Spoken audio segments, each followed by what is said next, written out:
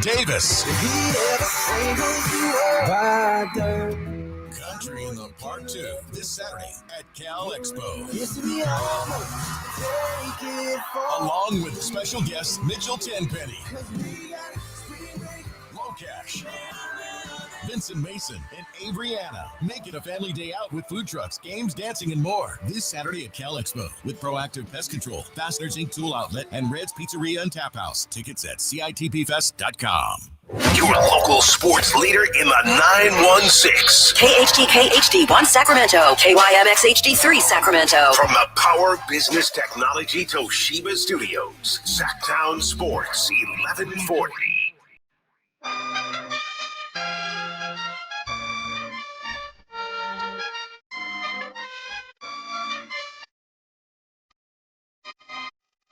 Your home for Kings talk and so much more. Live and local. Allen Stiles on Sacktown Sports.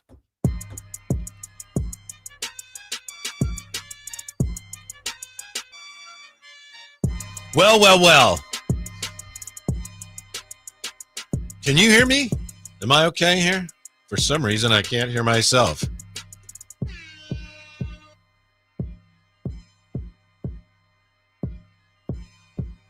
Let's try that again. My apologies. We were in a delay here. We're just trying to get things situated. Hate to be the bearer of bad news, but Allen Stiles isn't here today. He's fine. Everything's fine. And I don't even think they've had their second child yet. The bad news is that you got me and Ramsey instead of Allen Stiles, of course, and Kyle Ledbetter, who was filling in today. So Allen has begun his paternity leave, and I'm happy to do the best I can here, keeping the show on track. You know, nobody can step into those cleats of Allen Stiles and get the job done as he would. But we're going to do our best today. So thanks for being with us. We appreciate it. And yeah, of course, anytime we have an update on Allen, and when he becomes, daddy again, we will share that with you. But what a football weekend. I mean, a tremendous opening NFL weekend, because of course we had the game Thursday, which we talked about Friday on the drive, guys.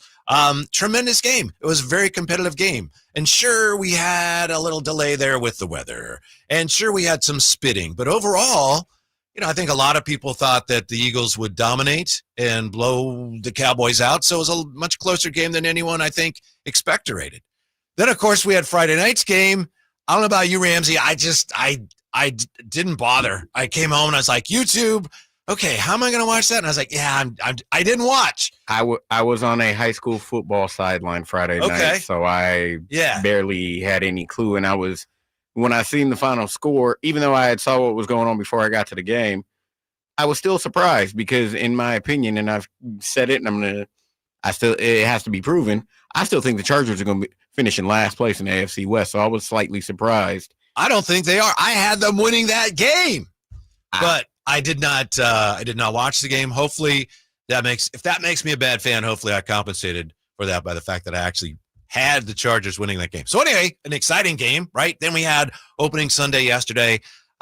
We had some offenses overall that kind of underperformed, which is not that unusual early in the season. We had a handful of really competitive games. And how about those San Francisco 49ers? I'm not sure what to make of that win exactly. Obviously, a win is a win is a win is a win, and Kyle Shanahan was thrilled. But it was a game that, for me, somebody who was pulling for the 49ers the whole way, it felt after that opening drive and then, the missed field goal before the half, it felt, Ramsey, to me like, this is not going well. This is not going the way the 49ers want it to go. And yet, they come out with the victory over a divisional rival on the road, overcoming Brock Purdy getting a little loosey-goosey with the ball, overcoming Brock Purdy throwing the ball with as much zip as a position player pitching in the ninth inning of a blowout game. I have seen the official to start an NBA game toss the ball with more zip than Brock Purdy had on some of his passes yesterday. I'm sorry, but he overcame the two bad throws, the two bad picks, and the 49ers are 1-0, and the young defense sealed the deal and carried the day. So all in all, kind of a win for the 49ers yesterday. I felt Seattle gave that game away. See, the game was there. That's because you're anti-49ers. Admit it. Not just that. Not just that. So you are admitting it. I'll most definitely admit it. But as someone who didn't have a dog in a fight, Seattle had control of the game. They created more opportunities for themselves with the couple of interceptions that they got. They got the breaks with the miss and the block of the field goal that they had. Mm-hmm. And then some way, somehow, San Francisco still managed to persevere, find a way to score on that final drive. And they were in the red zone, and Sam Darnold had his version of the Mark Sanchez butt fumble by going back to pass, and unfortunately somebody got shoved into him by Nick Bosa. That's nothing like the butt fumble. I'll just say the ball, when he cocked back to throw, it hit the back. Right. But he had no way of knowing that, the offensive lineman was there. By the way, as you may know, Ramsey, apparently on that play, the play that was the fumble that was recovered by Bosa and sealed the deal for the Niners, apparently Seattle had at least 3 guys open on that play. They had 3 receivers open. Again, that's why I said Seattle gave that. The game was there for Seattle to take. For once in your life, Ramsey. And you say you didn't have a dog in the fight. If you're anti-49ers, which you've confessed to being. Oh, yes, most definitely. You clearly had a dog in the fight. Most definitely. But again, I'll say this. I don't think Seattle's going to be that great. I think, again, in my opinion, I've said before the season started, I think Seattle's going to finish in last place. But they had a game in their grasp, and unfortunately, they let it go. Mm-hmm. Amadrock here in the YouTube chat, wondering if Allen is watching the show right now. Jess wants to know how long is Stiles out for. He's out for a few weeks. I think it's 3 weeks for his paternity leave. She says, I hope baby 2 races better. Wow. We're going there? Text of the day, message of the day nominee right there. People wondering about Kyle Draper. Yes, his trace back today on the Drive Guys. On a solo basis, again, Paul B., I believe he will be back. It's a shorter show today. And then tomorrow we'll see. The plan right now is for me to be back on the Drive Guys tomorrow. And then I'm not sure who's going to be here. But this is all, it's fluid here. So we appreciate your bearing with us and hanging with us here on this unusual Monday. But a great Monday if you're a San Francisco 49er fan, which clearly Ramsey is not. Is that what is your hat today? It's a wonderful hat. Is it a Browns hat? No, sir. It's a representation of tonight. Bear down, Chicago Bears. Yeah. Mm-hmm. You optimistic? Yeah. Yeah, I am optimistic first and foremost for the fact that while Minnesota has plenty of weapons on offense, the main weapon, J.J. McCarthy, has not played it down in the NFL, and he's got to prove himself.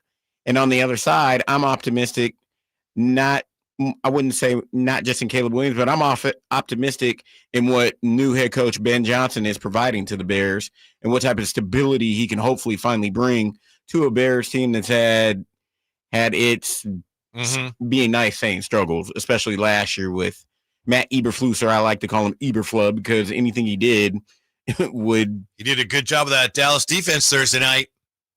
That's it. That may be his niche, being a defensive coordinator. Yeah. Maybe so. Yeah, his niche is not a head coach. Did you know that the team that your team is playing tonight, we'll get back to the 49ers momentarily here.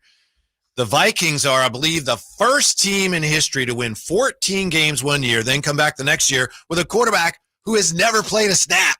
That's never happened before, Ramsey. I mean, that was the circumstances that they were dealt. And like I said, J.J. McCarthy. They were dealt, or they decided? I mean, they weren't dealt. They decided. They decided because they moved on from Sam Darnold, and because they feel that J.J. McCarthy is their quote unquote savior in the waiting, and their next best quarterback. Again, he's got to prove himself. I'm not saying he's good. I'm not saying he's bad. He just hasn't played it down in the NFL. So I don't know if his skill set's going to translate or not. The 49ers win yesterday obviously raised some questions. You've got George Kittle with a hamstring injury, MRI for him. How is he? We have to wait and see. Juwan Jennings hurt his shoulder late in the game, MRI for him. How is he? We have to wait and see. We also have some questions about the kicker, Jake Moody, right? And we knew this was possible. And after the game, Kyle Shanahan said, classic Kyle Shanahan. He said, "There's no question." That's a quote. "No question, Moody will continue to kick." But he also said, "I may have to think about it on the plane." So on the one hand, no question he'll continue to kick. On the other hand, yeah, it might be something I have to think about on the plane. And I got something for you. You know how you were just speaking with Dave and Jason about trying to find a parody song? Yes. Using that beat. Shank. I got Shank Jake Moody. Yeah. Well, I got 3 words. You can go shank doink block Jake Moody. Shank doink block Jake Moody because that's what happened. That's why Hey, the block was not his fault. A block is a block. Yes, but it's not the kicker's fault in that case when the whole left side of the line fails to even do any aspect of their job, Ramsey. It still counted on the stat line as he's 0 of 2. That's true, but it wasn't his fault. The first one was definitely I concur. his fault. Hey, and he's got plenty on his record that clearly were just bad kicks. And again, he wasn't the only kicker. He wasn't the only kicker this week that missed kicks. Tyler Loop for the Ravens missed a kick, which hindsight's 20/20 ended up costing the game because they lost by 1 point. Your Browns wearing your Browns hat. Your Browns lost the game because of their bad kicks. Yeah, the Browns lost a kick, and unfortunately, the Falcons lost because Young Wei Koo couldn't make a field goal after Chase McLaughlin from the Tampa Bay Buccaneers missed an extra point and allowed him to stay in the game with it being a field goal rather than being 24-20. So now, I know you don't mean to do this, but it almost sounds, Ramsey, like you're taking the approach that, yeah, Jake Moody struggled, but you know what? There's a lot of kickers around the league that struggled. You're going to find somebody better. You're better off sticking with Jake Moody. I wouldn't be surprised if that's the 49ers approach. I would be a little surprised if they move off of Jake Moody, although to me it's pretty clear that's what they need to do. Jake Moody, since week 10 of last season, has made 12 of 23 field goal tries. Ooh. Now, if you're talking like DeMar DeRozan or something, that's pretty good. That's like 52%. But that rate for a kicker is more than 11% lower than all other kickers who have attempted at least 10 field goals across that span. Jake Moody at this point, if he's making 75% of his kicks, you'd say he's doing well. And that is substandard. That will not win you games in the NFL. So is it because Kyle Shanahan used a 3rd-round pick to take Jake Moody? That's probably has something to do with it. I know I heard somewhere today someone was saying, well, John Lynch is the one that drafted him in the 3rd round. John Lynch is a GM, but let's be clear about something when it comes to the 49ers. When push comes to shove and there's a decision to be made on personnel, Kyle Shanahan has the final say.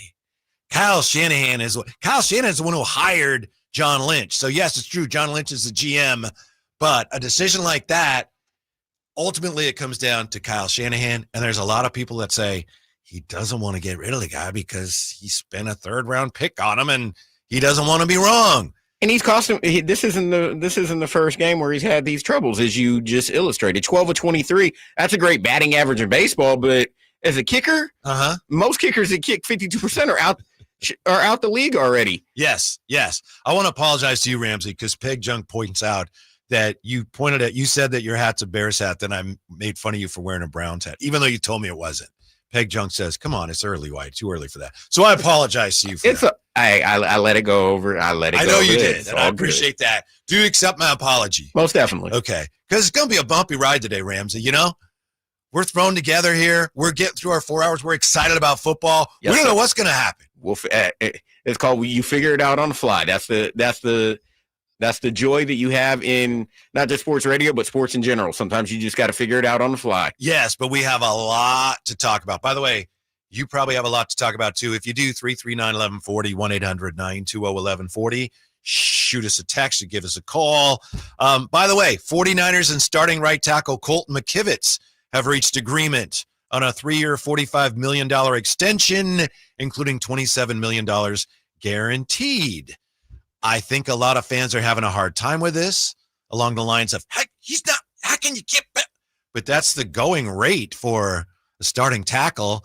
They have been talking him up since training camp, maybe because they knew this was coming and they were trying to win over in the court of popular opinion.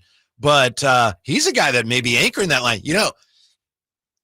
Trent Williams is not going to play forever, Ramsey. That, in my opinion. I don't know how you feel about it. Maybe I think he's on I personally think, especially with age, I think he's on the last leg. Yeah. So I don't know if they go out in the draft, they get a left tackle, but Colt McKivitz has played left tackle. He may be the guy that they're looking at, at some point, sooner rather than later, maybe he's going to have to anchor their offensive line.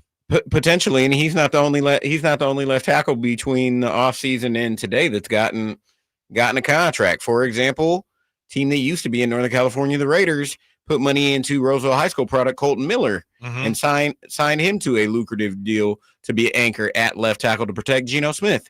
So therefore, If you want someone, especially if the quarterback's right-handed, to be protected, you find a way to solidify your left tackle and go from there. Mm-hmm. And that was San Francisco's decision. Yep. They felt McKivitz was the best person for the job because they had him on the roster, and sometimes the grass isn't always greener on the other side, so they paid the man. Mm-hmm. What about the quarterback position? That's a rather important position, Ramsey. That's probably the most important. Then you've got, edge rusher. Then you got maybe left tackle and so on and so on. What'd you think of Brock Purdy yesterday? I probably shouldn't ask you because you are self-proclaimed 49er hater. Subpar at best. Subpar at best. Mm-hmm. I mean, he found a way to overcome the 2 interceptions on the final drive to win the game, but that wasn't a let's use on the other hand, it wasn't a performance like either Chico product era Rodgers, even though he overcame interception. It wasn't a 366-yard performance like Geno Smith had in Foxborough. It wasn't a Josh Allen performance for last night, but regardless, they won the football game. Yeah. So. What did Josh Allen do? 251 yards in the fourth quarter? Man. Yeah, they won the game. Here's the scary thing to me about Brock Purdy. And I know I caught a little blowback on X because I was pointing out that he didn't have a lot of zip on his passes. That's not that unusual. But still, I just couldn't help but notice it yesterday, especially in the pass. It looked like a pass in the end zone to Pearsall that was knocked down. That's what you get. That's part of the Brock Purdy package. But at his worst, and I think we saw this sometimes last year, Brock Purdy gets a little cavalier with the football. And this goes back to when he was in college. I think it's one of the reasons that he lasted as long as he did in the draft. There aren't very many good reasons why he lasted long in the draft. He clearly should have been taken sooner, especially when you look at the other quarterbacks who were taken before him. But that was, I think, one of the things that contributed to teams going, I don't know about him. And we've seen it, and we saw it yesterday. The pass that he threw for the game-winning touchdown, let's be honest. Okay, I mean, tip of the cap because Ton just caught it, but that was a little bit of a up for grabs, Ramsey. I got to be honest. And I'm a Brock Purdy 49er guy. He got a little lucky there. He made the play, and they won. You got to give him credit, but woo. He definitely, Ton just definitely bailed him out because that ball should have been intercepted the way it was thrown. It wasn't says the 49er hater. It wasn't the crispest of pass, regardless of situation. But the backup tight end Ton just came through, made the catch, ended up being the game-winning touchdown. Ton just had a big game, and that's what the 49ers need this year. Is they need some of these guys that we're not expecting to contribute to really play. He's going to have bigger games for them because we don't know the status of George Kittle, and according to some of these reports, we've got Pat McAfee on above our shoulders here. I just happened to glance out of my peripheral, out of my left eye, and it said George Kittle might be out for a while. So therefore, Ton just may be starting and may have to take a larger role. All right, question. Now, he might be, but that's not really a report. We all know that, right? He might be, but we don't have any other information yet. Not as of yet. Okay. But, that's fair to say, but I just want to make sure people know that we don't have any additional info yet. Not as of yet, but it isn't favorable. The San Francisco 49ers are signing veteran Kendrick Bourne to a 1-year contract with a max value of $5 million via Adam Schefter. How about that? Now, I wonder if that has anything to do with Juwan Jennings' situation. Yeah. You see this? It says quote, yeah, and here you go. Quote, I imagine that George Kittle is going to miss some time with that hamstring injury. Christian McCaffrey was ready to go yesterday, and they have I'm sorry, they deleted the scroll there. But yes, Kendrick Bourne, I know that's something that Kyle Shanahan had mentioned yesterday after the game. Well, Kendrick Bourne hasn't signed yet. So there's a word from Adam Schefter. Kendrick Bourne signed by the 49ers. Ooh, that's good, right? It's not good if they're doing that because they think Juwan Jennings is out for a while. So we'll just have to see how things settle here after week 1 for the 49ers. And case in point, if what you were just reading about George Kittle, they may have to go back out and go look for a tight end for a few weeks to potentially fill in for him. So, we're just finishing week 1, but they're not the only team that's having to deal with this. This is the NFL. I got an Adam Schefter complaint here, and I hate to do this because he used to be on our show when we were on the station years ago. He would come on every week, and he's a good guy, and he's very successful. But he was somewhere, and he said, the road to the Super Bowl goes through Buffalo. Well, they gave up 40 points. Are you sure about that? But my point is, Adam Schefter, when he's reporting on this team's talking about this guy, this GM thinks this about that player, this team is signing that guy. Okay, great. But when Adam Schefter starts giving me his football opinion, I'm not as interested, Ramsey. Nothing against him. He's there to tell me what's going on behind the scenes. Great. But as far as his football opinion on what team's the best and who's going to do what, not interested. As you said, stick to being the NFL insider. You can, and a good one. You can express a great one. You can express your, as we call it, express your opinions off air. Right. Off the record. Cool thing about the 49ers yesterday to me is that they won with the defense, the young defense, in some ways carrying the day. They were fortunate. They weren't perfect, but man, they shut down the run game, Ramsey. The 49er defense yesterday with Robert Saleh calling the shots, shut down the Seattle run game. That's huge because the last couple of years, especially last year, the 49ers couldn't shut down running water. They couldn't turn off a faucet. Couldn't shut down a paper bag. Yeah. I mean, the one that I'll bet they could shut down a paper bag, but I get your point. Yeah. The one that I was highly surprised that they basically made non-existent was Kenneth Walker III, because he's supposed to be that bruising back that is supposed to quote unquote carry the Seahawks, and he did literally basically absolutely nothing. That's why Zach Charbonnet was the only one that scored for him on the 1 yard line. I think Charbonnet ended up with roughly about 30 yards yesterday. So as you said, their running performance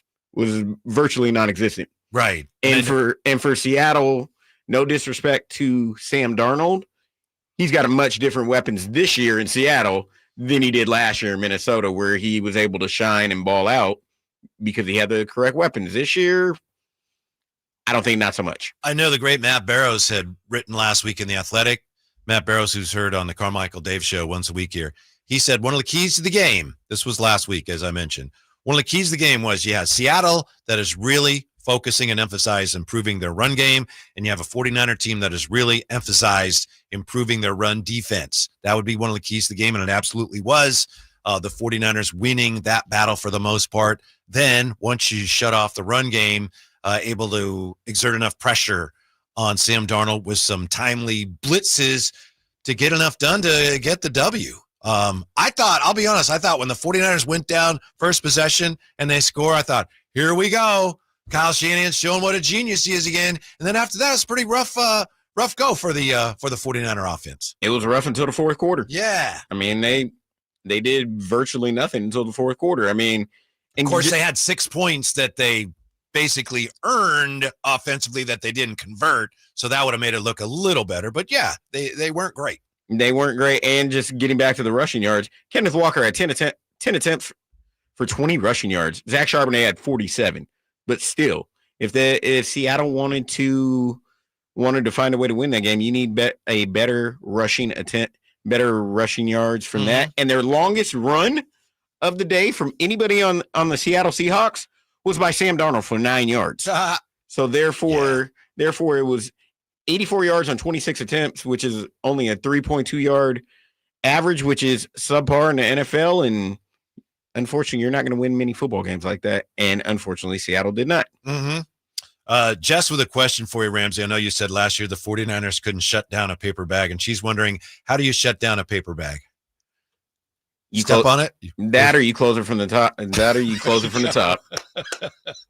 There you go. They couldn't even do that last year. No. But they were able to do it yesterday. Once again, just want to mention, because this is breaking news this hour, Kendrick Bourne is signing with the 49ers. What does that mean as far as their injury situation at wide receiver and tight end? We don't know. We're not sure. We await word there on the MRIs for George Kittle and for Juwan Jennings. I think, Ramsey, yesterday's game was huge for the 49ers from this standpoint. There's a very good chance that this year for the Niners is going to be one where they spend a lot of time in that NFC jumble bucket where they're competing with a lot of teams for one of the wild card spots.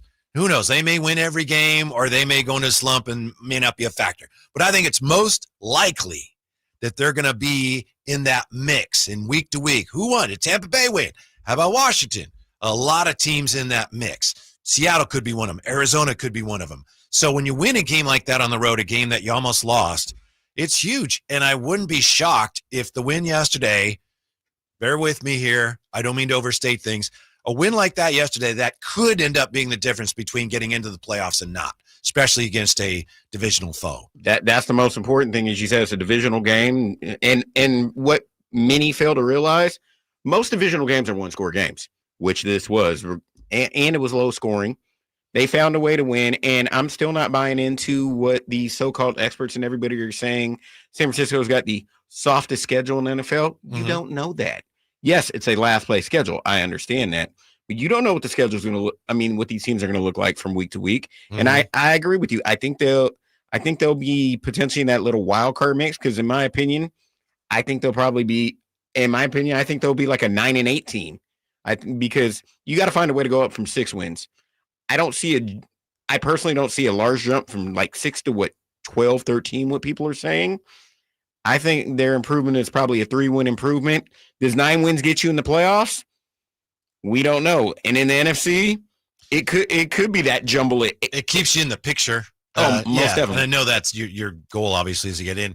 9-8, let's say you're right, and let's say something goes haywire in a game, or maybe yesterday is the example where they won when they could have lost, and they go 10-7. There's a real good chance that's going to be good enough. It's just, I think the message is, and it's one that I'm, not really wanting to face here.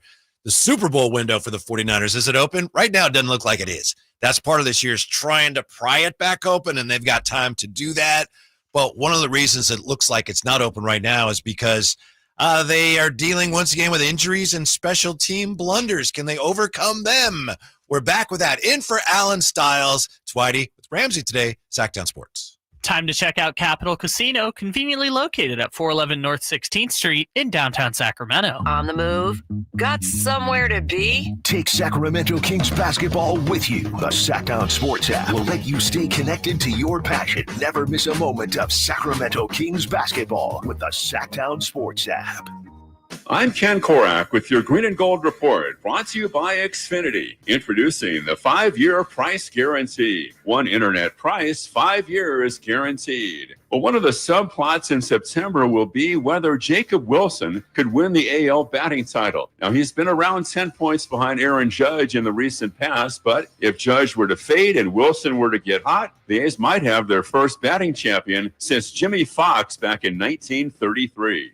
Welcome to Dugout Radio, the undisputed home of Boomtown Baseball. The Wi-Fi is booming with Xfinity, baby. Our next caller is Stacy. How do you stay locked in on every pitch and play? We stream it all live on Xfinity Internet with low lag, 99.99% network reliability, and speeds faster than a base runner beating the throw to home plate. I stream on my TV, tablets, even my smart fridge. Smart fridge. With all those games, we gotta refuel. Stream live baseball with Wi-Fi built for the biggest moments. Xfinity. Restrictions apply. Actual speeds vary, not guaranteed. Fall is coming, and River Cats Baseball has you covered. On Friday, September 19th, we are giving away San Francisco Giants puffer vests to the first 2,500 fans through the gates at Sutter Health Park. If you missed this giveaway at Oracle Park, here's your second chance, and it's the final giveaway of the 2025 River Cats baseball season. Don't miss your shot to head into autumn in style. Get your tickets today for September 19th and all remaining River Cats games of the season at rivercats.com. If you're 55 or older and into that whole saving money thing, T-Mobile has an exclusive phone and internet bundle just for you. Right now, get 2 unlimited phone lines plus 5G home internet for just $30 each per month with autopay, plus taxes and fees. And with 5G home internet, setup is easy with just 1 cord and no technician needed, which is great if you're also into that whole keeping it simple thing. Switch now and experience the best mobile network in the U.S. Visit your local store to start saving. T-Mobile, it's better over here. Based on analysis by Ookla Speed Test Intelligence data Q4 2024 to Q1 2025, Ookla trademarks used under license. Unlimited on our network. Customers on voice plan may notice speeds lower than other customers and further reduction if using more than 50 gigs a month due to data prioritization. Video streams and SD on this plan. Home internet pricing after $20 a monthly bill credit plus $5 per line without autopay. Debit or bank account required. See 5G device coverage and access details at T-Mobile.com.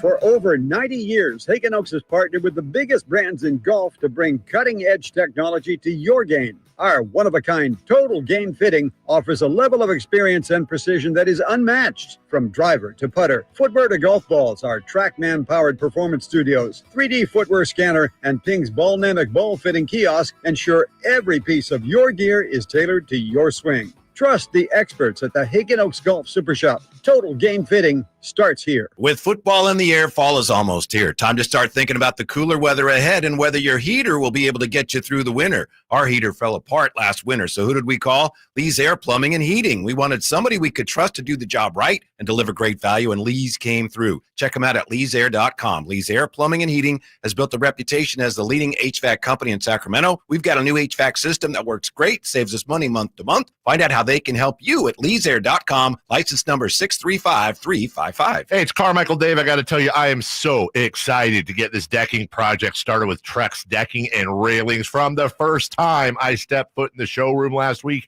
I was so impressed. So many color options, heat-resistant composite deck. What does that mean? That means I don't have to do any maintenance on it whatsoever. They even have a deck designer, so you can go online and see what your dream deck will look like on your house. Just visit Trex, that's TREX.com to get it started. Tell them Carmichael Dave sent you. Get ready for a night out with Jordan Davis.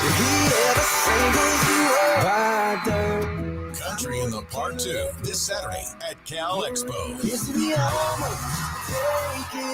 Along with special guests Mitchell Tenpenny, Low Cash, Vincent Mason, and Adriana. Make it a family day out with food trucks, games, dancing, and more. This Saturday at Cal Expo with Proactive Pest Control, Fasteners Inc. Tool Outlet, and Red's Pizzeria and Tap House. Tickets at CITPFest.com.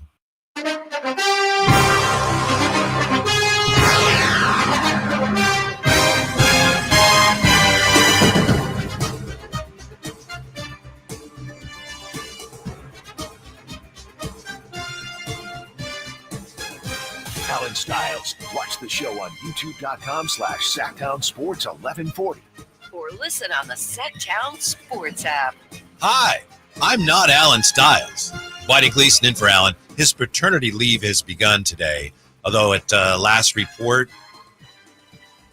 Allen and his wife still have one child awaiting the second. So nothing has happened yet, at least as I say at last report, but Allen's starting his leave today. So I'm filling in today. Thanks for bearing with us, Whitey and Ramsey. And you got Kyle Draper, I believe, is back today.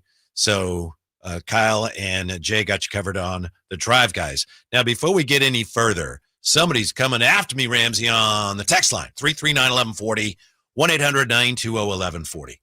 And I know this is Allen's show. All I ask is, come after me, come after Ramsey, whatever. We appreciate your participation. I do ask that on your text, if you would just put your name on it. As Herm Edwards used to say, put your name on it. We would appreciate that. That said, from the 916, saying Schefter's Bills take is weak because they gave up 40 points to one of the best offensive teams in the league is bizarre. So are the Ravens not contenders too because they gave up 40 to the Bills? Also, it's week 1. All right, fair enough, sir or madam. But I think you missed my point. Perhaps that's on me. Perhaps I didn't make it clearly enough. Adam Schefter, who, as I've said, has been on the station many times and is a wonderful guy and a great reporter. My problem is that he said, the road to the Super Bowl goes through Buffalo. And I said, wow, to say that when the team gave up 40 points? Now you're pointing out, you're saying, are you saying they're not contenders? Clearly they're contenders. Clearly the Ravens are contenders. But yeah, as you said, it's 1 week, 1 game. I think it's a little too early to say anybody right now, if anybody in the AFC, the road to the Super Bowl goes through there. That's a tremendous win for Buffalo. I just think it's an overstatement after that game. And I know it was a tremendous comeback. It was historic. Ramsey, I believe the last time the Bills came from 15 or more down in the fourth quarter to win a game was 1967. So we're going back a ways. And on the flip side, I don't know. And I was talking about this. My dad and I were talking about this last night at the end. What's your dad's name? Larry. Wonderful guy. I met him once. Yes, sir. Yeah. Thank you. And we were talking about this on numerous occasions. The Ravens are snake bitten. How many times do the Ravens have a lead in a big game, go down, something goes wrong for the Ravens? Mm-hmm. I mean, they were up 15, couldn't hold Buffalo. I mean, they couldn't convert. Derrick Henry, while shredding the Bills for 167 yards, Ed Oliver made a hell of a play, and he fumbled at the most inopportune time possible, to where Buffalo got the ball back, did what they had to do, drove down, kicked the game-winning field goal. As an example, this isn't the first game this has happened. Look at the last time they played Buffalo in the AFC playoffs last year. Same thing. There were so many miscues Baltimore had that cost them the game. Lamar Jackson even said it in the press conference. They had to bleep him on ESPN, but he was like, yeah, I even fumbled in the AFC playoffs last year. Mm-hmm. So, I mean, picking up Derrick Henry. So, not discrediting Buffalo because, I mean, that was a hell of a comeback. Yeah. But at the same time, the Ravens find ways to give games away in opportune situations, and they did it again last night. Also, if you're a Ravens fan, this is becoming a pattern. Exactly. Losing just a heart-wrenching game to another contender on opening night. Remember last year? Isaiah Likely, he comes down, with his foot in bounds. We can equate Isaiah Likely to Kevin Durant when he was on the Nets against Milwaukee. If you wear a shoe size 12, you should have worn an 11.5. Mm-hmm. What is this? We've got Allen Stiles in the chat. Allen Stiles can't be on the show today. Well, yeah, I'm helping out. And yet he's in the chat. That isn't you signing in, is it, Rent? You didn't sign in as Allen Stiles. No, sir. I certainly did not. No. Someone accused me of signing in as Allen Stiles. Allen Stiles says, I'm going to keep it real because I'm tired of it. If he's in the chat, why is he in here doing his job? Unless he's at the hospital. Well, that could be. Yeah. Happy to help out either way. So anyway, thanks for being with us today. There's some questions here, and we appreciate it because we've got people that listen all the time. So they want to know, all right, who's on in the afternoon and who's on this show tomorrow. And we're working all that out. It's fluid. We're helping Allen out. He needs a little helping hand, and I'm happy to help him. And we'll see where this ends up and who's on the show tomorrow. Who cares about tomorrow? We've got today. We've got right now, and we're here. Ramsey and the 49ers are 1-0. And you know what? They're going to be 2-0, right? They got the Saints next week. Oh, see, Ramsey doesn't like the 49ers. He didn't want to give him too much credit. And I know the Saints, the reason why I say that, I think the Saints are the worst football team going to be the worst football team in the NFL this season. But don't you think one of the big reasons for that is because they're trying to be? Potentially. Yeah. But I do got to give a local shout out from the Saints. Shout out to Carl Granderson from Grant High School yesterday, who had a sack and a half in the loss against the Arizona Cardinals. Mm-hmm. That he's one of the few positives, in my opinion, and bright spots that I try to keep my eyes out on the Saints because he's local, and he got paid last year because of his stellar performance. Mm-hmm. But again, tying it all back in, that Saints team is being nice, not good. Yeah. So they're 2-0 most likely. But yesterday, great win. At the same time, as Kyle Shanahan said post game, I heard him post game yesterday on Sacktown Sports. It's like I'm glad we won. They battled, but I didn't like everything. When you have more injuries, as the 49ers do, I don't know. I've talked to Jay about this for weeks on the Drive Guys. He says, it's going to happen. Guys are going to get hurt, and he's probably right. It's the NFL. Yeah, I know, but it's also the 49ers. And Kittle's hurt already after a great first quarter. We're awaiting word on his MRI, as I've mentioned, as you probably know. Juwan Jennings also. They did sign Kendrick Bourne. Also, you had, once again, special teams blunders. You had Skylar Moore muffed a punt, although he recovered it, so it doesn't count as a muff. You had, of course, Jake Moody missed a field goal. And then perhaps the most glaring mistake was the kick that was blocked. Now, Jake Moody, they probably should say, see you later, it's not working out. But that block was not his fault because the left side of the line just absolutely crumbled like a crumble cookie.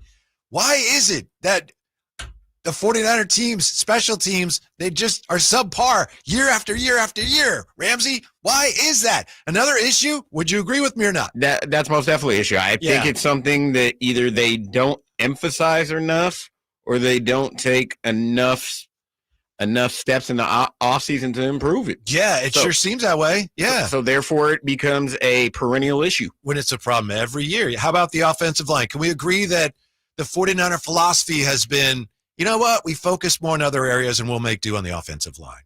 This is from Coach Yak on X. 49ers O-line pressures allowed versus the Seahawks. Jake Brendel did not allow any pressures. Colt McKivitz 1. Congratulations on your new deal.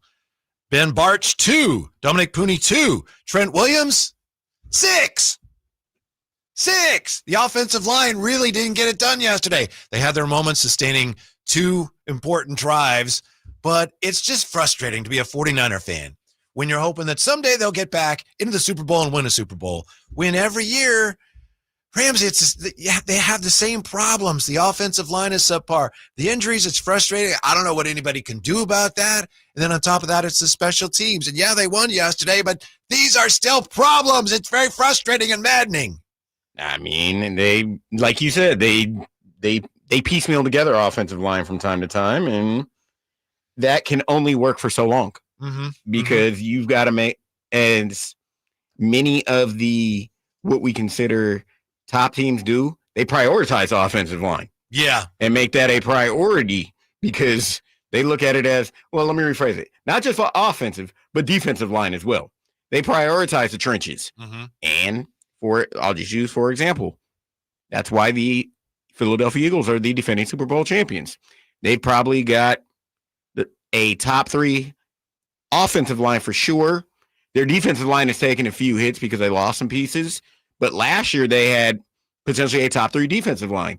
And if your team prioritizes the trenches, more likely than not, you're going to be successful and potentially go far in a season. As long as we're leaping to conclusions after one game, the week 1 isn't even finished yet, of course, with the Bears and the Vikings coming up. Just based on what we've seen, Ramsey. And I know before the 916 text me again, I know it's too early to draw any conclusions, really. I know that. But based on what you've seen, would you say right now, the Eagles are the best team? I don't know. Only for the fact the Eagles did what every other divisional opponent did. They played a divisional game. It was a one-score game outside of the only divisional game so far that wasn't a one-score game was the Packers and the Lions, and we could touch on that. We can touch on that throughout the 4 hours today. But see, I'd say the Packers. Based on one game, Packers are the best team. The Eagles, I think the secondary is going to be a little shaky this year. Well, it all ties into what I just said. It's that front four that they lost pieces. So if you lose, the front four helps out the secondary. If the front four could get pressure, that helps out the secondary to where the secondary may not have to make as many plays. Yeah. Therefore, I mean, we'll see what it looks like. Like you said, it's only 1 week. Oh, but it was a great week. And it's not even done yet. The Bills hadn't done that, as we said, since 1967. A look at some of the incredible numbers from last night's miraculous Bills win next. It's the Allen Stiles Show. Whitey Gleason filling in on Sacktown Sports.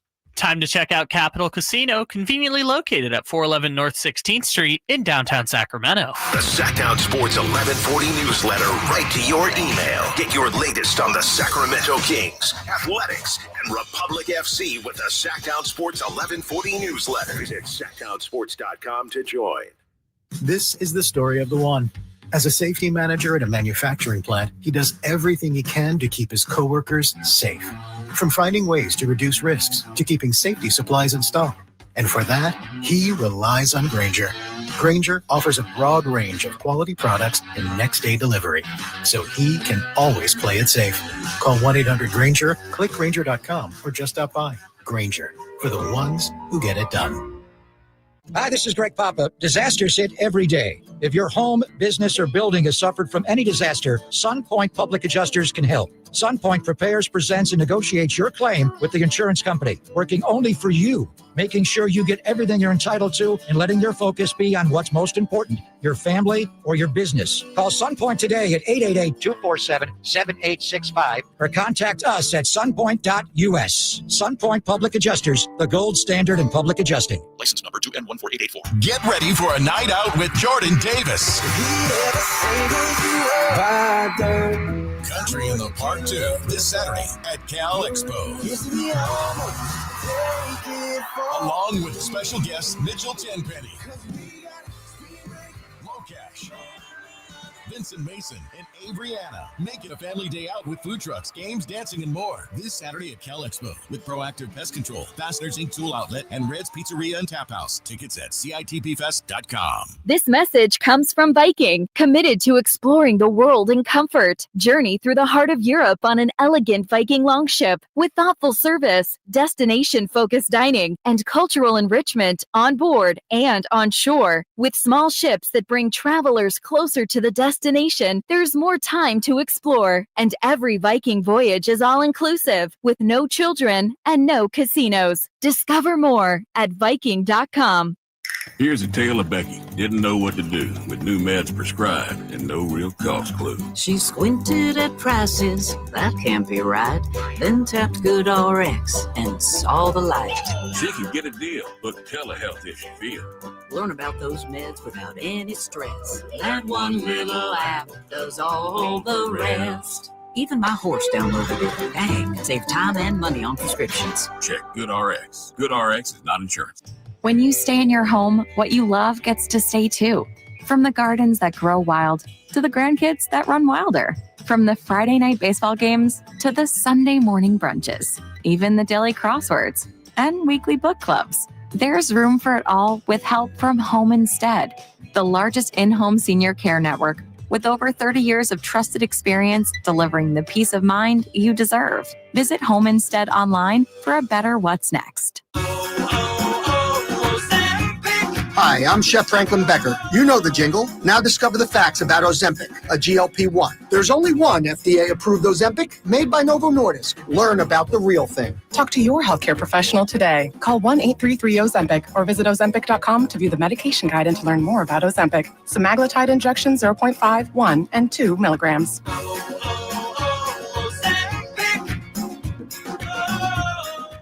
Listen to the 49er Rewind daily. Brought to you by Mountain Mike's Pizza, the official pizza of the 49ers. Mountain Mike's Pizza. Pizza, the way it ought to be.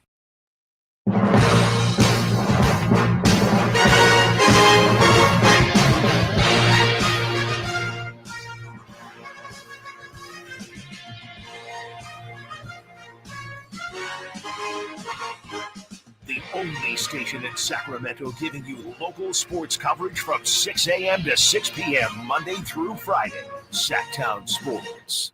It's the Allen Stiles Show. Allen's on paternity leave, so I'm filling in at least for today. Tomorrow, who knows what tomorrow will bring. So you got Whitey and Ramsey today. Drive Guys today will take you up to Monday Night Football. And Kyle, is that his name? It's been a while. Kyle Draper's his name, right? I haven't seen him in so long. I believe that's his name. KD, I'll just go with that. KD is back today. So they've got you covered from 2 until 4. Hey, thanks to Switz. You know, I mentioned a few moments ago that somebody disagreed with what I said about Adam Schefter. And I said, just put your name on it. Switz came back and he did put his name on it. And we kind of reached an understanding. So thank you, Switz. I appreciate that. That's very, very big of you. How about this? You know, the worst losses for any fan, this is probably true of players and coaches as well, but I know it's true for a fan. The worst losses are when you're pulling for a team, whatever the sport, and at one point in the game, especially if you have anything writing on it, you think we have this one. And it's classic. Sports fans, you know, I do this myself. When you have a huge lead late in the game, you're like, anything can happen. But sometimes in your mind, you feel like, I have this. Well, according to the always reliable internet, a sports bettor put $200,000 on the Ravens to beat the Bills last night. He had a 99.1 chance of winning with just 4 minutes left. And as you know, he lost. And there's video of him at the game in his Ravens jersey. Bills fans even started pouring drinks and throwing food at him at the game. He was that close.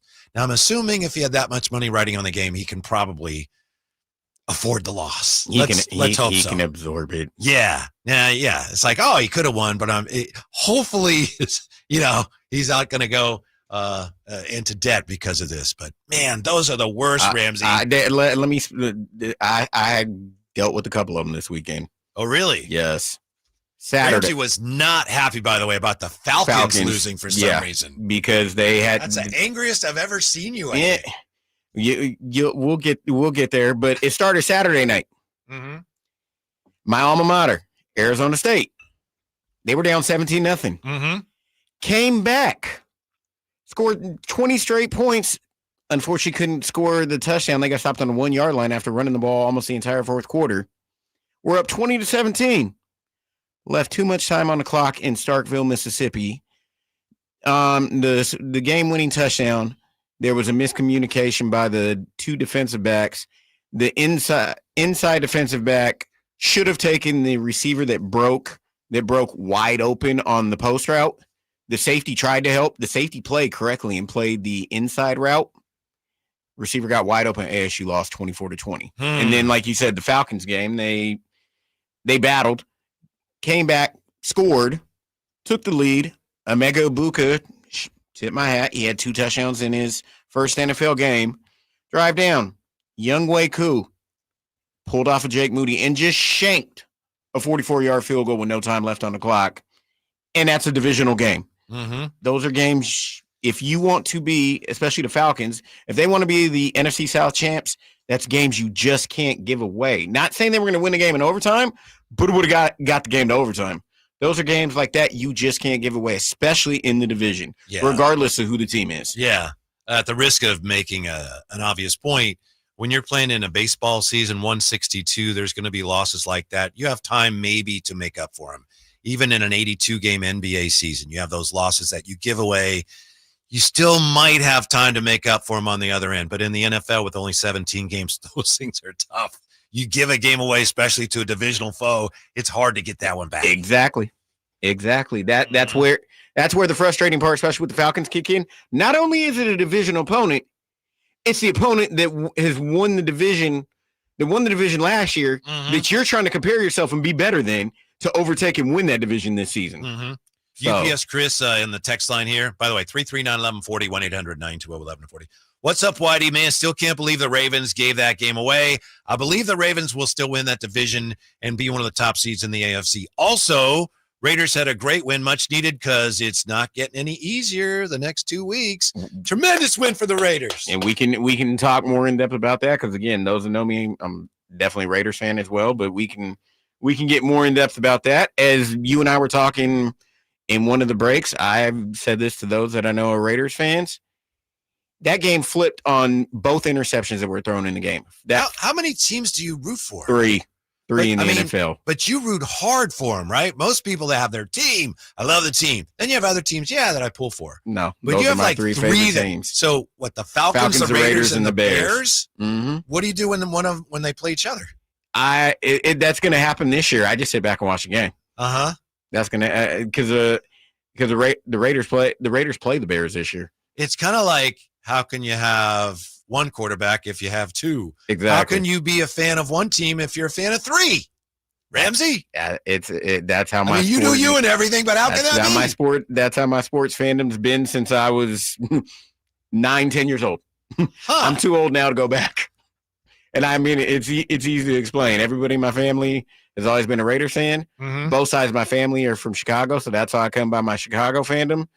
And my Falcons fandom probably dates back all the way to where many date back. I love Deion Sanders. Yeah. And that was late 80s. I was still a kid. He was coming from what now is probably the second-ranked university, in my opinion, that I watched, Florida State. I love Florida State. Then he went to the Falcons, and it went from there. That's how the Falcons fandom came about. I'm not taking anything away from any team, but watching the game last night, it did occur to me once again, pro football right now, and I think it's true of the college game as well, is more like basketball than it used to be. That is, when a team has a big lead, there used to be a time in football, it's like, you can't come back from that. So I came home last night as a True Sports Cards, hanging out with Matt Noakes, the former Yankee and Tiger. And I come home and it's the fourth quarter and Buffalo's down 15 to a good team. It's like, yeah, but in today's NFL, and we all saw what happened, but there was a time when that was virtually impossible. Now, again, it was still miraculous, and Buffalo deserves a ton of credit, and the Ravens deserve a ton of blame, but that type of comeback happens a lot more often than it used to. Most definitely. I mean, mathematically, I wouldn't say the game's over, but just doing simple mathematics, being up 15 in that position in the fourth quarter, I don't see it, because they needed 2, if not 3 possessions. Yeah, especially when they score what could have been the tying touchdown, except they don't get the 2-point conversion. At that point, it's like, oh, well, that was their chance. And they went anyway on the field goal. And by the way, I didn't realize this, and I know Dave mentioned it today on the Carmichael Dave show with Jason Ross. That was a scoregami, 41-40. I have a hard time believing that. I heard the same thing. There's never been before last night a 41-40 final in NFL history. Stunning. I heard the same thing myself. So I get if you heard it, we heard it. I guess that's true. I guess that's fact. Yeah, I looked it up too. You know, it's one thing when you have those scores that are like the years from history exams, 15-11 or something, but 41-40, I would have bet a lot of money that there had been a score like that before. By the way, Baltimore became the first team in NFL history to lose. The first team to lose while scoring 40 or more points and rushing for 235 yards or more. Because it was a time in the NFL where if you did that, you were unbeatable. Josh Allen, as you probably know, 251 passing yards in the fourth quarter. Come on. That's crazy. Great way to start the NFL season with a Sunday night game. I think no one will forget it, right? People watch that game, you'll never forget it. I don't think so either. And I was even before coming in here, I was listening to a national radio show, and they had people on the show that were in Buffalo that left and that were scrambling to come back because they thought they were thinking mathematically the game was over as well. But I mean, just looking at like you said, just looking at the stats. I mean, it was on both sides for both teams. There you could just look at the stats and be like, wow. Like I said, Derrick Henry, 169 yards, and was shredding the Buffalo defense. Yeah. Lamar ran for 70 and was shredding that defense. And you had, both sides had a 100-yard receiver as well. So, they were putting up points. And do we say both defenses are bad, or do we say that was more just outstanding offensive performances from potentially two of the maybe top 5 offenses in the National Football League? Probably not to dodge the question, but a little of both. And speaking of dodging things, tell you how the 49ers dodged a bullet and forced a fumble on that game-clinching play yesterday. Next, in for Allen Stiles, I'm Whitey Gleason, and this is Sacktown Sports. The Drive Guys. I think I have that right, Jay. Yeah, boy, I see you over there crooning. R&B album coming soon, huh? Mr. Gleason. I have too much respect for the genre. Dub G. To tarnish it with my own efforts. No. You play a part in it. Yeah. You can listen to The Drive Guys Monday through Friday from 2 p.m. to 6 p.m. on 1140 a.m., YouTube, and the Sacktown Sports app.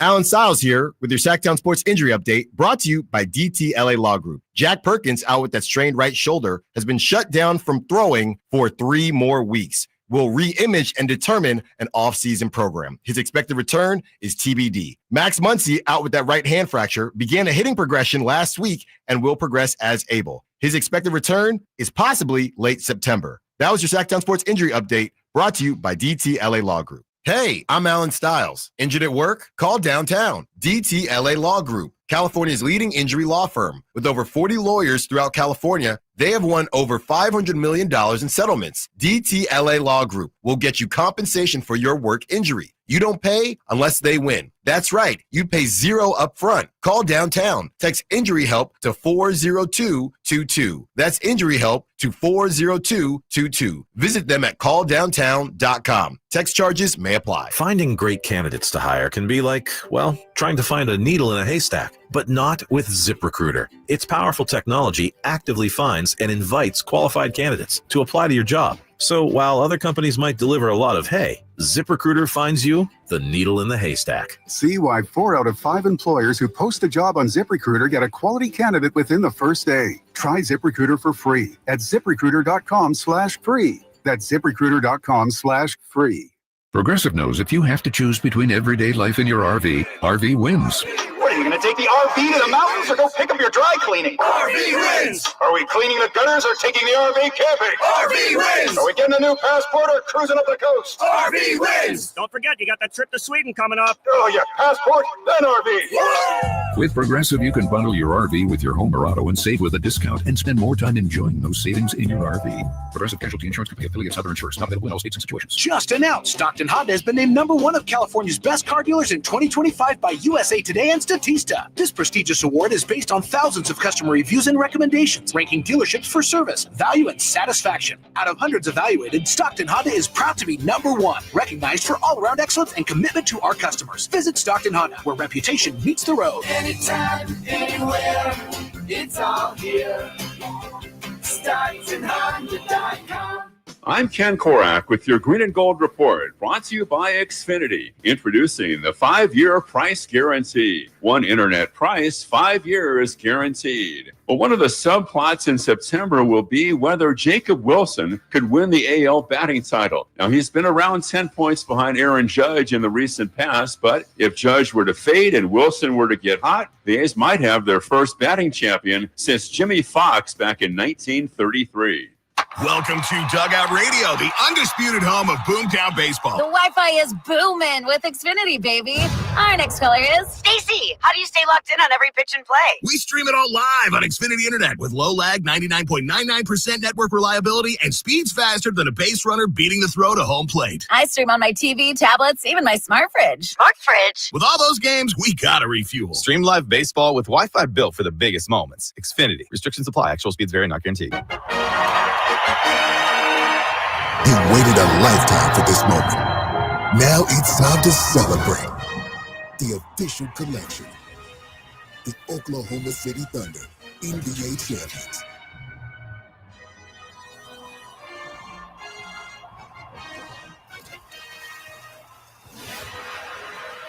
Available now at NBA Store.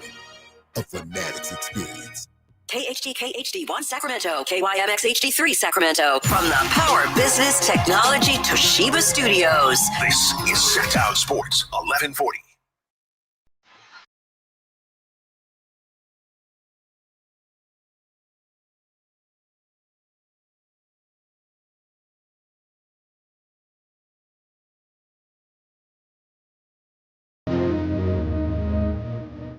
Stiles. Watch the show on youtube.com/Sacktown Sports 1140. Or listen on the Sacktown Sports app. Hi, I'm not Allen Stiles. Whitey Gleason in for Allen Stiles. Allen's paternity leave has begun, although at last report, they were still awaiting the delivery of his second child. So exciting times for Allen Stiles. And we're so excited to be with you today, especially after an incredible first Sunday of the NFL season. You got Whitey Gleason, Allen Stiles, and then the Drive guys take over too. Kyle Draper back from Bali and I think Singapore and Australia. So he's going to have a lot of stories. He and Jay will take you from 2 to 4 o'clock when we'll bring you Monday Night Football. Ramsey's beloved Bears taking on the Vikings. I'm looking forward to that one. This has been a great week one. So am I, because I personally need to see what new head coach Ben Johnson has installed.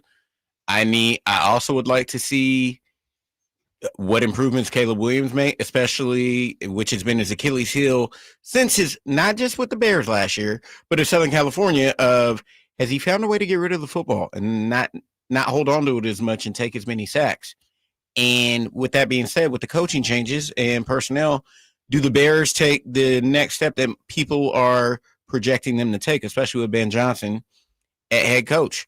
Here you are on the national stage. Mm-hmm. Show us. Yeah, the 49ers with the win. They overcame a lot of mistakes and a missed field goal and a blocked field goal and a couple of Brock Purdy interceptions to win at Seattle. That last play, they may have dodged a bullet. Seattle had 3 open receivers on that game-clinching forced fumble where Bosa pushed the offensive lineman into Sam Darnold so that as he drew the ball back to throw it to one of those open receivers, oops, the ball hit the offensive lineman and the ball came out. 49ers recover, and they win. You had some of the young defenders, Siegel and Winters and Davis and Elliott made some big plays. Kendrick Bourne, by the way, has signed with the 49ers today, which may be an indication that they're not overly optimistic about Juwan Jennings' MRI, but we don't know anything officially on that. And we're not sure yet what George Kittle's status is. We await the results of his MRI as well. Just saw Richard Sherman. I saw this on X. Richard Sherman on his podcast. Don't forget my podcast. He says that's got to be it with Jake Moody. You've got to move on now from Jake Moody. I have nothing against Jake Moody. When I used to do the show with Chris Watkins, I remember Jake Moody was a rookie, and I remember I was singing his praises. He's going to be a great kicker. This is great that they used a 3rd-round pick on him. And let's face it, he's not an NFL caliber kicker right now.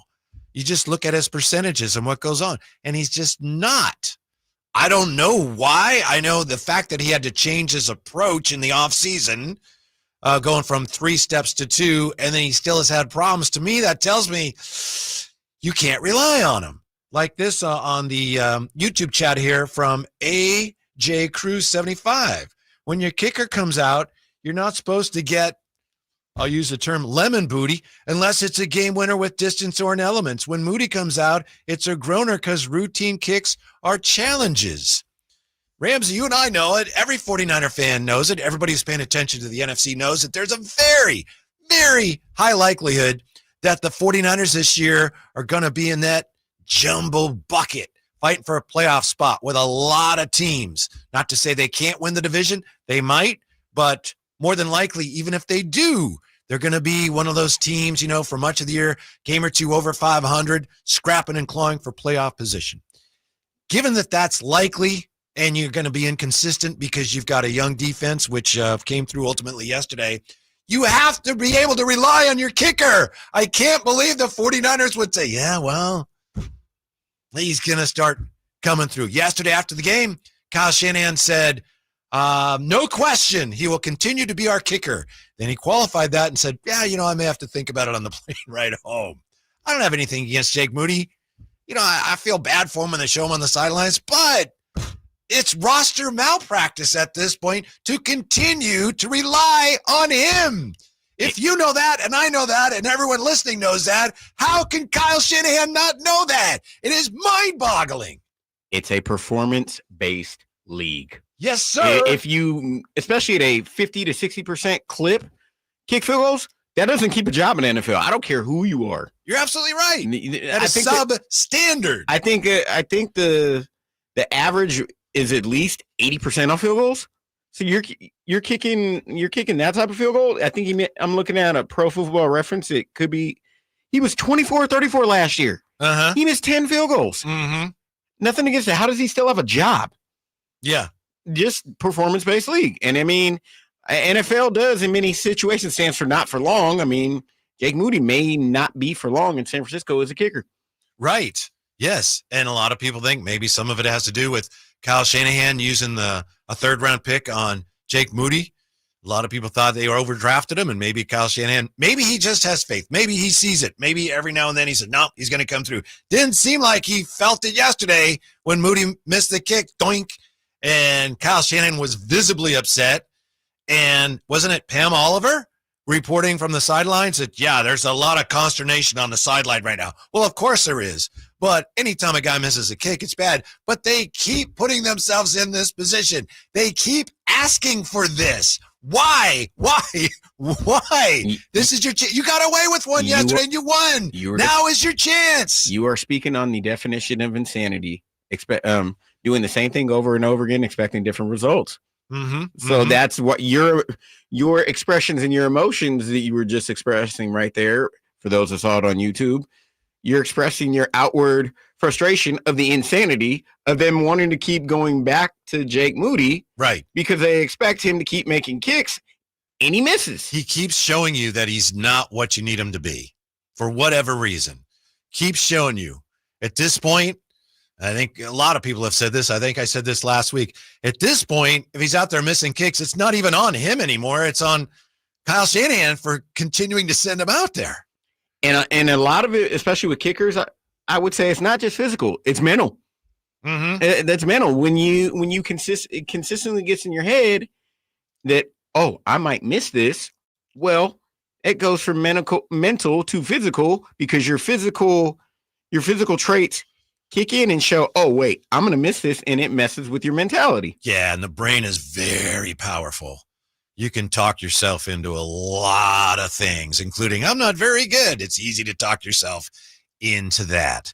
I remember years ago, I had an opportunity to talk to Trent Dilfer after he was retired. I think he's doing Monday Night Football at the time.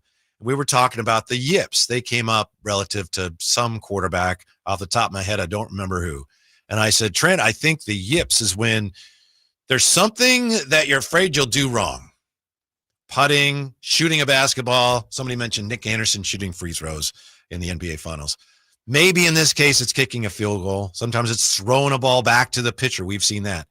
And it becomes so fearful for you. You're so afraid you're going to fail at it that when the moment comes, you get tight and you rush through it. You're trying to get it over with.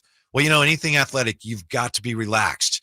Your muscles have to be fluid. So it becomes self-defeating. Then it's like, you tighten up, you fail. Then what? It gets worse. It gets amplified. Next time you're doing it, you're even more fearful. Right at the last moment, the key moment, you tighten up again. And he said that's exactly what the yips are. So it's possible that that's what Jake Moody's going through. I don't know, and it doesn't really matter at this point because it's clear that he's just not able to do it. So, I mean, it's just so obvious. I hate to, belabor this question because it's everywhere right now, but it is absolutely mind-boggling that they continue to put themselves in this position. Exactly. I mean, I've had a chance to meet athletes that have gone through that as well. And while I've never really gotten to that true conversation, but they just, like you said, lead to the mentality and the rigidness of whatever their specific trait is, and it kicks in. I mean, we can bring up like baseball, Chuck Knobloch, he had the yips. Sure.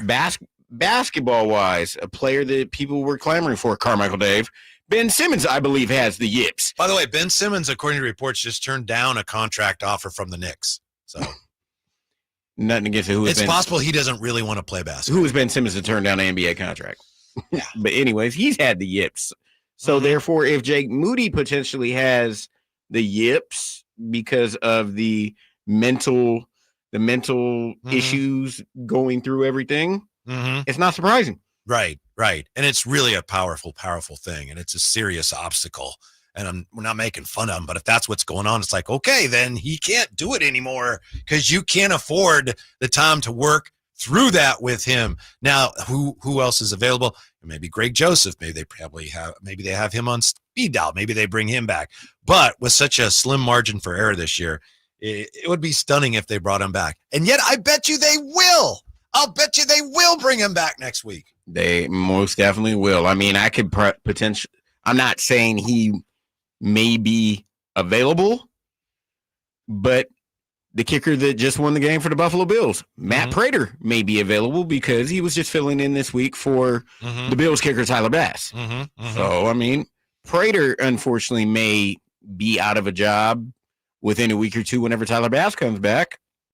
That's an option. We saw what he did. He won a game. So, yeah. And he's won many games. So that could be an option. Kickers, it happens a lot. In some ways, they're like relief pitchers, but I don't want to compare everything to baseball. Kickers, they get hot, they struggle, they get released, someone picks them up, they go through a hot streak. I don't know. I mean, if Jake Moody got let go right now, I'd be surprised if anybody picked him up. I'd personally be surprised myself. Like I said, just looking at the stat, not just from this year, but last year, again, going 24-34, that's 70%. That's substandard.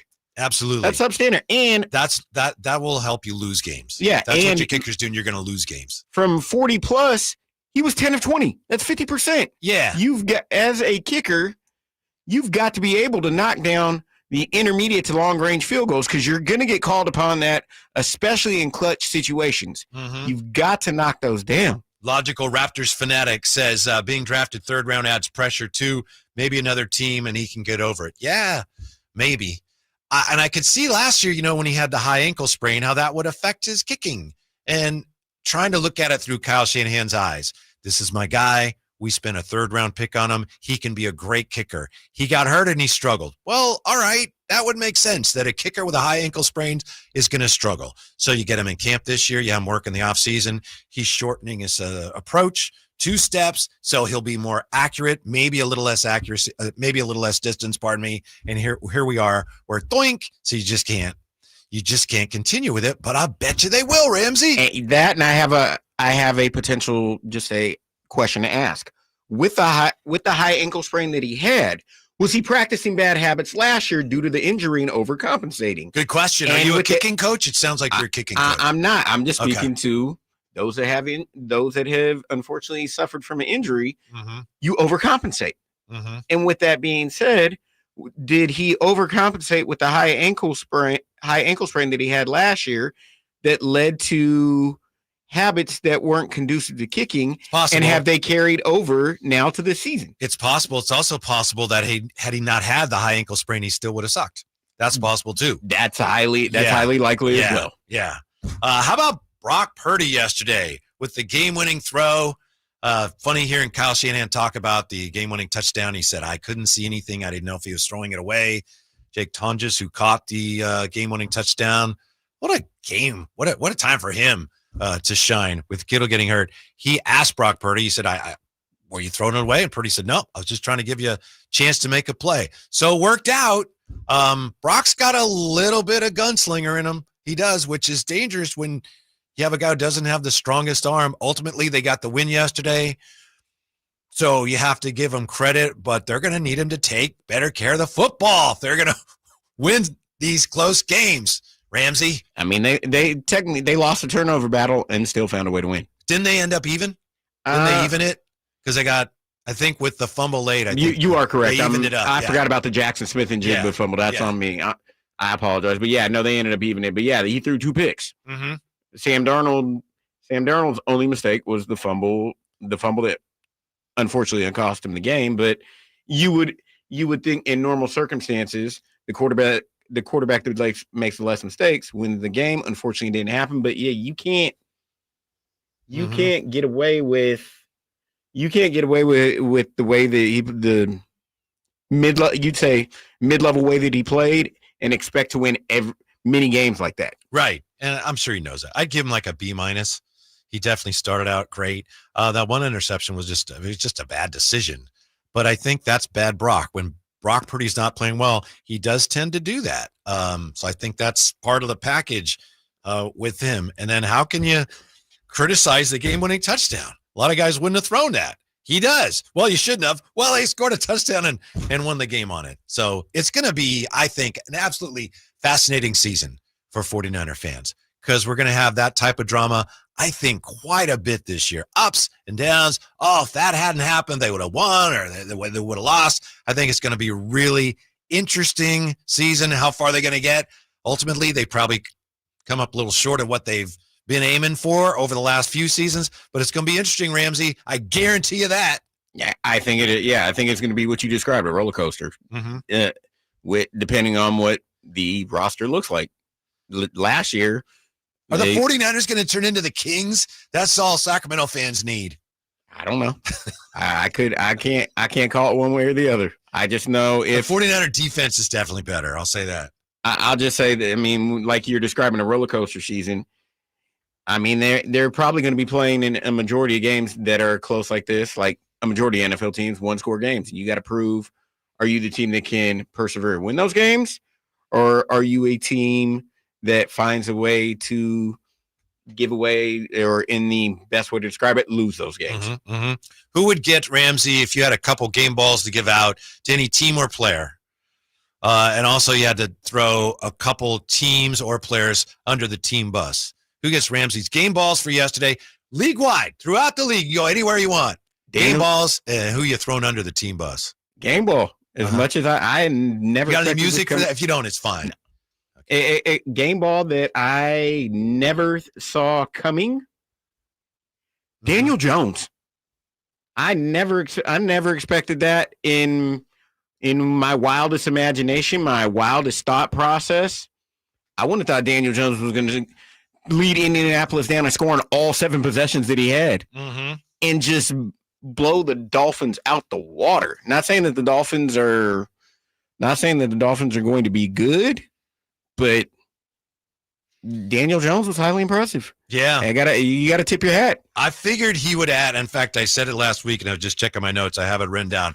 I figured he would bring some stability relative to what they were getting from his predecessor. But yeah, that was impressive. And well, it's your segment. I don't want to presume who's going under the team bus, but I don't know how long Mike McDaniel's going to be around. I don't either. Yeah. That was probably of any team, that was probably the worst performance of any NFL team over the week. Just that in a close second that I believe may be on the hot seat, Brian Daboll of New York Giants. Really? There were a lot of people that thought. I didn't know what it was going to be because I knew it was a divisional game and I thought it was going to be closer, but they laid an egg in nothing against this person, but he hasn't been impressive since he left Seattle. Right. I put no faith in Russell Wilson. But they have plan B. I think that's the saving grace for Brian Daboll. They have plan B, which is Jackson Dart, of course. But what if that doesn't work out? Well, then yeah. But I think he got that kind of buffer between now and the hot seat. For the moment. Right. For the moment. We agree. We agree. But yeah, that performance that they had wasn't anything to be impressed of either. And I'd say third on the unimpressive list. You going to throw them under the team bus? Carolina Panthers. Yeah. I don't know what again, I think they're still in the same category as the Miami Dolphins, the New Orleans Saints. Mm-hmm. I don't think that seems to be any good this year, and I don't know what they're going to be. Right. It's one thing to be bad. The cardinal sin in pro sports is to be what? Boring and hard to watch. And there you go, Ramsey. Am I right? That's you just defined the Carolina Panthers. They're boring, hard to watch, and did they I don't want to use the word fail, but was Bryce Young the incorrect choice for them at quarterback? Well, he's probably worth a shot, because they had so much invested in him. Once you make the bad pick, throwing bad money after good. You have one more game ball to give out, if I'm not mistaken. To anybody you want. Any of your favorite teams or players? I gotta give one to Geno Smith. Geno! 366 yards. And I mean, again, we'll get more in depth about the Raiders, but I'll just say this. That's a game the Raiders don't win last year for the simple fact you have an adult head coach in Pete Carroll, and you got an adult quarterback in Geno Smith. Geno Smith. They just played like they had a sense that we know what we're doing now, which was lacking too often in recent years. Am I right? Oh, very true. Yeah. I mean, thank you for your services, but Antonio Pierce wouldn't have done anything, and I know he's hurt, but Aiden O'Connell's not winning that game yet. Aiden O'Connell's not winning that game yesterday. After Aiden O'Connell would have been in the position after Geno Smith threw that pick, and as bad as the Raiders looked in the first half, it would have just snowballed and just kept piling on from there, and it would have been a bad situation for the Raiders. But that's why I said you got some stability at quarterback. Not saying Geno's a Josh Allen, not saying Geno's a top tier quarterback, but I'd say Geno Smith over. Would you say mid-tier quarterback? Mid-tier. I'd probably take Geno Smith over almost close to 2/3 of the league. Who's better, Geno Smith or Brock Purdy? In your opinion, I'm just asking your opinion. I lean Geno for the fact that I think Geno makes one less mistake than Brock Purdy. Don't get me wrong; they both make mistakes, and I believe the running element that Geno Smith can provide as well allows him just pretty nifty with his feet when he has to be. Just ever so slightly, like I said, ever so slightly, but they're roughly about. I mean, you could probably say they're in the same class of quarterback. On the text line here, 339-1140, 1-800-920-1140. I have some interesting thoughts here on the 49er kicking situation. 209 says, I heard somebody once say kickers are like lawyers. Nobody likes them until you need them, and when you need them, you want the best one. From someone else in the 209, the Packers grabbed Brandon McManus last year from the unemployment line mid-October. After going through 5 or 6 kickers at the beginning of the season, in his first game, he hit the game winner. The Niners can find better, and then go Pack, go. And from the 775, Mike McDaniel will be the first coach fired this year. You heard it here first. You may be right, 775, but I did not hear it there first. And I'm taking nothing away from you, but I've already heard that since yesterday that he's probably going to be the first coach to go. We've all heard it. The other one of the other teams, even though I know this is only a second year, but how long is Carolina going to stick with Dave Canales? I don't know if they're going to allow him to continue because they feel that they may be potentially, in football terms, a quote unquote rebuild process. But the results aren't there, and don't know if they'll be there. So what can you do? The only team that we brought up in that case in point scenario is the Saints. The Saints, unless it just goes tragically wrong, aren't going to move on because they just hired Kellen Moore this year. So he's a first-year head coach. And they were in that game yesterday till late. Yeah, they were in that game, but with the personnel that they have, that I don't see them winning many games of that nature. Right. So you're with me as anti-49er as you are, and that's your right. We agree, do we not? The 49ers are almost certainly going to be 2-0. Almost certainly going to be 2-0. As much as I hate to admit it, yes, because I have you can't put any faith in the Saints. None. When we come back, we'll look at the most disappointing winner from yesterday. Can you win a game in the NFL and still be disappointed in it? Also, 49er Fun Cup, half empty or half full. They won despite playing B- football, but they played B- football. As we roll on, it's Whitey in for Stiles on Sacktown Sports. Time to check out Capital Casino, conveniently located at 411 North 16th Street in downtown Sacramento. Capital Casino, Sacramento's #1 poker room with primetime football. It's back. Capital Casino is giving away $500 per game in high-hand bonuses for every Sunday, Monday, and Thursday night primetime game. Offering the best food, best service, and the best action with the most variety of games in the region and conveniently located at 411 North 16th Street in downtown Sacramento. For more information, log on to capital-casino.com and please gamble responsibly. 1-800-GAMBLER. Hey, it's Carmichael Dave. I got to tell you, I am so excited to get this decking project started with Trex Decking and Railings. From the first time I stepped foot in the showroom last week, I was so impressed. So many color options, heat-resistant composite deck. What does that mean? That means I don't have to do any maintenance on it whatsoever. They even have a deck designer, so you can go online and see what your dream deck will look like on your house. Just visit Trex, that's Trex.com to get it started. Tell them Carmichael Dave sent you. Progressive knows if you have to choose between everyday life and your RV wins. What, are you going to take the RV to the mountains or go pick up your dry cleaning? RV wins! Are we cleaning the gutters or taking the RV camping? RV wins! Are we getting a new passport or cruising up the coast? RV wins! Don't forget, you got that trip to Sweden coming up. Oh, yeah, passport, then RV. Yeah. With Progressive, you can bundle your RV with your home or auto and save with a discount and spend more time enjoying those savings in your RV. Progressive Casualty Insurance Company affiliates, other insurers, not available in all states and situations. This is the story of the one. As a custodial supervisor at a high school, he knows that during cold and flu season, germs spread fast. It's why he partners with Grainger to stay fully stocked on the products and supplies he needs, from tissues to disinfectants to floor scrubbers. Also that he can help students, staff, and teachers stay healthy and focused. Call 1-800-GRAINGER, click Grainger.com, or just stop by. Grainger, for the ones who get it done.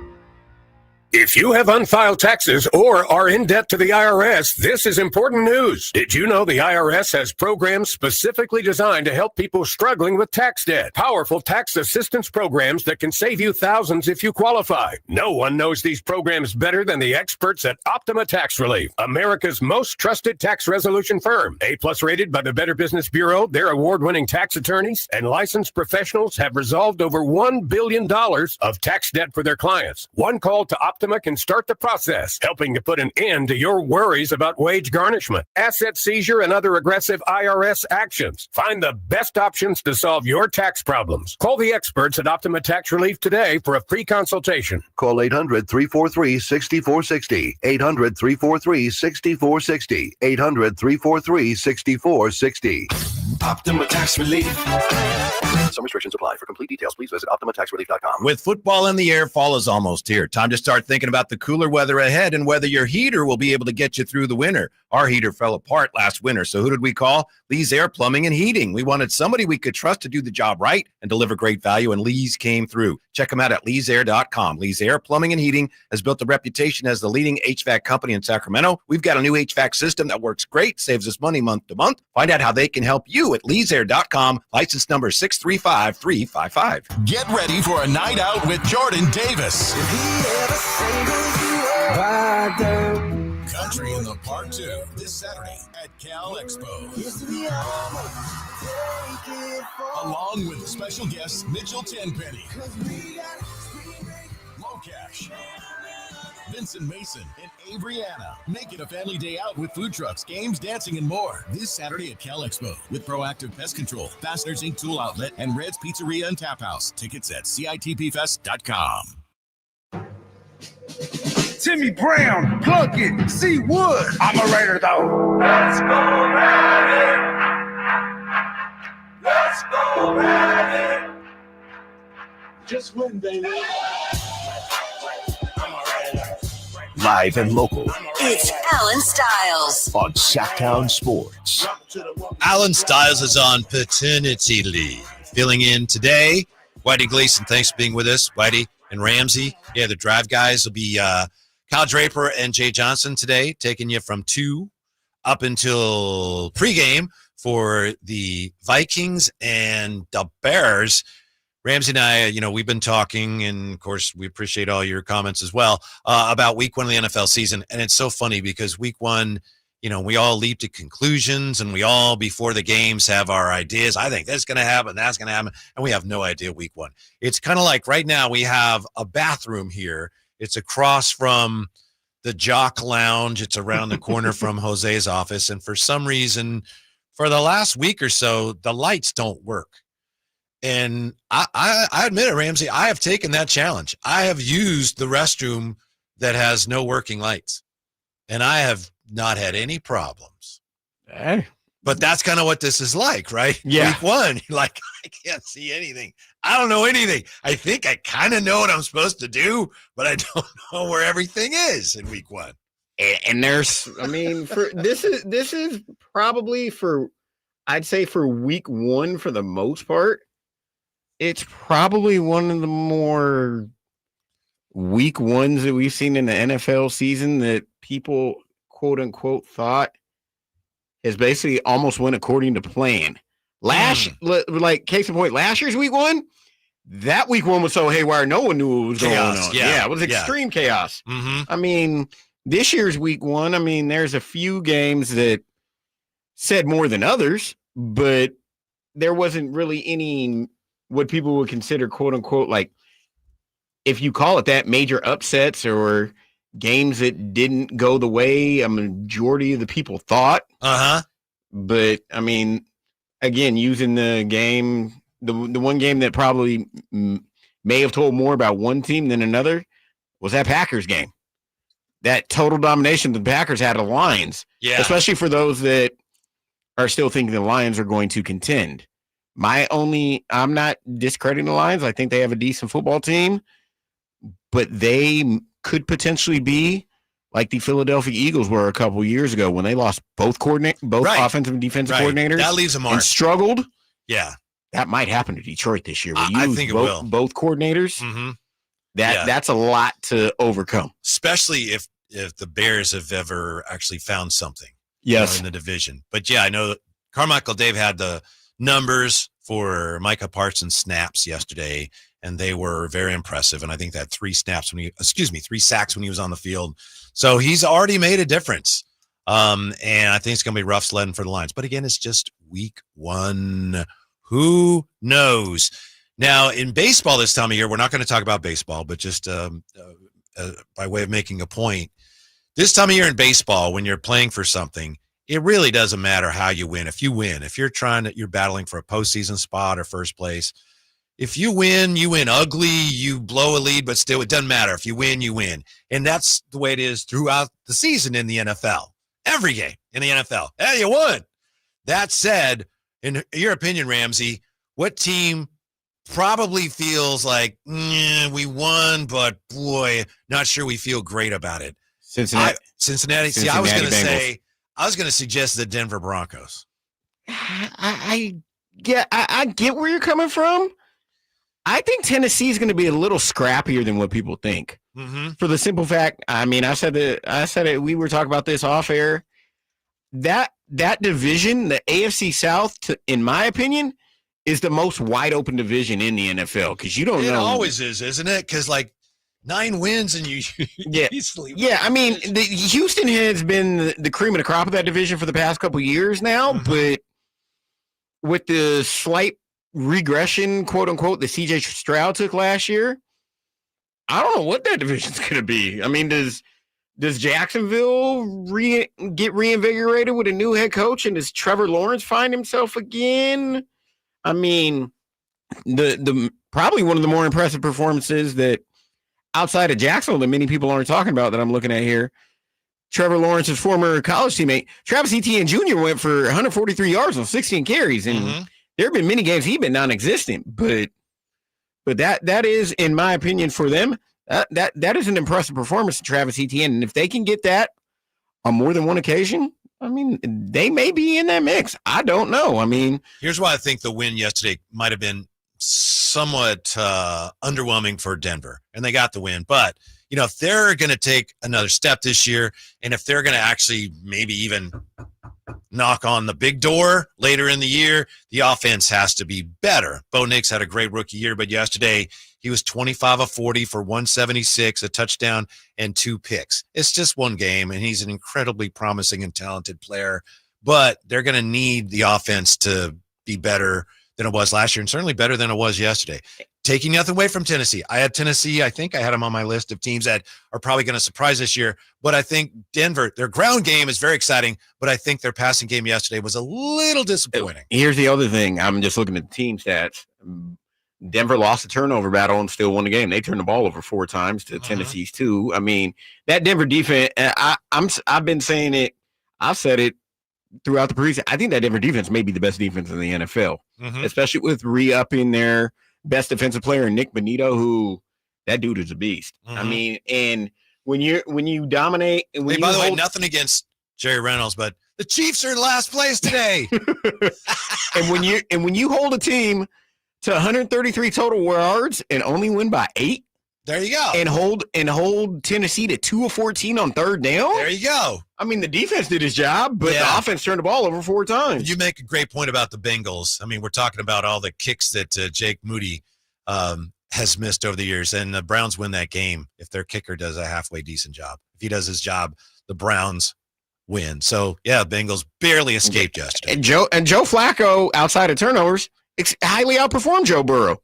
He more than doubled him in yards. And when you look here's case in point how Cincinnati may be fanning themselves off or pulling their shirt away from their chest. When your 2 best receivers have a combined 59 yards on only 5 catches, that's a game Cincinnati shouldn't win. Right. Is Jamar Chase still on the team? Yeah, he only had 20. He only had 2 catches for 26 yards yesterday. I know. And T. Higgins had 3 for 33. So I mean, they did not do what people in their minds thought they were going to do, but they found a way to win the game. So for 49er fans, and Ramsey, I know you're not really one of them, but looking at it through those 49er fan glasses, they won despite playing overall B- football. I think that's where Matt Mayoko had him. But they played B- football. So do you feel great? Like, oh, they overcame all those obstacles? Or do you feel like, oh, man, they're going to have to be a lot better than that? In my opinion, the way the 49ers are put together this year, any early win, especially on the road, is great. And you figure the defense is probably going to get better. That's the plan anyway. The defense did a good job yesterday stopping the run. So I think for one game, there were some alarming signs, and the injuries are probably most alarming. And you got the kicking game as well. But I think overall, you got to feel like, woo, dodged a bullet there. Great. Now on to New Orleans. Not just that, they dominated time of possession too. I mean, that's what they're supposed to do. It was 38. It was basically 38 minutes to 22 minutes for Seattle having the ball, and obviously yards wise, with that time of possession, they outgained Seattle by over 150 yards. But it wasn't clean football. I mean, they can look at it as we won a divisional road game. Yeah, found a way to win. Go back to the drawing board against the New Orleans Saints. For San Francisco fans, hopefully they have a much better performance going into the Big Easy and going into Mercedes or Caesars Superdome. Is that what it is now? I think Caesars Super. Or it either went from Caesars and Mercedes-Benz, but yeah, they go into the Superdome and find a way to win that game because, as I've said all day, I think that's the worst team in the NFL. I'm looking here, and it's listed as both the Caesars Superdome and the Mercedes-Benz Superdome. So I was correct on both fronts. They can't both be right. Yeah, I was Caesars Superdome. Yeah, it had been Mercedes-Benz for me, but I think they wanted to get away from that so they didn't confuse it with the Falcon Stadium because the Falcons are Mercedes-Benz Superdome. Yeah. Yeah. What do you do about your kicker? I don't know. Clearly, I would bet you money that they're going to keep Jake Moody around this week. If you took a fan poll, we're not going to do that because everyone is doing that. As you know how you feel. I mean, it would be what? At least 80% of the fans would say, no, get rid of him. But I'll bet you they bring him back. Maybe I'm wrong, Ramsey. Maybe Kyle Shanahan is going to surprise us all and say, yes, you're right. It's time to move on. I don't know what they do. I'm surprised our resident phone caller, TC, hasn't called in already to try to fire Kyle Shanahan and tell everybody to be real with yourself. Mm-hmm. When we come back, we'll look at the Raider record that Geno Smith broke in his Raider debut. Raiders next on Sacktown Sports. Time to check out Capital Casino, conveniently located at 411 North 16th Street in downtown Sacramento. The deals are on now at the model year-end sales event at Folsom Lake Honda, your one-stop Honda shop. Looking to own or lease? Save on year-end models and drive a brand new Accord or Civic. Visit us today at FolsomLakeHonda.com, your one-stop Honda shop. As a family-owned and operated dealership since 2009, customer service is our number one priority. Our customers love doing business with us, and you will too. Folsom Lake Honda. Go to FolsomLakeHonda.com. Your one-stop Honda shop. Bonneville International Radio Station contests are open to participants at least 18 years of age and older that are residents of California and who reside in one of the 6 counties that make up the Sacramento metro area, unless otherwise specified. Employees or agents of the station, Bonneville International Corporation, other area radio stations, or any entity associated with the contest are not eligible to win, unless the station otherwise specifies in its own discretion. Persons who have won in the last 30 days from a station contest or event may not be eligible. For a copy of the general contest rules, visit KHTK.com. Switching to Progressive is a game-winning call. And that reminds us of other game-winning calls in the history of sports. It was a doubleheader in August and really hot inside the concession stand. So instead of waiting for people to come to me, I figured I'd walk around yelling, "Hot dogs here!" And that's how I became the first hot dog vendor in sports. Okay, not really a game-winning call, but it was a good call. You can make one too. Switch to Progressive and you could save hundreds. Progressive Casualty Insurance Company and Affiliates, not available in all states. This is the story of the one. As a maintenance supervisor at a manufacturing facility, he knows keeping the line up and running is a top priority. That's why he chooses Grainger. Because when a drive belt gets damaged, Grainger makes it easy to find the exact specs for the replacement product he needs. And next-day delivery helps ensure he'll have everything in place and running like clockwork. Call 1-800-GRAINGER, click Grainger.com, or just stop by. Grainger, for the ones who get it done. I'm tired of being broken. I'm sick of feeling hopeless. Way down here, right up.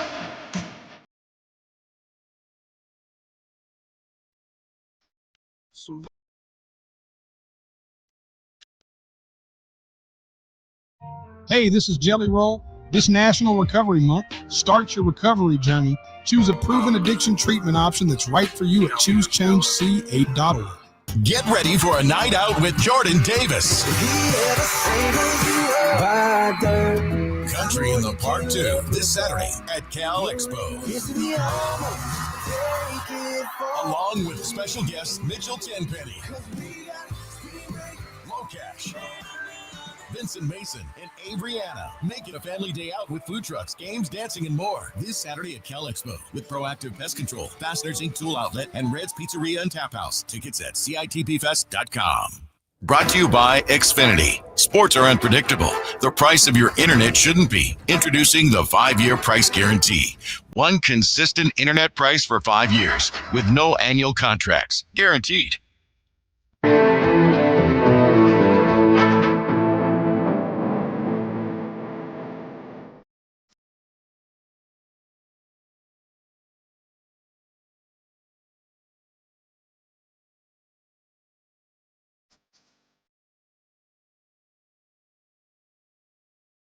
Allen Stiles You can join the show by texting 916-339-1140. on Sacktown Sports. Whitey Gleason for Allen Stiles today. So it's Whitey and Ramsey. Allen has begun his paternity leave. And at last report, as I've mentioned a number of times, they're still awaiting the delivery of their second child. But we'll let you know when we know anything. But Allen has begun his leave. So with you today. Tomorrow, we're still figuring things out for tomorrow. Before we move on to the Raiders, I know that Allen and Kyle every day, I'm sure you're part of the show quite often, Ramsey. They have their their mock draft lottery simulation. And so I feel obligated to do that real quick here. Are you sure? I don't. They do that every day. They do it every day. It's a tradition, and we'll just do it, and then we'll move on. So we're doing our lottery simulation here to see where the Kings end up. And here we go. Good luck. Press the button, and the Kings end up with the second pick. Yeah, it goes Brooklyn first. Of course, I'm at tankathon.com. The Kings second, then the Bulls. So the Kings move up in this mock lottery 6 spots to the second spot.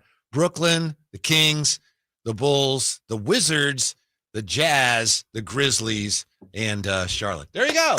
Hopefully none of this is true, because hopefully the Kings find a way to make the playoffs this upcoming season. We don't have to keep doing this. Well, I wouldn't mind having the second pick. I wouldn't mind going through a rough season, maybe just coming up short if they were going to end up with the second pick, Ramsey. And we've been through too many seasons like that in Sacramento. I'd rather go to the playoffs and lose. I'd rather go to the playoffs and lose than have the second pick. Really? Yeah. It's a good question. I think it's one that divides Kings Nation.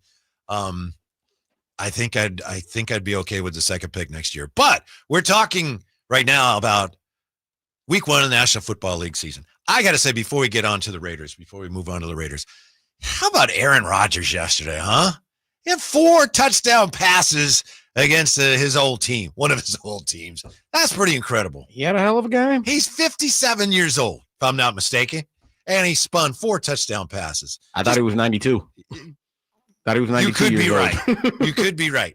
And I know it's just a few days after Tom Brady said that when Aaron Rodgers was at his peak, he was the best passer of the football ever. That was a good game, too. That was a handful of really good games yesterday. And let's talk about kicking.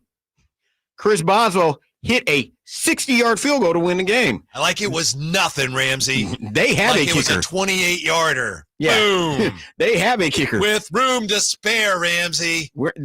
Pittsburgh's not discussing kicking problems. Right. In comparison to Jake Moody, Mm-hmm. they're not discussing kicking problems. But, I mean, Aaron Rodgers is on that, quoting the boxer, Roy Jones Jr., he's on that, y'all must have forgot, because I'm Aaron Rodgers. I think he's on that tour now, especially because Aaron Gillen threw him out to the streets with his walking papers, right, and said, go find a job. Mm-hmm. So, I mean, he didn't say it, but I think I know there might have been a little extra added motivation in this week 1 just to find a way to beat the Jets. As you probably know, Ramsey, it's an old Klingon proverb. Revenge is a dish best served cold. So congrats to Aaron Rodgers yesterday. It's just the more we talk about Jake Moody, I'm just wondering where we are with Greg Joseph. I mean, I got to look up his numbers. How good has he been? You know, maybe there's a reason why he's not available, but we got lots of time to talk about that. I'm sure at some point the 49ers this week will have to make some kind of announcement on their kicking situation going forward against New Orleans. They probably, Ramsey, don't you think, push comes to shove, they're having those closed-door meetings, and Kyle Shanahan's going, we're going to beat the Saints no matter who our kicker is, so we might as well keep him around one more week, and maybe he goes 6 for 6, and maybe this whole thing is swept away. That's probably their thinking. I mean, I've seen Shanahan, the way his mind works on podcasts, and that man to me is almost the definition of insanity. So I don't know where he's going, but that's your second reference to the definition of insanity today. Yeah. Yes. Did you know that's not actually true? Einstein never said that. Everyone says he said it, but apparently he never said it. I don't know if it was Einstein. That's just what I've heard. I'm not quoting Einstein, but his mind works differently. Geno Smith yesterday in his Raider debut set a Raider record in his debut. In Geno Smith's Raider debut, he completed 24 of 34 passes for 362 yards, the most passing yards in a Raider quarterback's debut, breaking the old mark set by who, Ramsey?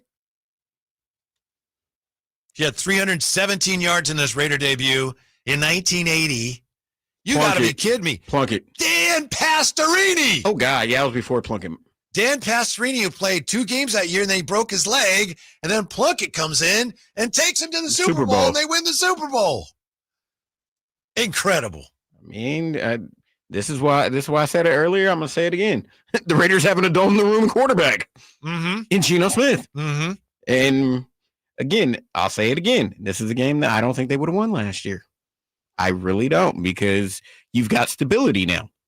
I mean, they now have their home opener on Monday Night Football next week against a divisional opponent in the Los Angeles, don't call them San Diego Chargers. And the Chargers are rightfully favored by 3.5, and Ramsey is just going nuts over that line. I was just shaking my head for the fact that the Chargers just beat the Chiefs, Ramsey. I understand. That Kansas City Chiefs. This is still a divisional game, and they're a road team on Monday Night Football. The Chargers are a team. There's the ever famous saying: the Chargers are going to Charger. Don't know if that happens, but two ways you can approach it. Of course, on the one hand, as a Raider fan, you can get angry about it, or you can look at that and go, "Ooh, opportunity is knocking." That's exactly how I look at it. It's opportunity for Geno Smith to show his skills in his Raiders home opener on Monday Night Football on national television. And be like, look, this is why they picked me up. Yeah, you like them home dogs, don't you? Especially when they're wearing silver and black. That part, that I do. But yeah, I mean, it was, again, like I said, when it comes to mistakes being made, this was a game. I'll reiterate it again. First half, Geno Smith throws a pick. And it looked like is what Raiders fans would say, oh, here we go again. Typical Raiders. They didn't look good in the first half. But come out, New England gets the ball to start the second half. Patriots fans were thinking, oh, they could drive down, just knock the Raiders out of the game, take all the momentum. What happens? Isaiah Polamau gets a pick, Ty Stern, really flips the entire game, and the Raiders came out and dominated in that second half and found a way to win that game on the road in New England, in Foxborough. What worries you more, the injury to Brock Bowers or the fact that Geno Smith got sacked not once, not twice, not 3 times, but 4 times yesterday? Brock Bowers, hands down. Hopefully he says he's okay. Hopefully it's nothing serious. But in my opinion, at the present moment, I think Brock Bowers is the best tight end in the National Football League. There might be Kansas City fans that want to have a discussion. We can have it.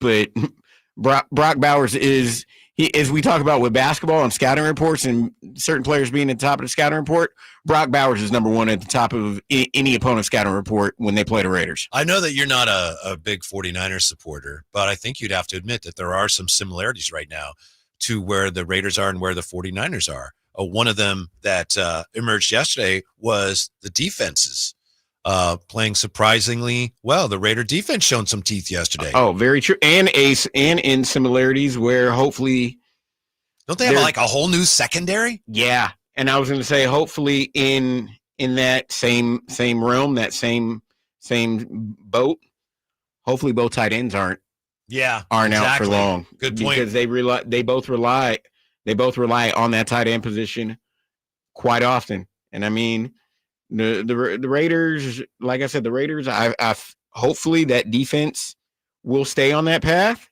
because that minus not having as many weapons as you thought had been the Achilles heel for the Raiders for the past few years now. But it feels at the moment, or at least in one game, Max Crosby has some help up front. He wasn't doing it all by himself. And the linebacking core, even though they reshaped the entire linebacking core, I understand Robert Spillane was on the other side of the field with him and Kayvon Chasen were on the other side with the Patriots. He might have priced himself out because he played so well with the Raiders. I mean, Jamal Adams, Devin White. I know he left the game early. Landon Roberts. They slid in a linebacker and did a decent and formidable job to find a way to win that game yesterday. This would be my advice to you, Ramsey, and to Raider fans. I have nothing against the Raiders. I used to. For years I did. For years I wanted them to lose every game after they left Oakland. I didn't care if they lost every game. I didn't have anything against Raider fans, but I had something against the Raiders. And now for some reason I don't anymore. I don't feel that grudge.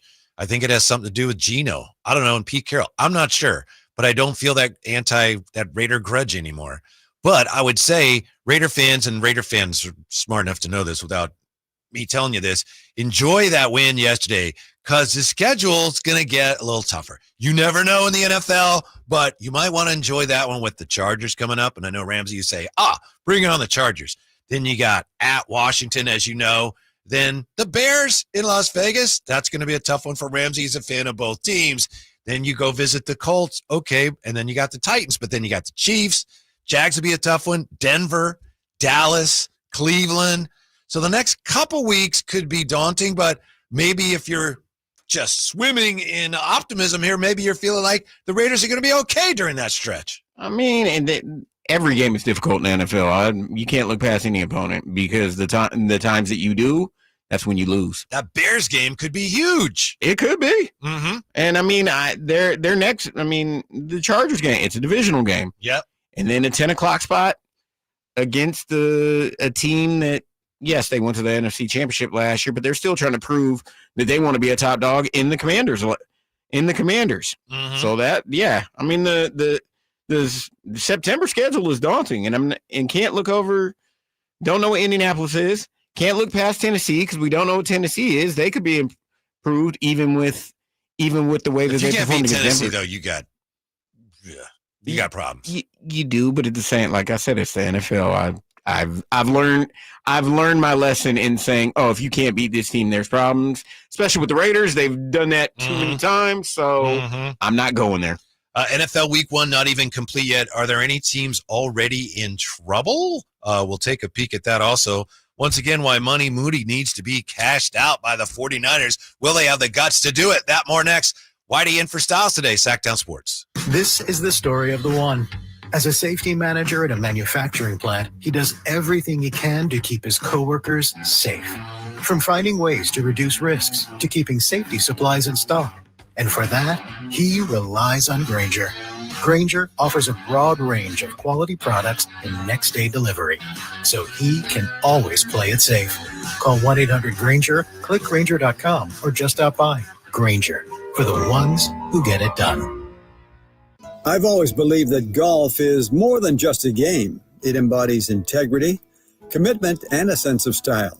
Hi, this is Frank LaRosa, and I'd like to tell you a bit about Naturewood Home Furnishings, a business that shares these same values. With the Procore Championship Professional Golf Tournament happening at the stunning Silverado Resort in Napa, I couldn't help but notice the parallels. Just like the game of golf, Naturewood has built its reputation on integrity, commitment, and timeless style. Looking to bring a unique style into your home? Naturewood offers custom certified designers who can help you craft the perfect look tailored just for you. And while you're enjoying the elegance of the tournament this week, along with Napa's world-class wine and food, be sure to visit Naturewood Home Furnishings. You'll discover pieces with the same sophistication and quality as the game itself. Who knows? You might even find an heirloom that will be passed down for generations. Naturewood Home Furnishings, off Highway 50 at Hazel. Just look for the water wheel. Staples presents That Was Easy. Big year. I'm starting middle school. Welcome to the jungle, Missy. Best part? My parents promised me a new laptop. Perfect for homework, essays, and drudgery. So we went to Staples. They had all the latest tech, and laptops were up to 40% off. Woo! Another back-to-school budget saved by Staples Easy Button. Mom high-fived the cashier. So embarrassing. Staples. That was easy. In-store, online, and on the app. It's 9/13. Select models only.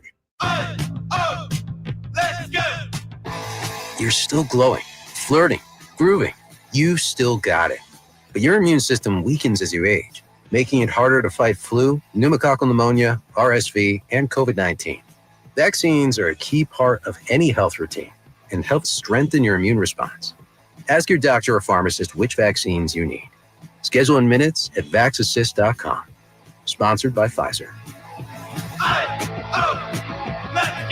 When shopping for a new car, what do you want? A great selection? A low monthly payment? More for your trade? At Northern California's best Honda dealer, Stockton Honda, you get it all. Model year-end savings are going on now. Drive away in your favorite Honda. It's savings you just can't say no to. Come in today or go to StocktonHonda.com. Anytime, anywhere, it's all here. StocktonHonda.com. Based on the results of the study, recognized on June 18, 2025, USA Today's list of California's top car dealers 2025.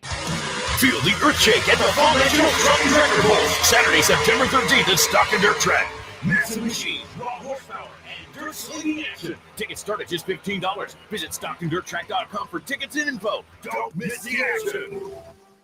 KHTK HD1 Sacramento, KYMX HD3 Sacramento. From the Power Business Technology Toshiba Studios. Sacktown Sports, 1140.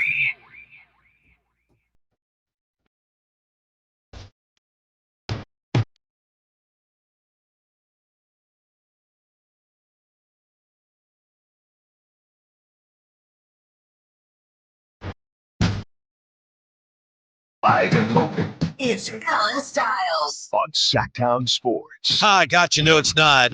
Allen Stiles. He just texted me, by the way. He's fine, but still waiting for his second child to be delivered.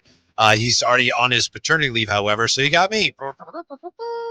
Kevin Whitey Gleason, along with Ramsey. Before we get back to the NFL and the 49ers and the Raiders and an exciting week one, I just wanted to give a shout out to people that I met last night. I was up at True Sports Cards, and they had an event. Matt Noakes was there, the former Yankee and Tiger. He's a wonderful guy. It was great interviewing him. But there were a lot of people that came up that listened to this show and listened to the station and have listened to shows that I've been on. And sometimes people come up and they're a little shy, and I just appreciate it so much because obviously if you don't listen, I'm not still doing this. So thank you. Appreciate that. It was great to say hi to everybody last night. It was a lot of fun out there. Hopefully you had fun week one of the NFL season. You're not a fantasy guy, right, Ramsey? Not whatsoever. I have to ask you before we get any further. You were talking with Alan about this last week, and you said, and I'm with you on this, I feel the same way. You enjoy the games more when you're not playing fantasy. But you said something like, I may have been phased out of my fantasy league, but whatever. And I thought, oh, there's a story there. You were phased out of your fantasy league? What does that mean? Meaning I was in a fantasy league with people that I went to high school with, and it just contact went away, and I haven't lost any sleep over it, and it's made, like I said, it's made the NFL much more enjoyable. Okay. So what they actually did by doing that, they benefited me. I see. They allowed me to enjoy the NFL much more than trying to scramble to figure out this player, that player, another player. So I mean, I don't mean to dredge up unhappy memories. It sounds like you're fine with it, but it sounds like that you had like high school friends and they kind of ghosted you when it came to fantasy. It's just like, I wouldn't say go. Okay. I kind of felt it. Also, kind of felt toward like the way the league was going. Like I was going in a different direction. They were. There you going. go. So yeah, fine by me. Yeah, I haven't lost any sleep over it. The needs of your league and your personal needs started to misalign. Misalign. Yes. So now here you are, just enjoying the heck out of the games and rooting for three teams with all your heart, which I still say is absolutely physically impossible. But Ramsey claims he does it. I do it. Those that know me and know that I've done it for a diehard fan of not one, not two, but three different teams in the NFL. Yes. Same with baseball. Mm-hmm. I got three favorite baseball teams. Who are your? Let's see, the Cubs. Mm-hmm. Trying to just go by the hats that you wear. I don't remember the other two. A's and Giants. Okay, A's and Giants. And I come by, like I said, I come by it honestly, both sides of the family from Chicago, and in my household, there was never a differentiation of either Northern California team. So, but when it comes to that, I'm realistic. I'm realistic with the Northern California baseball teams.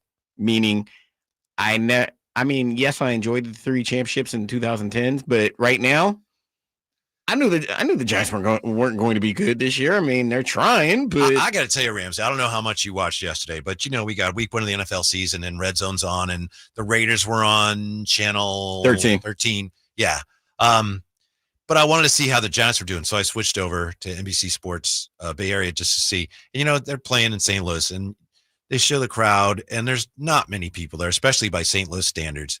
Because they're not playing well. No. And it's a lonely, if you're a baseball fan in September, before the playoffs start, it's kind of a lonely feeling on a Sunday because nobody cares.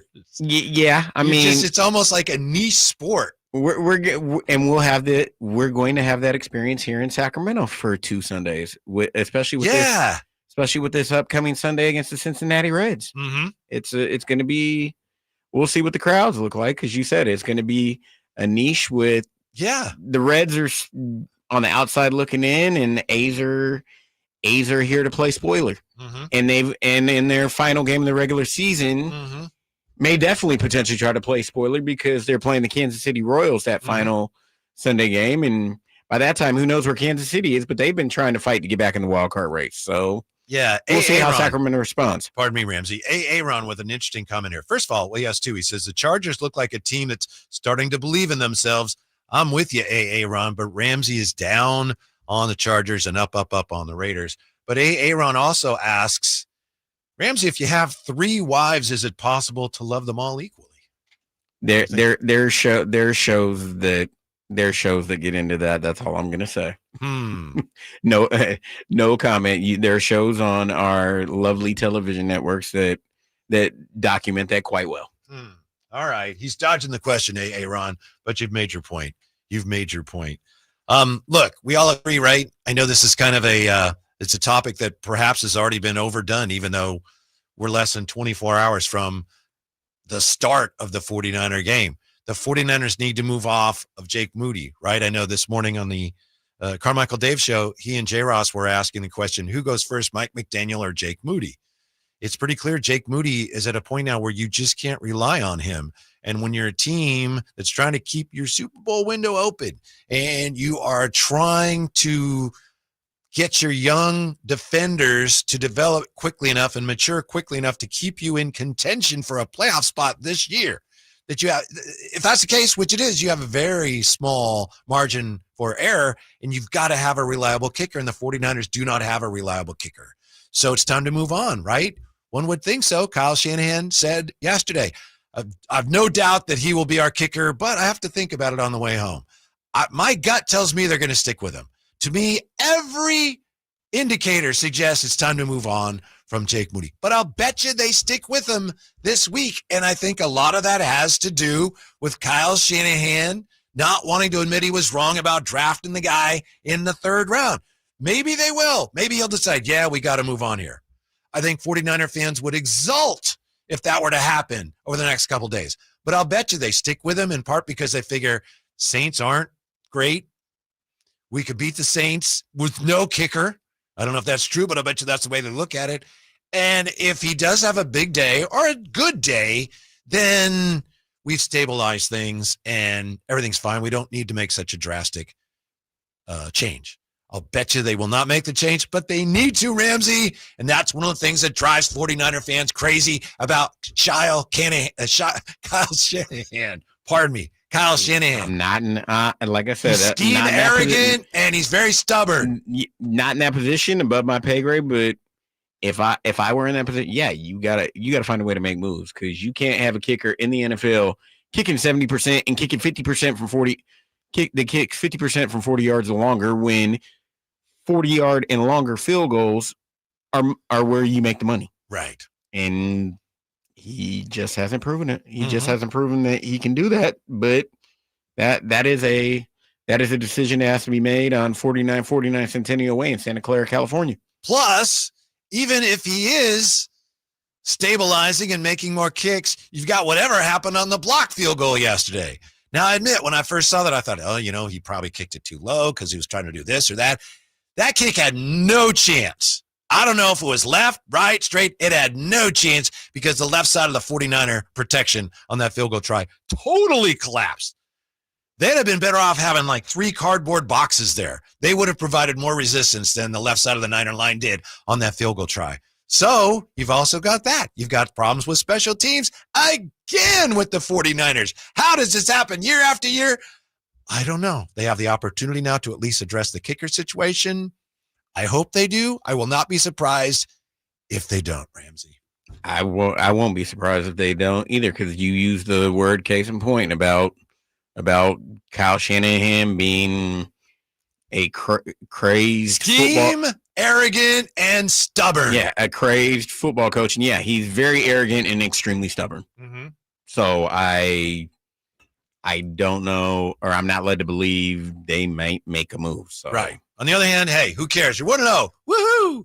They won a game on the road against a divisional rival. And, okay, they didn't play great, but they overcame adversity to get that win. I didn't look this up. When's the last time the 49ers had a winning record? I mean, it's been a while, but about a year? I think at least a year. I can't remember if they I cannot recall if they won week 1 last season. But, yeah, it's been quite some time. Mm-hmm. With a 6-11 season last season. Yeah, the NFL is more of a win and survive league than it has been in many, many, many years.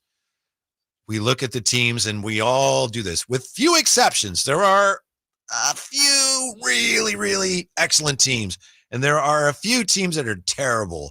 But for the most part, everybody's in the middle. Some teams better than others, but, a missed kick here or there, a fumble, a bad snap can make or break your season. Just to answer that question, the last time San Francisco was over 500 was on Veterans Day of last season. They beat Tampa in Tampa, and they were 5-4. That's right. And then they won one of their last 8 games. Mm-hmm. So they were 5-4 and went from there. And after that, the season went through a spiral. Yeah, and they were battered and bloodied by all the injuries last year. Yesterday, I was going to say they stayed healthy? ? They didn't. We know that. They didn't. Juwan Jennings hurting his shoulder and George Kittle pulling his hamstring. After a great first quarter, Ramsey, George Kittle was on fire yesterday in that first quarter. I mean, he was as he's always been. He was Brock Purdy's number 1 target, and then Brock Purdy had to go out and go search for another target once George Kittle left the game. And shame on me. I don't even think we've mentioned Ricky Pearsall yet, have we? Ricky P. was on point yesterday. Former Arizona State Sun Devil, Ricky P. When they needed him to be. Today, by the way, the 49ers did pick up Kendrick Bourne. He had visited them last week, didn't sign. Then he visited Washington the next day, as you probably know, didn't sign with them. Kyle Shanahan mentioned yesterday, he's still out there. We'd like to sign him, which may be an indication that they're not overly optimistic about the Juwan Jennings situation. But we don't know. We have to wait the MRI there. Are there any teams in your estimation, Ramsey, dear listener / viewer, that are already in trouble? Oh, on the one hand, it's week 1. How can anybody be in trouble after week 1? I would suggest that the Miami Dolphins may be in a spot of trouble because they were horrible yesterday. Most definitely. Them, the Saints, those are the main 2 that I feel that. How about the New York Football Giants? They could be one of 4 because you can throw the Carolina Panthers into that conversation as well. Are you ready for news that I think I don't know if it'll shock you. It might. The New York Giants have announced that they are going to start Russell Wilson week 2. Russell Wilson will be the starting quarterback for the Giants next week against the Dallas Cowboys. Not surprising whatsoever. I thought you said it was time to move on. I feel that it's been time to move on. I'm a person that said I'm still surprised Russell Wilson has a job in the NFL. Yesterday he was 17 of 37 was Russ for 168, 0 touchdowns, sacked twice.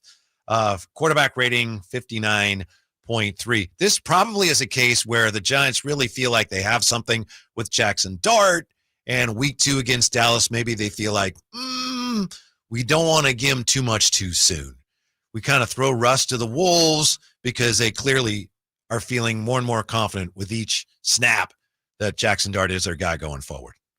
I think that's why they're sticking with Russell Wilson. 339-1140, 1-800-920-1140. Does anybody have the opinion that the 49ers should stick with Jake Moody? I'd really be interested in hearing from anyone that feels like, I can't imagine there are many, if any, people out there that feel that way. So that would be interesting. If there's anybody out there that feels like, they need to stick it out with Jake Moody. I think another team that could be in a spot of trouble, even after week 1, the Detroit Lions. They got worked yesterday by a divisional rival that was trying to serve notice that you're not the big cats in the division anymore. And, of course, the Lions having lost both coordinators, they struggled yesterday. And I know a lot of quote-unquote experts had been predicting that the Lions will backslide a little bit this year. 1 week in, Ramsey, I'd say Detroit may be in a spot of trouble. Things are not going to be as easy for them as they've been the last 2 years. Speaking of Detroit Lions, this, in my opinion, is the stat of the day. Stat of the day, Ramsey's stat of the day. Jahmyr Gibbs, 10 receptions for a grand total of 31 yards. I mean, Jared Goff was basically scrambling for his life and having to dump off, and then that Green Bay Packers defense swarmed Jahmyr Gibbs, and because Green Bay they stopped the run. And all right, Jared Goff, you got to try to beat us, and we know you're going to try to beat us, and we're coming for you. It's a tall order for the former Cal quarterback. Let me even go even further. The running back position for the Detroit Lions, 14 catches. Grand total of 49 yards, because David Montgomery had 4 catches for 18 yards himself. Mm-hmm. So that lets you know Green Bay was in the Detroit Lions kitchen all day. Oh, they were in their kitchen. They were cooking up omelets. They had an omelet station in there, Ramsey. That was a tough one. Probably flipping pancakes, flipping potatoes. Yeah. Hey, what do you want on your waffle? Yeah, seasoning them up. You want some chicken and waffles too? We can provide that for you as well. I had never had that until about 3 years ago. Riverside Clubhouse, I had chicken and waffles. It's like the greatest thing ever. Oh, most definitely. I had no idea. Especially, no disrespect, no chicken strips. It's got to be actual pieces of chicken with your waffle. I would agree with that. I've never had the chicken strips. I've just had the actual chicken fried steak. But that's what you say. It's almost unimaginable. Oh, especially if in certain restaurants, shout out Fixins, you can get three-piece chicken with a waffle, and that's a meal. And that's one of the few meals. Now, I'm not the biggest breakfast person. I don't consider chicken and waffles a breakfast food. Mm-hmm. I can eat that at any time of the day. But yeah, chicken and waffles is. But that's breakfast, legit. Isn't it? Isn't breakfast, if we're being honest, that's a meal. Anything that's traditionally for breakfast, you can have that any time of the day. I guess but I'm different because I'll have things. I will eat food for my first meal of the day at an early point in the day that most people are like, how do you eat that for breakfast? For example, I'll eat a big salad for breakfast. I don't care. I love salad. It's food. The only thing I do that's unusual with salad is quite often I put no dressing on it. Oh, that's not unusual. I do that all the time myself. Are you serious? Yeah, because none. No dressing. I do it all the time because the majority of the dressings is, we've discussed before, I don't eat dairy products, and a majority of the dressings have some form of dairy product in it. So if you got that, I'll just eat it plain. Right. I mean, if it's that bad that you have to put dressing on it, maybe you shouldn't eat it at all. Just give it to me without the dressing. 339-1140, 1-800-920-1140. Joe's been hanging on. Hey, Joe, you're on with Whitey and for Stiles. What's going on today? Oh, man, the Dolphins stunk yesterday. Here's the thing about the Dolphins. It's not like they had a new coordinator, a new coach, It's the same freaking people with the same program and the same system. Yep. They stunk. I mean, they were horrible. I mean, they lost to the Colts, for crying out loud. And they lost bad. I mean, they got worked by the Colts. That game wasn't even as close as the score indicated. The score indicated it was a blowout.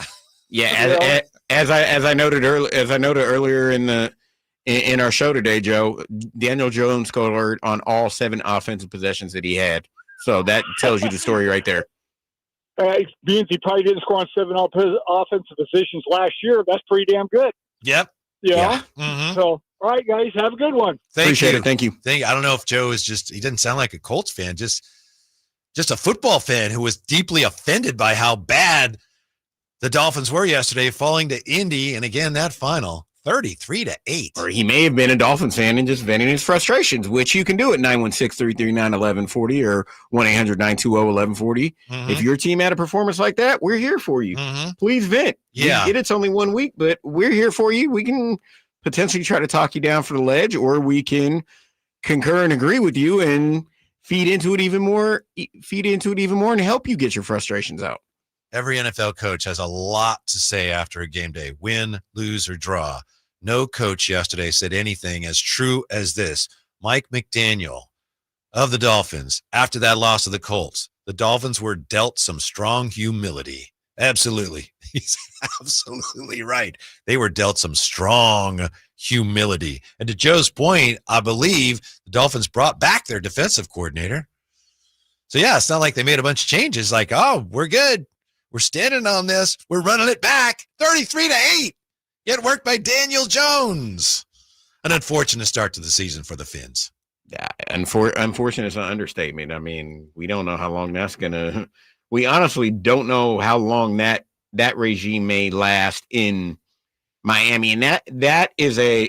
I'll rephrase it. That is a prideful franchise. Plus, it was so. Let's put it like this: it was so bad.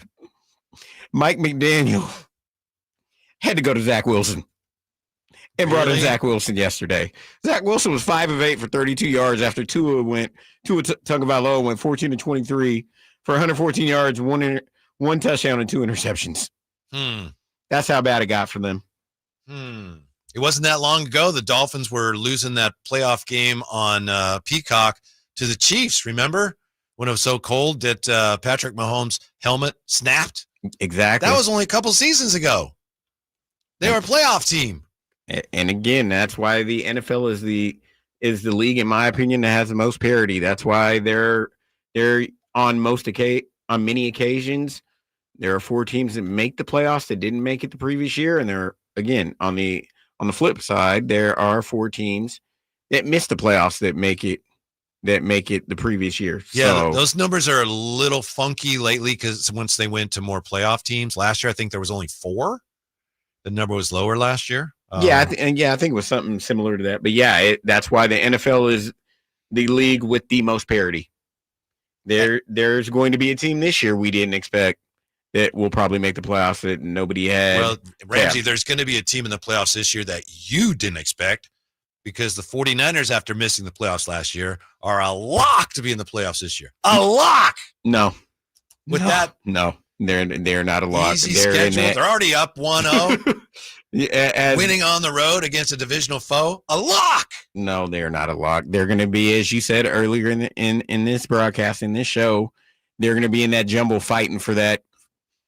They'll be in the jumble bucket. You're right about that. Yeah, they're going to be in that jumble bucket. Emerge because they have a Super Bowl, not winning, but getting to the Super Bowl pedigree. They're going to be fighting. Whether they make it, I don't know. They're not a lock. I'll say that much for sure. Lock it down, Ramsey. They're unfortunately, in my opinion, they're not a lock. They're teetering in that, like you said, the jumble bucket. Maybe 4, 5, 6, 7 if they win the division. Yeah, but I don't know if you can be unbiased about it because you're clearly, and you've confessed to this, you're anti-49er. Anti-49er. Which colors your perception? I just think they're a mid-level team. Mm-hmm. And mid-level can get you to 5, 6, and 7 in the NFC. Mm-hmm. Mm-hmm. I mean, that gets you in the playoffs. It'll get you a road playoff game. We're going to know a lot more. Well, probably not a lot more because one game doesn't tell you too much when it's first game of the year. But we'll know more about that NFC playoff picture after tonight. After one of your teams, you have so many I can't keep track of, takes on the Vikings. No, we'll have no clue after week 1. Even if the Bears find a way to beat the Vikings, it's 1 week. Mm-hmm. It's 1 week. I'd even tell you, coming to me at the same time in December, I still may not have a clue. Yeah. With as jumbled as these playoff pictures have been. Both teams playing tonight obviously need their young quarterbacks to continue to improve. Well, McCarthy hasn't played yet. So, if one of them has a big game, to me, we would know a little bit more about the playoff picture, but a long ways to go. As you say, we're nowhere near Halloween yet, and this season doesn't wrap up till after New Year's? Very true. We got a long ways to go. We haven't even flipped the season yet. We haven't flipped from summer to fall yet. So I don't know what we've got. It's just 1 week. Mm-hmm. It's just the first week. I don't want to say is the word eye test, but it's the first script that these teams are putting out on film. And you take 1 week and try to stack. That's why the ever famous saying in the NFL is try to go 1-0 every week. Mm-hmm.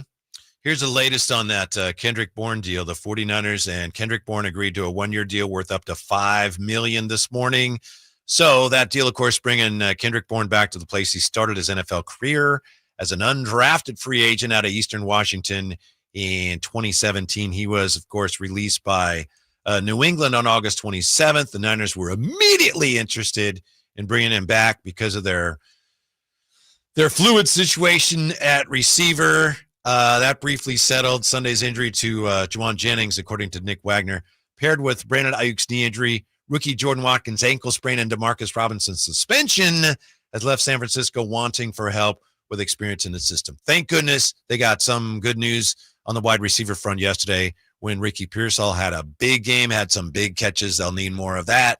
But again, we're just waiting to see if the Kendrick Bourne signing might be an indication that the 49ers are not optimistic that Juwan Jennings is going to be back anytime soon. Fingers crossed on that. When we come back, take a look at what I think was the single most encouraging thing about the 49ers win yesterday. 49ers are locked to make the playoffs, right? What do you think? Ramsey says no way. 339-1140, 1-800-920-1140. Ian for Allen Stiles, it's Whitey with Ramsey today on Sacktown Sports. Time to check out Capital Casino, conveniently located at 411 North 16th Street in downtown Sacramento. For over 90 years, Hagen Oaks has partnered with the biggest brands in golf to bring cutting-edge technology to your game. Our one-of-a-kind total game fitting offers a level of experience and precision that is unmatched. From driver to putter, footwear to golf balls, our TrackMan-powered performance studios, 3D footwear scanner, and Ping's Ballnamic ball fitting kiosk ensure every piece of your gear is tailored to your swing. Trust the experts at the Hagen Oaks Golf Super Shop. Total game fitting starts here. Hey, it's Carmichael Dave. I got to tell you, I am so excited to get this decking project started with Trex Decking and Railings. From the first time I stepped foot in the showroom last week, I was so impressed. So many color options, heat-resistant composite deck. What does that mean? That means I don't have to do any maintenance on it whatsoever. They even have a deck designer, so you can go online and see what your dream deck will look like on your house. Just visit Trex, that's Trex.com to get it started. Tell them Carmichael Dave sent you. Get ready for a night out with Jordan Davis. Country in the Park 2 this Saturday at Cal Expo. Along with special guests Mitchell Tenpenny, Locash, Vincent Mason, and Abriana. Make it a family day out with food trucks, games, dancing, and more. This Saturday at Cal Expo with Proactive Pest Control, Fasteners Inc. Tool Outlet, and Red's Pizzeria and Tap House. Tickets at CITPFest.com. Discover Terra Madre Americas, one of the world's most exciting food events, coming to Northern California for the first time this September 26th through 28th. Dig into good, clean, and fair food for all with chefs Alice Waters, Sean Sherman, and Jeremiah Tower. Hear music from The War on Drugs, Spoon, Big Head Todd and the Monsters, Jade Bird, and Passion Pit Solo Acoustic. Savor the journey of Terra Madre Americas, only in Sacramento. Details on TerraMadreUSA.com. Terra Madre Americas is supported by Sacramento International Airport and brought to you by Slow Food and Visit Sacramento. People are coming from all over to Sacramento Chrysler Dodge Jeep Ram, from Folsom, Elk Grove, Woodland, Roseville, because they've seen for themselves the huge selection and the best prices at SacSuperstore.com. Good luck finding a lower price anywhere else. And if you do, they'll match it. It's as simple as that. Sacramento Chrysler Dodge Jeep Ram, where a handshake still means something. Open until 10 o'clock and essentially located right across from Hagen Oaks Golf Course. And online at SacSuperstore.com. The guaranteed lowest price and the best selection of Dodge, Chrysler, Jeeps, and Rams. SacSuperstore.com. I've always believed that golf is more than just a game. It embodies integrity, commitment, and a sense of style. Hi, this is Frank LaRosa, and I'd like to tell you a bit about Naturewood Home Furnishings, a business that shares these same values. With the Procore Championship Professional Golf Tournament happening at the stunning Silverado Resort in Napa, I couldn't help but notice the parallels. Just like the game of golf, Naturewood has built its reputation on integrity, commitment, and timeless style. Looking to bring a unique style into your home? Naturewood offers custom certified designers who can help you craft the perfect look tailored just for you. And while you're enjoying the elegance of the tournament this week, along with Napa's world-class wine and food, be sure to visit Naturewood Home Furnishings. You'll discover pieces with the same sophistication and quality as the game itself. Who knows? You might even find an heirloom that will be passed down for generations. Naturewood Home Furnishings, off Highway 50 at Hazel. Just look for the water wheel.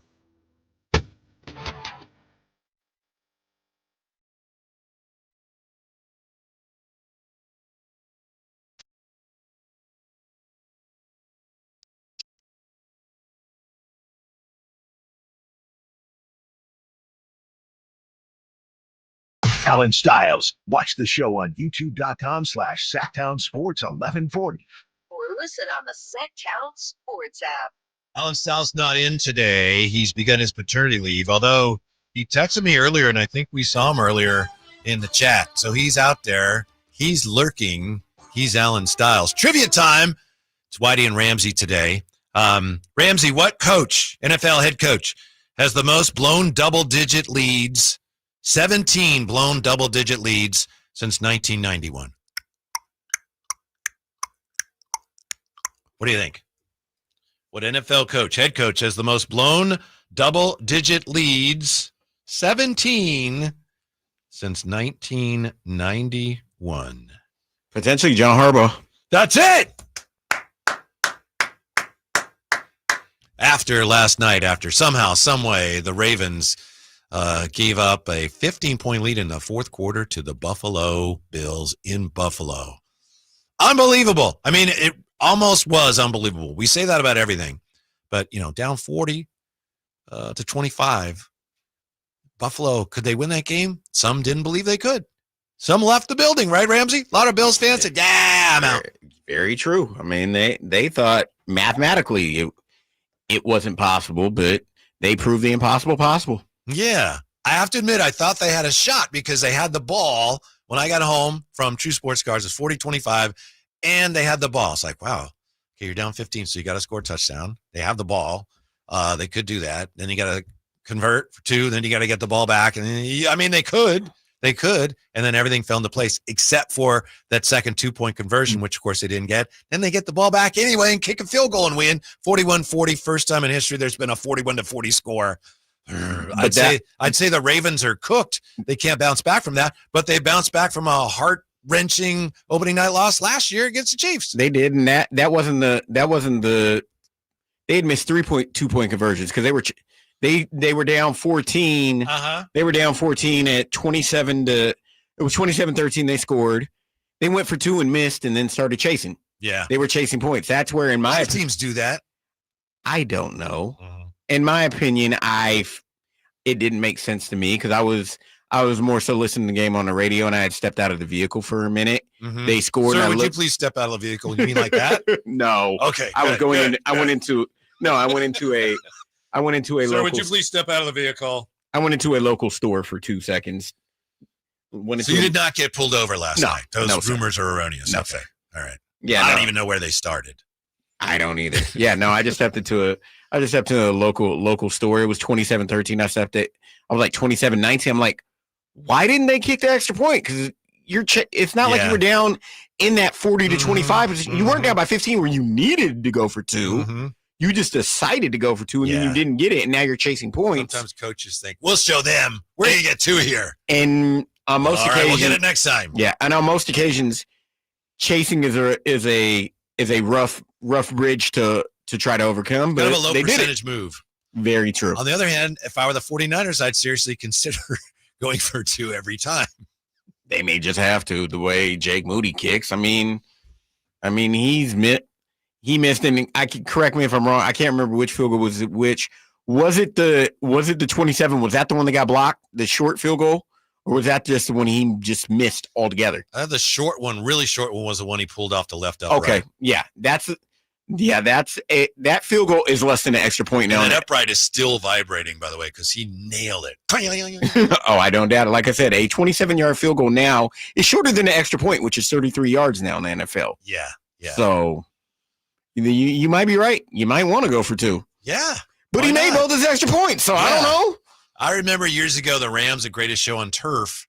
I remember their kicker got hurt. Was it Wilkins? Was he on that team? Whoever the kicker was, he got hurt. I remember this because he was on my fantasy team, of course. And you had the fantasy kicker on that team, piling up the points. He got hurt. And the Rams, they didn't miss a beat. It's like, all right, we'll go for 2. They probably ended up scoring more points than they would have if they had their kicker. Especially with that team. Oh, yeah. In the late Falk and in the late 90s and early 2000s. I mean, yeah, Marshall Falk, Torrey Holt, Oz Hakeem, Isaac Bruce. Yeah, Isaac Bruce. That's why they were called the greatest show on turf in St. Louis. There were times, real quick. That was when I was still in college at ASU, and we'd play Madden all the time. Yeah, there were plays in the Rams playbook, which was true to form. You said Marshall Falk out. It'd be empty backfield for Kurt Warner, and you get Marshall Falk on a streak route, and just shred your opponents apart using the Rams. Mm-hmm. And that's what they did. Mm-hmm. Speaking of fantasy, I mentioned fantasy football a moment ago. Thanks to Jeff for sending this along. Here's a bad beat in fantasy football. Whitey, my boss was getting crushed in fantasy until Josh Allen had his incredible fourth quarter. He took the lead by fractions of a point. Then Allen kneeled down 3 times and lost yards each time. My boss lost. Ouch. Thank you, Jeff, for sharing that. That, Ramsey, those stories, a story like that, exactly why I don't play fantasy football anymore. Yeah, and that's the type of thing that just drives me nuts because I don't like to lose. This might be an insensitive comment, but well, that's fantasy football for you. Yeah, it's kind of what you're signing up for, huh? Pretty much, and like you said, reasons like that are why I don't play fantasy football. You're in that position right there. You're sweating out something you shouldn't sweat out, and it's not even your favorite team. So it's like, I actually think people that play fantasy in some ways they're just stronger than me because they can shake it off, and they lose and like well next week. And I wear it. So I had to stop playing, when it's Sunday night and I'm in a bad mood because so-and-so didn't score a touchdown or somebody knelt. That's not a good frame of mind, Ramsey. So I am not mentally strong enough to play fantasy football. That's, I think, where I am. I can't say one way or the other, but I understand where you're coming from. Yeah, it's one of those. I don't care what it is. I'm competitive. Right. I hate to lose. Right. Regardless whether it's a fantasy football game or something where I'm actually participating in. What about if it's a Whitey's Wayback Machine quiz? Oh, I don't like losing. I don't like losing anything. And there are times when we do those quizzes after we finish, I'm like, I knew the answer and just like, I don't want to say blank, but oh yeah, it happens. But it happens to everybody. And it's like, I knew that, but like, why did I say that instead? Yeah. So you can imagine how often that happens to people on TV. Oh, most definitely. Things and quiz shows or whatever, even Wheel of Fortune. And they're just the brain, just part of it shuts off because of everything going on. Here's what I thought was the most impressive thing about the 49er win. We can quibble about the manner in which they won, and I'm sure we will continue to do so. But here's the thing. They stopped the run. Now, the 49ers, for as sophisticated as Kyle Shanahan's offense is, 49ers success, and this is Kyle Shanahan's plan. This is the way he draws it up. It depends, basically, when distilled to its essence, to 2 things, running the football and stopping the run. Last year, the 49ers did not stop the run. Pro Football Focus last year had their rush defense 28th ranked in the NFL. Yesterday, Robert Saleh's defense gave up 3.2 yards per carry. You stop the run, that tilts the game in your favor. They did not run the ball especially well. They didn't do both, run the ball and stop the run. But that I thought was the biggest key because that was absolutely something they had to do this year if they were going to be better. It doesn't guarantee anything going forward, but a really positive sign, Ramsey. You bring in Robert Saleh. Hey, can we get back to what we were when you were the coordinator before? Most importantly, can we stop the run? And one weekend against a team that focuses on rushing the ball, they did. And that's big. And not just that, at the moment, even though they lost pieces, you could say, at least for 1 week, they have the personnel that can stop the run. Right. I mean, but again, case in point, San Francisco didn't run the ball that well either. They only averaged 3.3 yards a carry, but it was the most, you can probably say it's the most balanced offensive attack you can have with 71 quote unquote attempts, 36 runs and 35 pass attempts. There you go. That's 50-50 right there. Mm-hmm. Not saying, I mean, what is the magic number for Kyle rushing attempts? Is it 40? I believe so. Mm-hmm. Or something close to it. Or as we call it, the Doug Christie magic number, 50 to make 40. Right. 50 to get to, hopefully you want 50, but hopefully they get to the 40 number and attempt to threes. On this program. Yes. He told us, yeah, that's really what I'm doing there. But yeah, I mean, 36 rushing attempts and 35 passing attempts. And speaking of Doug Christie, he may need a hug after this game. That's a good point. Right watching there. his beloved Seahawks. I've forgotten all about that. Watching his beloved Seahawks, he probably is in the boat where I'm at, saying that they gave that game away. On the one hand, Ramsey, well, I feel badly for him. On the other hand, he's a Seahawk fan. Like you were saying about people who play fantasy football, it's what you signed up for. I understand. I still have a raw spot about Seahawks fans from way back in the Harbaugh, Pete Carroll dynasty era. That rivalry was white hot. And some of it still lingers, but it's not the same. My wife was asking me yesterday, rivalry game? Yeah, but not like it was.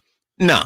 I mean, it's kind of, as we can equate now, it's kind of like when, for example, when the Kings and the Lakers play. I mean, it's still a rivalry game, don't get me wrong, but it's not at its peak as it was in the glory years. That's why I'm wondering whether the Chargers and the Raiders now will start heating up because of those two. I'm guessing they will both downplay it to the extent that it won't be what it was, when Jim Harbaugh left Stanford, because it goes back to Stanford, USC, as you well know. So I wonder, something I'm keeping an eye on with them playing in Vegas next Monday, is the Pete Carroll, Jim Harbaugh rivalry going to ramp up again? My guess is not as much, but I'll be curious to see. I think that's going to be the potential storyline that the 4-letter network and other people take, trying to rekindle it and see where it goes. But I agree with you. I don't think it's as much as what it was, especially like in that USC Stanford type rivalry. But would you like to, as a Raider fan, would you like to see it ramped up? It's the Chargers. Yeah, I mean, there you go. I look at all three AFC West teams as rivals. I don't care. Yes. That's the way I take it. Hey, ramp it up against the Chargers and find a way to beat the Chargers, so that way you're the one that's getting the last laugh. Get the dub. When we come back, we'll take a look at something else that happened over the weekend. NBA Hall of Fame inductions and more on week 1 of the National Football League. Whitey in for Stiles on Sacktown Sports. Carmichael Dave here for my friends at American Energy Heating and Air. Yes, I always tell you they are a family-owned operation, been in business since 81, A-plus Better Business Bureau, but it is hot. We're in those Sacramento hot months. I want to focus on them being your second opinion partner. What does that mean? Maybe you've got somebody you're working with or you've worked with in the past in the HVAC world. Guess what? They want to give you a second opinion. How much does it cost? Nothing. You call them up and say, hey, can I get a second opinion on this deal? They come out and they either say, wow, that's a great deal, you should feel better about that, or they say, we can beat that price. And usually they're going to beat it by a lot. Guess what? You just saved money and it didn't cost you anything to find out. It's a no-lose situation. Go with a trusted company. American Energy, 916-520-9990. That's 916-520-9990 or AmericanEnergyAir.com. Jingle Singers, take it away. Call 916-520-9990 now. Finding great candidates to hire can be like, well, trying to find a needle in a haystack, but not with ZipRecruiter. Its powerful technology actively finds and invites qualified candidates to apply to your job. So while other companies might deliver a lot of hay, ZipRecruiter finds you the needle in the haystack. See why 4 out of 5 employers who post a job on ZipRecruiter get a quality candidate within the first day. Try ZipRecruiter for free at ZipRecruiter.com/free. That's ZipRecruiter.com/free. Progressive knows if you have to choose between everyday life and your RV, RV wins. What, are you going to take the RV to the mountains or go pick up your dry cleaning? RV wins! Are we cleaning the gutters or taking the RV camping? RV wins! Are we getting a new passport or cruising up the coast? RV wins! Don't forget, you got that trip to Sweden coming up. Oh, yeah, passport, then RV. With Progressive, you can bundle your RV with your home or auto and save with a discount and spend more time enjoying those savings in your RV. Progressive Casualty Insurance Company affiliates, other insurers, not available in all states and situations. If you're 55 or older and into that whole saving money thing, T-Mobile has an exclusive phone and internet bundle just for you. Right now, get 2 unlimited phone lines plus 5G home internet for just $30 each per month with autopay, plus taxes and fees. And with 5G home internet, setup is easy with just 1 cord and no technician needed, which is great if you're also into that whole keeping it simple thing. Switch now and experience the best mobile network in the U.S. Visit your local store to start saving. T-Mobile, it's better over here. Based on analysis by Ookla of Speed Test Intelligence data Q4 2024 to Q1 2025, Ookla trademarks used under license. Unlimited on our network. Customers on voice plan may notice speeds lower than other customers and further reduction if using more than 50 gigs a month due to data prioritization. Video streams and SD on this plan. Home internet pricing after $20 a monthly bill credit plus $5 per line without autopay. Debit or bank account required. See 5G device coverage and access details at T-Mobile.com. So my mother is thinking of switching from Verizon to Pure Talk, but she's worried the deal sounds too good to be true. Michael, she said, how can those Pure Talk people offer me the same basic service as Verizon for so much less money? I said, Mom, go ask Google how much Verizon spends on advertising and promotion. A few seconds later, my mother said, oh my goodness, $12 billion a year? That must be a typo. I'll tell you what I told my mom. It's not a typo. Verizon spends $12 billion a year on advertising and promotion, and their customers are paying for it. Well, Pure Talk doesn't spend that kind of money on commercials. Trust me, I would know. Consequently, they can offer you and my mother unlimited talk, text, and plenty of data on a blazing fast 5G network for just $25 a month.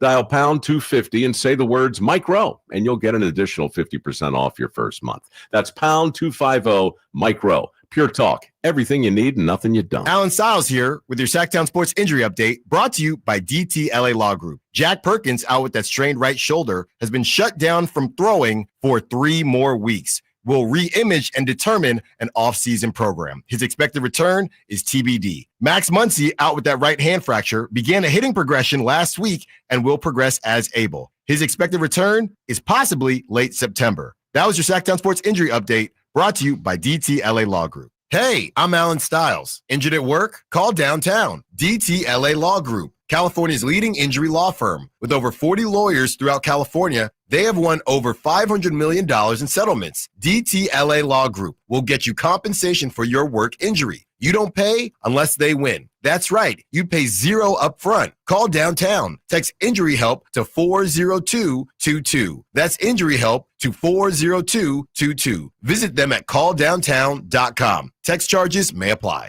Fall is coming, and Sacramento Rivercats baseball has you covered. On Friday, September 19th, the first 2,500 fans at Sutter Health Park will score a free San Francisco Giants puffer vest, your last chance at a giveaway this season. Grab your tickets at rivercats.com.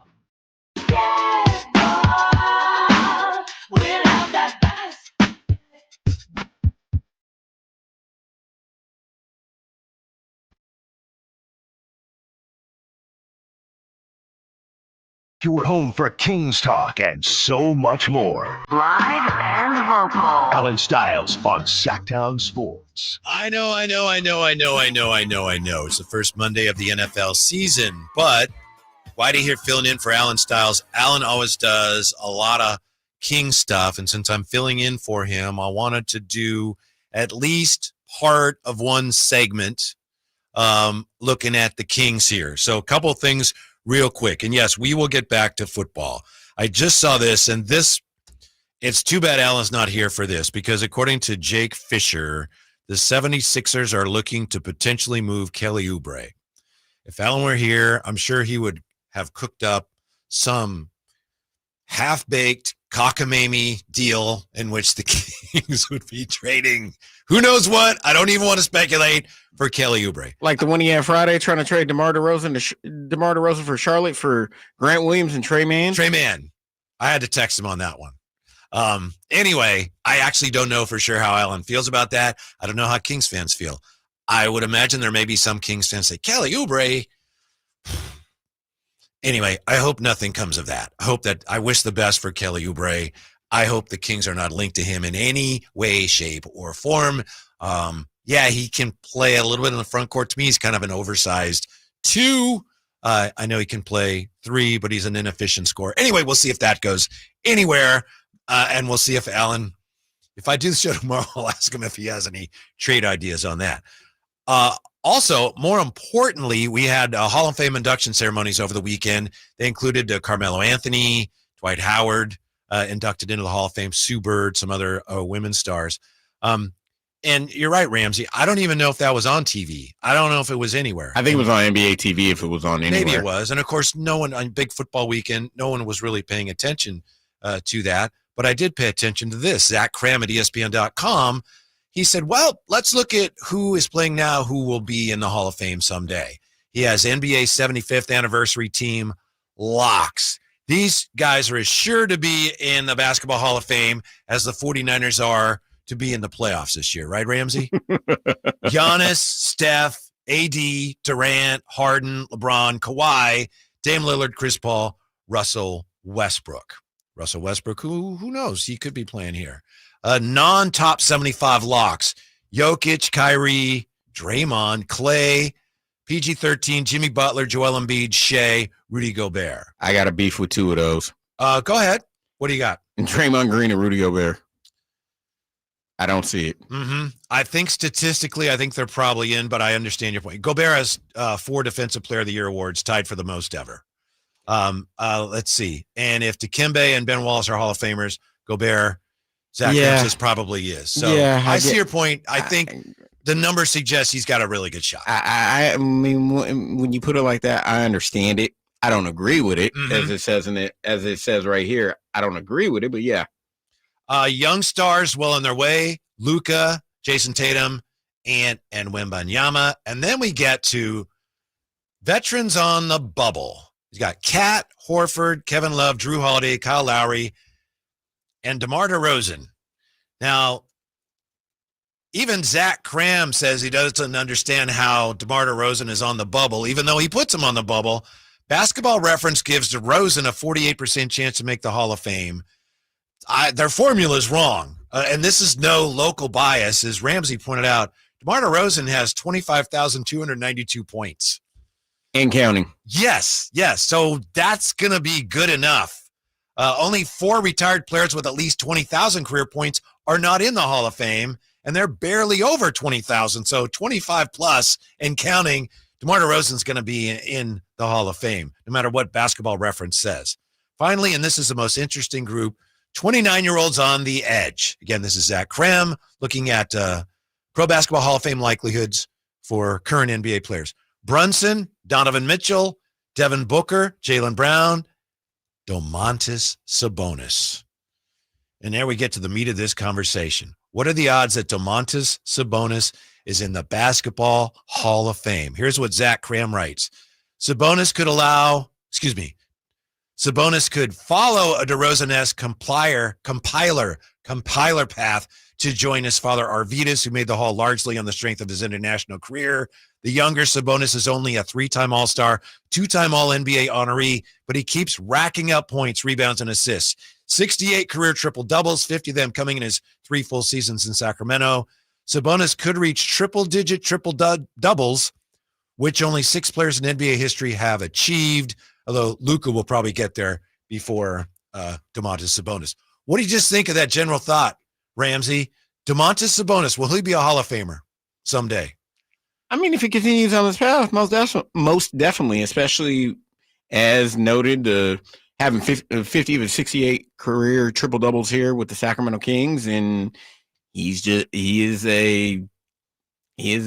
is someone that, especially for those that weren't familiar with him the day the trade was made for him for Tyrese Halliburton, and people were getting disappointed that they gave up on Tyrese Halliburton. I was one of the first people to be like, we got a 3-time All-Star in Domantas Sabonis. Why are people getting besides himself? Like, I almost felt at the time they stole Sabonis from Indiana in that fact. And I was like, they got Sabonis. It fits. It works. And we have seen his consistency. Yeah, I think he's a really good player, obviously. 3-time All-Star doesn't really equate to Hall of Fame necessarily. Domantas Sabonis Hall of Famer right now, I don't see it. Certainly it's possible, and he's a really good player. It's almost 2 different arguments. Like, yeah, he's a really good player, and he's really helped them, but Hall of Fame, he hasn't done, anything close to what his dad did internationally because he's been playing here. He's been a really good player. I think he's going to have either just continue to just be right there every year, Mr. Double-Double, Triple-Double for a long time. At some point, a guy like that, there aren't many of them, but they get to the point where they just topple all resistance because, the numbers are too much. So he could do that and or some postseason success. All of the above. Yeah. All of the above. I mean, if he does continue on this consistent path, yeah, the numbers are going to be there. I mean, like you said, you named, but they were more defensive. Like Ben Wallace made the Hall of Ben Wallace is definitely a Hall of Famer with the resume that he had. But some of that was the teams he was on too. Very true. Yeah. Very true. Just like, I mean, defensive. I mean, like I said, Ben Wallace he's one, and the other one that they named Rudy Gobert. I'm with you on Gobert, by the way. I totally understand your argument. I mean, Zach Cram's argument is, well, he's 4-time Defensive Player of the Year. But Rudy Gobert, and I don't really have anything against him. I know he's not the most well-liked player. But someone says Rudy Gobert, Hall of Fame. Any objections? My hand's going up. Mine as well. Because here's the other thing. Here's the other objection. You mentioned playoffs and you mentioned postseason. Mm-hmm. He makes the postseason, but that's all he does. Mm-hmm. He hasn't advanced far enough in the postseason for me to be like, I look at him in a different light. Yeah, he's got a strong case that he's building, but I think he's still got some more to put together there on that resume to be a Hall of Famer. Sabonis, I think, is a long ways, but there is a path. That's the way I see it. As they say, there's he ain't definitely there, but I could see how he could do it. There's definitely, as they say, a pathway. Yeah, that's definitely available. And going back to DeRozan, if there's anyone taking his resume and his line of work that he's put forth, if there's anyone that thinks DeMar DeRozan isn't a Hall of Fame, I need to check your basketball credentials at the door. Yeah, I may have to when I have more time because I don't really care that much. It's so dumb. I don't know how Basketball References formula could say 48% chance. You need to change your formula. Yeah, I don't. And I like Basketball Reference. I may have to boycott Basketball Reference. Again, not out of some, Kings related bias, but just that's stupid. That can't be right. Why are you doing that? You shouldn't have that on your website, Ramsey. Yeah, in my opinion, especially, I'm not comparing careers, but the last 25,000 point scorer that recently just got into the Hall of Fame was Vince Carter. Mm-hmm.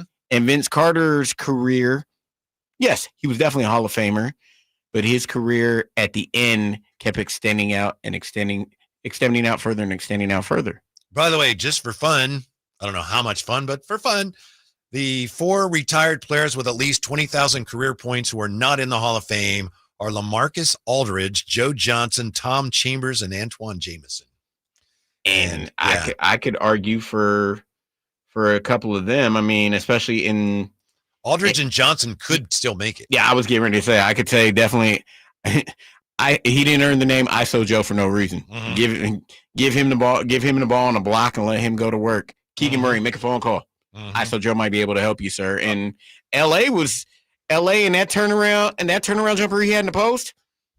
Oh yeah, unstoppable. And congratulations, speaking of Keegan, on the nuptials. He got married over the weekend. When we come back, not sure how to feel about that 49er win. Well, they're almost certain to be 2-0. We'll look at that next. Sacktown Sports. This is the story of the one. As a safety manager at a manufacturing plant, he does everything he can to keep his coworkers safe. From finding ways to reduce risks to keeping safety supplies in stock. And for that, he relies on Grainger. Grainger offers a broad range of quality products and next-day delivery, so he can always play it safe. Call 1-800-GRAINGER, click Grainger.com, or just stop by. Grainger, for the ones who get it done. Some things can steal your sunshine. Ugh, I just got my hair done. Sorry, the cooler's broken. Anyone see my flip-flops? Anyone? But COVID-19 can steal a lot more. I just took a COVID test. Ugh. Prescription medications for COVID exist. If you test positive this summer, ask your doctor if they're right for you. Visit PfizerForAll.com/COVID-19 to learn more. Sponsored by Pfizer. Hi, I'm Chef Franklin Becker. You know the jingle. Now discover the facts about Ozempic, a GLP-1. There's only one FDA-approved Ozempic made by Novo Nordisk. Learn about the real thing. Talk to your healthcare professional today. Call 1-833-OZEMPIC or visit Ozempic.com to view the medication guide and to learn more about Ozempic. Semaglutide injection 0.5, 1, and 2 milligrams.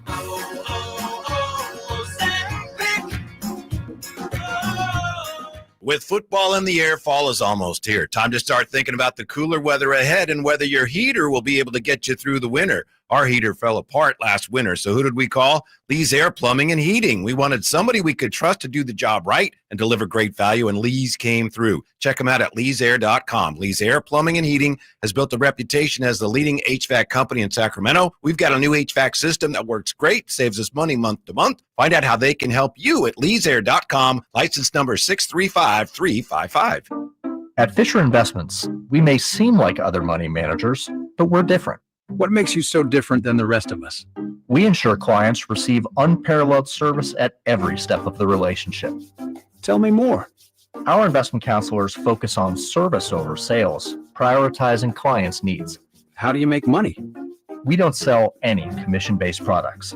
We have a simple management fee based on the value of our client's portfolio. So we do better when our clients do better. What about client portfolios?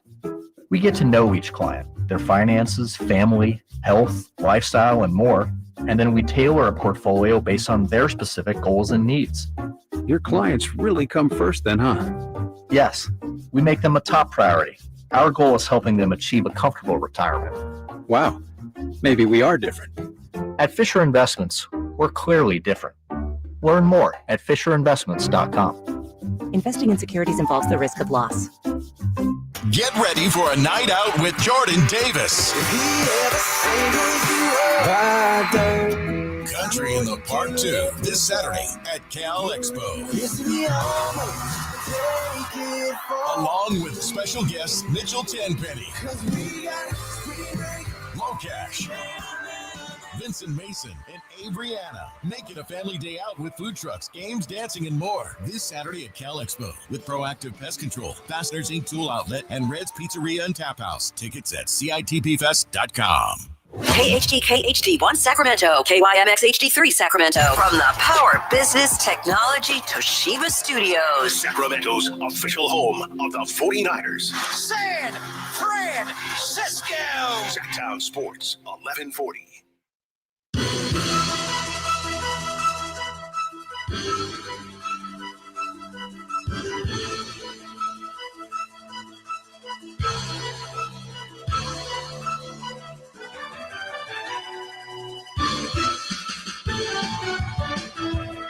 Allen Stiles. Watch the show on youtube.com/Sacktown Sports 1140. Or listen on the Sacktown Sports app. Allen Stiles is not here today. His paternity leave has begun. Although, as I've mentioned several times at last report, they're still waiting for the addition to the family. But Allen is out, so Whitey Gleason filling in along with Ramsey. We take you up to 2 o'clock. That's when the Drive guys get rolling. And they have a truncated show today, which feels weird for me to be talking about. Here's what's on the Drive guys today. But you got Jay Johnson, of course, and Kyle Draper back from vacation, taking you up to pregame for the Bears and the Vikings. And that will wrap up a very eventful week 1 of the NFL season. KD, my man. Mm-hmm. I have to tell you, I'm a big baseball fan. So part of me, every year when the football season starts, the baseball fan in me starts to resent a little bit. Well, wait a minute. No one's paying attention to baseball now. But I get it. I understand it. And even though that's how I feel, yesterday and the whole week 1 weekend of the NFL season was great. It was amazing. Even before that spectacular finish last night. Thursday night's game between the Eagles and the Cowboys. Wouldn't be surprised if Kyle Draper touched on that today. I don't know. It was a great game. Much closer than a lot of people expectorated. Then Friday's game was very eventful with the Chargers, with Ramsey's Chargers coming through. Ramsey and I opposite ends of the spectrum on the Chargers. I'm big on the Chargers. I'm high on the Chargers. Ramsey is not. And he's not in part because the Chargers are playing his Raiders next week. But can we agree that that was an eventful game, Ramsey, Friday night in Brazil? For those of us that saw it, sure. I'll agree with that. Like I said, I know you didn't have a chance to check it out. I think I could have watched it. I just didn't want. It's like, I got to try to figure out how I can see it. I'm just not going to. I mean, I know it was on YouTube. I had it on. Yeah. I had it on early. Okay. Until, like I said, until I had to go cover. I was out covering high school football, and with that being said, I need my phone. So therefore, I can't do 2 applications at once, meaning I can't watch YouTube while using my phone as many do to shoot video. So my covering of high school football was, in my opinion, was much more important at the time than the Chiefs and Chargers. Did you have any streaming issues? Did anybody have any issue? Okay. No, it was just fine. It was YouTube. I mean, I turned it on right as it came on at about 4 o'clock, 4:30, whatever it was. I turned it on, had the audio playing as I was maneuvering to my destination, and It was clear as day. Had no issues. Mm-hmm. I know watching Red Zone yesterday, I know a lot of people. I was one of them. We were ringing the alarms about commercials on Red Zone. Commercials on Red Zone. This is terrible. It could be the end of the world.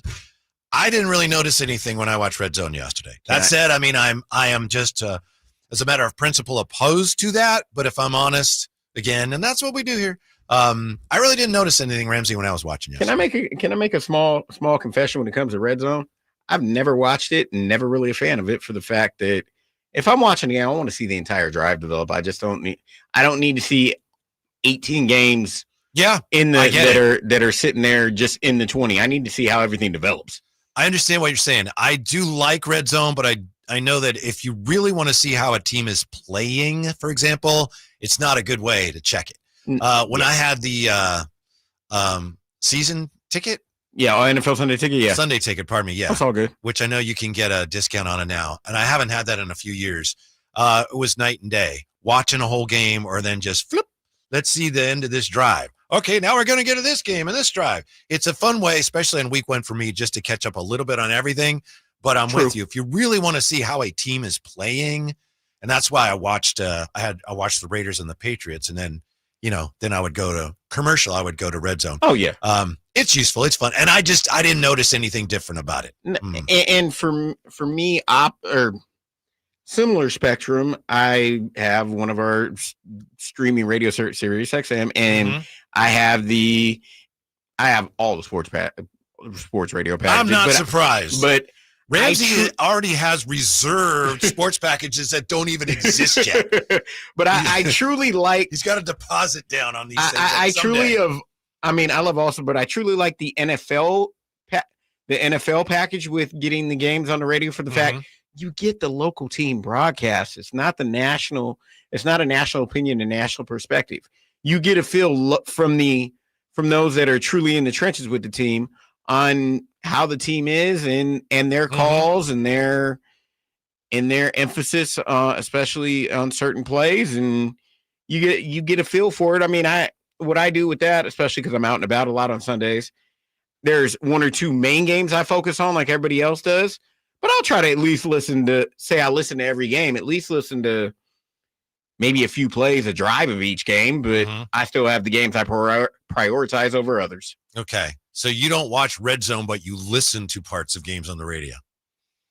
Yes, I do, mainly because I'm out and about. Okay. Yeah. I'm out and about for most of the day. I'm glad you mentioned local broadcast because I watched the game, but then driving up to True Sports Cards yesterday, I heard our post game here on Sacktown Sports, the 49er post game, and they played a number of the calls. And Guy Haberman's been a friend of mine for a long time. I was privileged to be invited to his wedding, and I know everything going on right now with Greg Papa is, it's unfortunate to say the least, but I know there's reasons. A lot of people are optimistic. I know Greg was on with Carmichael Dave, and it was a very heartfelt interview he gave Friday. So the circumstances are far from ideal, to say the least. And I'm thrilled for a guy that he got to be part of such a great call yesterday. And he's a great guy, and he does a really good job. It didn't. I mean, Greg Papa's Greg Papa. I mean, absolutely. Not just, and nobody knows that better than Guy Haberman. Yeah, and not just that. Not just for those that are fans of San Francisco. You got to remember, previous to that, he was a Raiders play-by-play. Oh yeah, and that's how he cut his football teeth. Exactly, and he would say he wasn't very good when he started, but he worked hard at it, and he became, of course, an excellent football announcer. Oh, very true. And so I understand where the team is, and your friend Guy Haberman, because I was here working yesterday afternoon, producing behind the scenes that broadcast. I mean, when I was truly intently listening, there was no issues. I mean, you don't replace Greg Papa, right? You just fill in different, and he's got different inflections and cadences, and he's still getting comfortable in the saddle, so to speak. Oh, most definitely. I mean, you could slightly tell that, but but his color guy Tim Ryan was definitely assisting and trying to help him out and make it as smooth of a transition as you could possibly call it, if you want to call it a transition at the moment. Well, I know the guy he's very, very diligent. He's very hardworking. And I know above all, he just wanted to make sure you explained what was going on yesterday. And I know he'll do that, and he'll get more and more comfortable with it the more he does. But of course, everyone's hoping Greg Papa is back before you know it. Because correct me if I'm wrong, you would know this better than I would. I know Guy Haberman has done he has done play-by-play, especially of some of the universities throughout the Bay Area. Correct me if I'm wrong. I know he's done TV. I don't know how much radio play-by-play he's done. I just don't. I know he's with the Pac-12 network. Yeah, exactly. But I think that was more like a talk show. But he's done a lot. I think he's done a lot of college stuff. Yeah, that's where and he's done. I think he's done some. He's been on some Major League Baseball telecasts. Yeah, as you said, that's where I recall him from is either Pac-12 network or potentially either maybe Stanford, maybe Granny yes, Pac-12, but maybe Stanford, maybe Cal. But yeah, that's where my knowledge of him comes from. Yeah. So he had the call yesterday as the 49ers find a way to overcome their mistakes and some injuries, and they beat Seattle in the opener at Seattle. Ramsey, what did you think? Take us through your reaction. And I was listening when they asked Jake Tonjes his reaction to that play. The game-winning throw, what did you think? Purdy back to throw. Lofts it. Is he thrown out about touchdown 49ers? What did you think as that play unfolded? I mean, I only had the radio side. Oh, okay, that's right. I only had the radio side on because I'll be honest, I had the Lions and Packers game on the TV, just trying to consume as much football as I possibly could. But it sounded like it was when I heard it was something close. Like he made the catch, it was close, but he made it. He made the call as well as he could, and made it sounded as dramatic as it was with the circumstances he was given. I didn't know what he was doing. Not Guy Haberman, but Brock Purdy. Very risky throw. When he first threw it, it's just you could see that he was throwing it into, if not a crowd, he was putting the ball in a dangerous spot. And it was just one of those moments where you're just hoping the right guy catches it, which he did. It was kind of stunning, like, wow, that's a touchdown. Brock got a little loose with the ball yesterday, took some chances. That's one where if he doesn't take that chance, who knows what happens? You could say, well, that was too risky. But obviously, all's well that ends well. Ended up throwing the game-winning touchdown pass. Yeah, it was once I saw the replay of it, it was a very dicey pass. Yes. Because it could have well been intercepted. Could have been, and it wasn't. But you're right. And I will say this, and I think this is kind of tongue-in-cheek, but I saw this on social media, and I think even some people in The Athletic that we think highly of wrote about this. And I don't like it, okay? Some have compared that throw to the catch. Joe Montana to Dwight Clark. And I know it's like, I get it. Having seen it's like, okay, there's some similarities. But that's it. I'm going to steal a line from a show I hear on Sirius XM Satellite Radio. How, Sway? There's nothing even close about it. Not even. Well, I would say there's a little bit close about it, but give the magnitude is like nothing like it. And that play changed football history, the catch, of course. And this was a risky throw that worked out to win a week one game. It was a week one game-winning touchdown pass with about a minute left. It wasn't, like you said, it wasn't the catch, God rest Dwight Clark's soul, but it wasn't the catch over the Cowboys to get to the Super Bowl and propel San Francisco to the 80s, quote-unquote, if you want to call it, 80s dynasty that they ended up becoming. Yeah. This was just a week one. And I know the people that are saying that, right, I know they know that. But to me, and maybe it's because, that was just for those of us who went through that, that was the dawning of such an incredible and unforgettable era. Maybe it seems maybe I'm a little protective of that memory. I don't know. But it's one thing to say, hey, that was kind of like the catch. Well, a little bit. But then you move on. I don't think we need to discuss that similarity anymore than that. That said, the 49ers with a win. When they suffered some injuries and they suffered some special teams gaffes, and Brock Purdy turned the ball over. So all in all, it's one that if you lost that game, you're really kicking yourself. But Kyle Shanahan was elated and relieved after that game. And now you're probably going to be 2-0, Ramsey, as you and I, even you agree to that. You, a renowned 49er hater, have to agree that they're probably going to be 2-0. Yeah, because the Saints are probably the worst football team in the NFL. Mm-hmm. And I don't think they don't have personnel. But see, that gets back to the easy schedule they have. Personnel-wise, the Saints just don't have it. Right. They were competitive. In all fairness, they were competitive yesterday against the Arizona Cardinals. As they say, almost only counts a horseshoes and hand grenades. Yeah, So. well, I just said they were competitive. Yeah, they were competitive. They were in the game. They were more competitive than a few other teams we mentioned. They were, especially good point. They were more competitive. They showed up. They were more competitive than their divisional opponent, the Carolina Panthers or the Miami Dolphins. I'll give you that much. Mm-hmm. They were not a flat out embarrassment yesterday. No. Mm-hmm. No, not whatsoever. They showed up. They just don't have the talent. Mm-hmm. I mean, that you see that in all sports. I mean, teams compete, but if you don't have the talent, the more likely than not, the cream of the crop rises to the top. And if you don't have the talent, it'll show. Ricky Pearsall was very good yesterday. It was very productive, and it looked like maybe Brock Purdy and Ricky Pearsall are developing a little bit of chemistry. Very important, because I know Brock Purdy said very recently that last year there were times when Ricky Pearsall would get open, and he would tell Brock Purdy last year, "Hey, I was open," and Brock Purdy would tell him, "You got open, but you need to get open sooner. I need you to be open sooner." So it's a matter of timing, and it looks like that is coming along at a time when they really need it, with so little in terms of bodies available from the wide receiver position. I thought it was interesting that Christian McCaffrey apparently was pushing for more and more playing time, and he looked good. There were the concerns about his Achilles before the game. Who knows? He might have just had a little twinge or something Friday and said, "Let me be careful about it, and I'm fine." I don't know if it was really as big a concern as we all thought it might be, because of the way the 49ers handled it last year. But my point is, he, by all accounts, was not supposed to get as many snaps as he did yesterday, but he was insisting that he did. On the one hand, good, that's great. On the other hand, I mean, I'll say this much: take a little more slowly, Ramsey. Just to feed into that situation even further, which you were referring to. He had 31 total touches.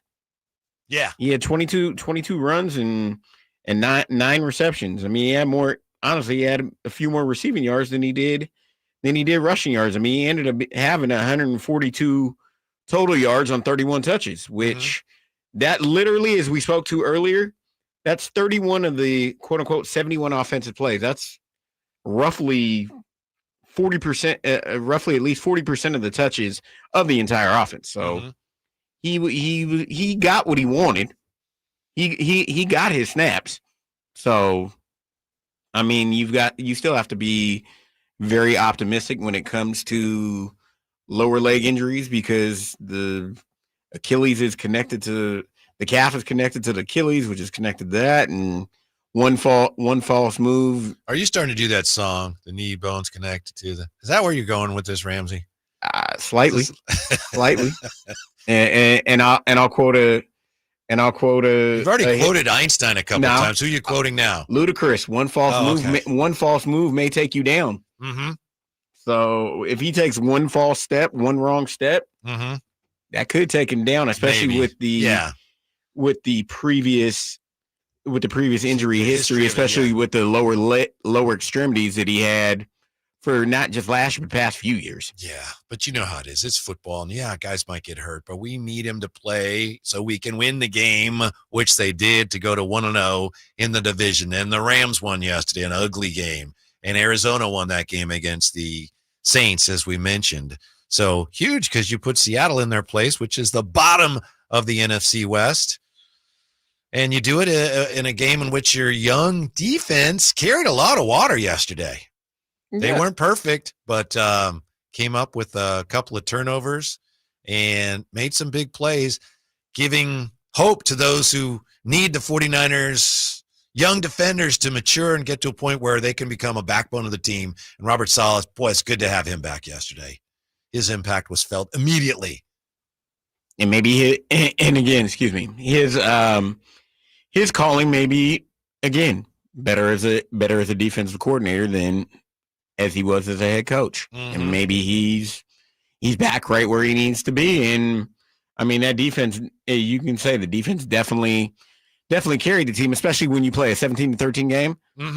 Your defense has to carry you into a win of that nature. I mean, your team only allowed 13 points while the offense struggled and only scoring 17.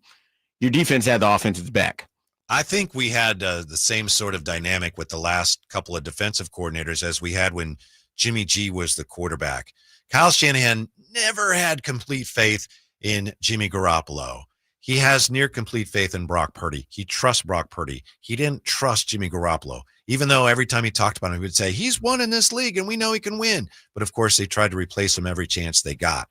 And the last few defensive coordinators has been the same type of thing. You could see Steve Wilkes and others, and they're kind of looking over their shoulder. They knew that this guy, and it's not just the coach, Kyle Shanahan runs the football operation. He's not the GM, but the GM works for him. And when the guy who does run the football operation doesn't trust you, it's tough to have the faith and trust of your players. And now Robert Saleh is a guy that Kyle Shanahan clearly trusts. So I think you've got a lot more faith from everybody involved on the team in the defense and the defensive coordinator than you've had the last couple of years. And that paid off big time for him yesterday with the defense that stopped the Seattle run. One of the keys to the victory, Ramsey.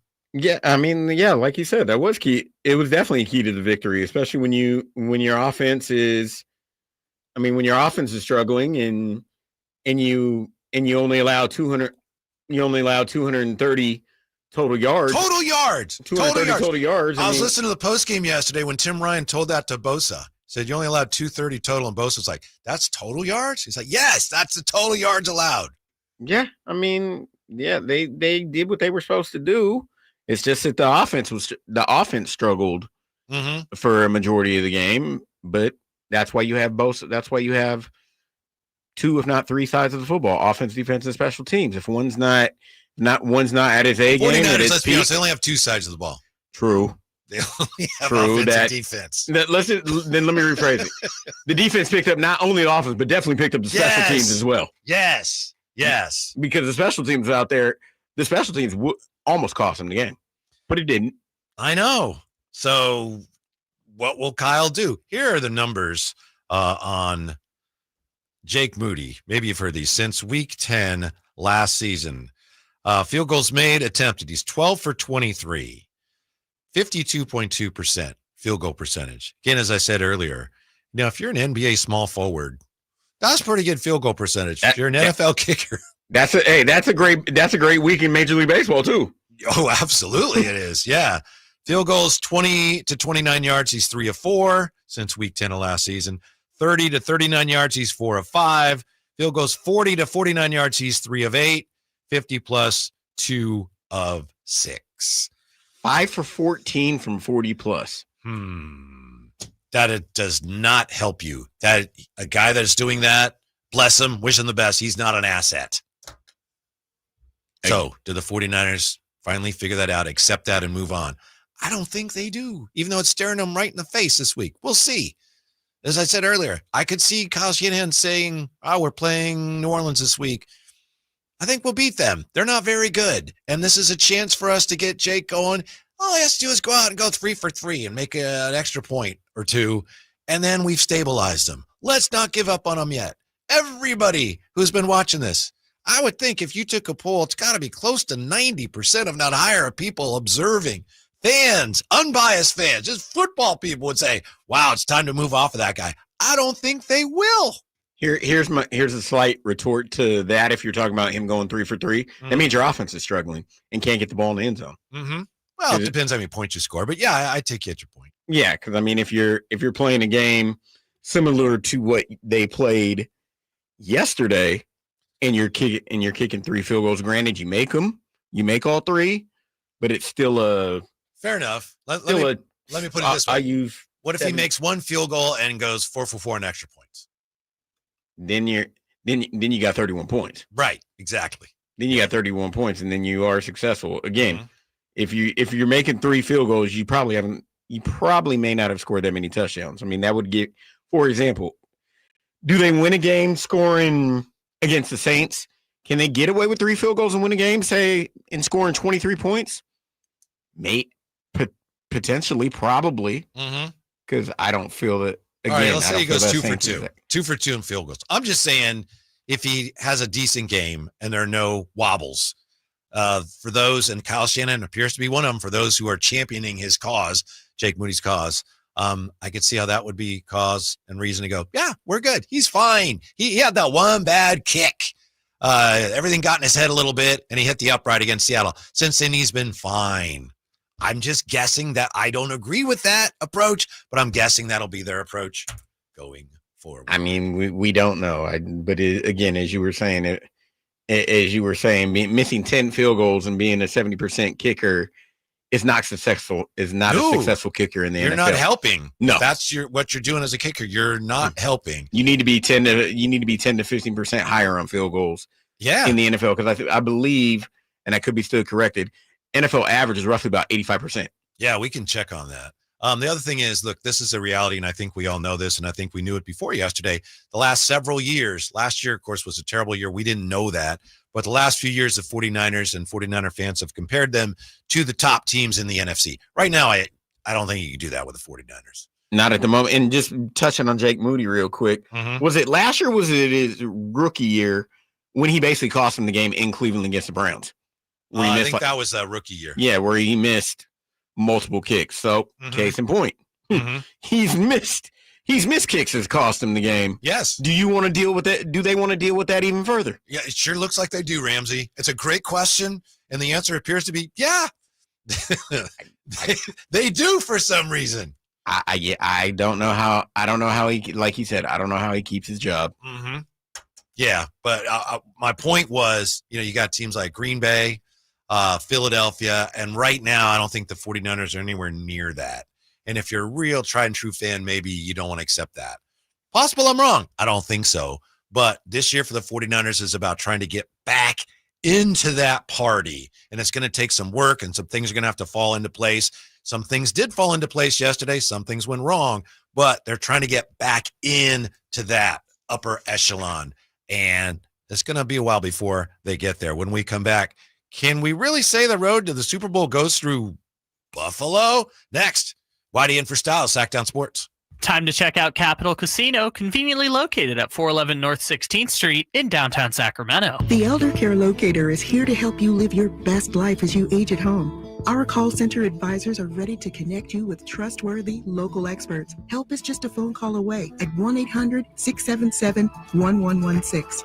Hey, Sacramento homeowners, imagine the coolest, most comfortable summer in 30 years, leaving air conditioning giants drowning in overstock. That's your golden ticket to massive savings right now at Sierra Pacific. We forged powerhouse partnerships with the world's top manufacturers. They trust us for flawless installations, unbeatable service, and our massive reach across Sacramento to move their inventory fast. In return, exclusive, jaw-dropping discounts just for you. Upgrade your home with premium systems at rock-bottom prices, installed by the region's elite craftsmen, and backed by ironclad warranties and legendary support. Plus, snag huge tax credits and SMUD rebates to slash costs even further. This inventory clearing bonanza won't last. Seize it today. Call Sierra Pacific for your free in-home consultation and discover the perfect system for your ultimate comfort. Dial 916-638-0543 now or head to SierraPacificHome.com. Don't miss out. Your cooler, cozier home awaits. Sierra Pacific Solar Heating and Air, the guys in the big red trucks.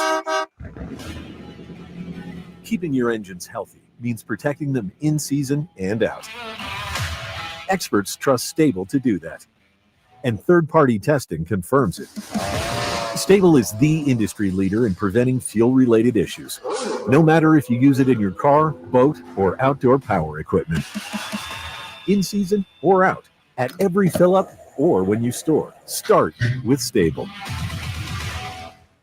What is your next success story? At University of Maryland Global Campus, you can succeed again with more than 135 affordable online degrees and certificates to help you move your career forward. From cybersecurity and AI to healthcare and MBA, our programs help you build critical thinking, leadership, and communication skills that set you apart in today's job market. Designed for working adults focused on the future. Classes start September 17th. Learn more at umgc.edu. Certified to operate in Virginia by Chev. Fall is coming, and River Cats Baseball has you covered. On Friday, September 19th, we are giving away San Francisco Giants puffer vests to the first 2,500 fans through the gates at Sutter Health Park. If you missed this giveaway at Oracle Park, here's your second chance, and it's the final giveaway of the 2025 River Cats baseball season. Don't miss your shot to head into autumn in style. Get your tickets today for September 19th and all remaining River Cats games of the season at rivercats.com. Get ready for a night out with Jordan Davis. Country in the Park 2 this Saturday at Cal Expo. Along with special guest Mitchell Tenpenny,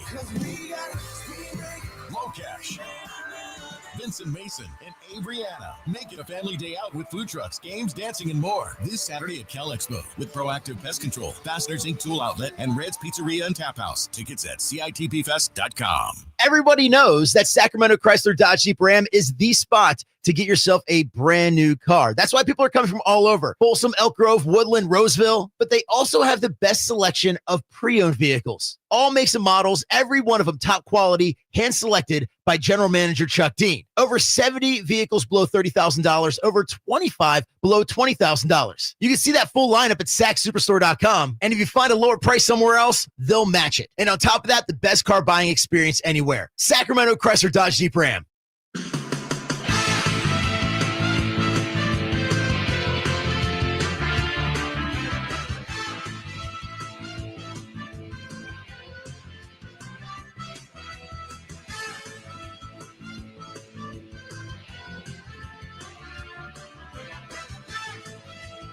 Live and local.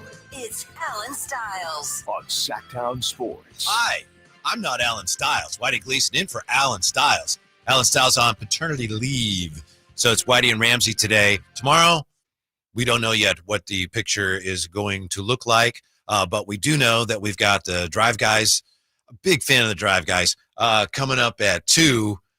Jay and Kyle Draper back from vacation. They'll be taking you up to pregame for Monday Night Football. So they'll be on. Yeah, exactly. And I'm sure he's going to have a hard time fitting all his vacation stories into the short 2-hour window that is available today. So tomorrow we'll let you know what's going on tomorrow when we figured out ourselves. Thanks for being with us. The 49ers, after winning yesterday, got some business things done. 49ers and starting right tackle Colt McKivitz have reached agreement on a 3-year, $45 million extension, including $27 million guaranteed. I know that some 49er fans have balked at that. How can you give him that much money? That's what it costs. That's what a starting tackle costs in the NFL. And the 49ers feel good about having him around for a while, especially with potential for some flux along the offensive line.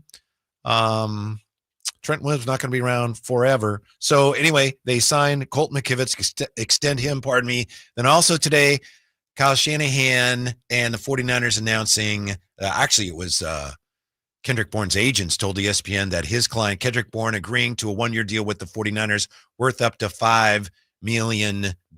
Kendrick Bourne has, of course, the history with the 49ers. And the move comes a day after the 49ers lost George Kittle and Juwan Jennings to injuries in their season opener. Was that why they signed Kendrick Bourne? Because they're not optimistic about the return of those two players, at least in the short term?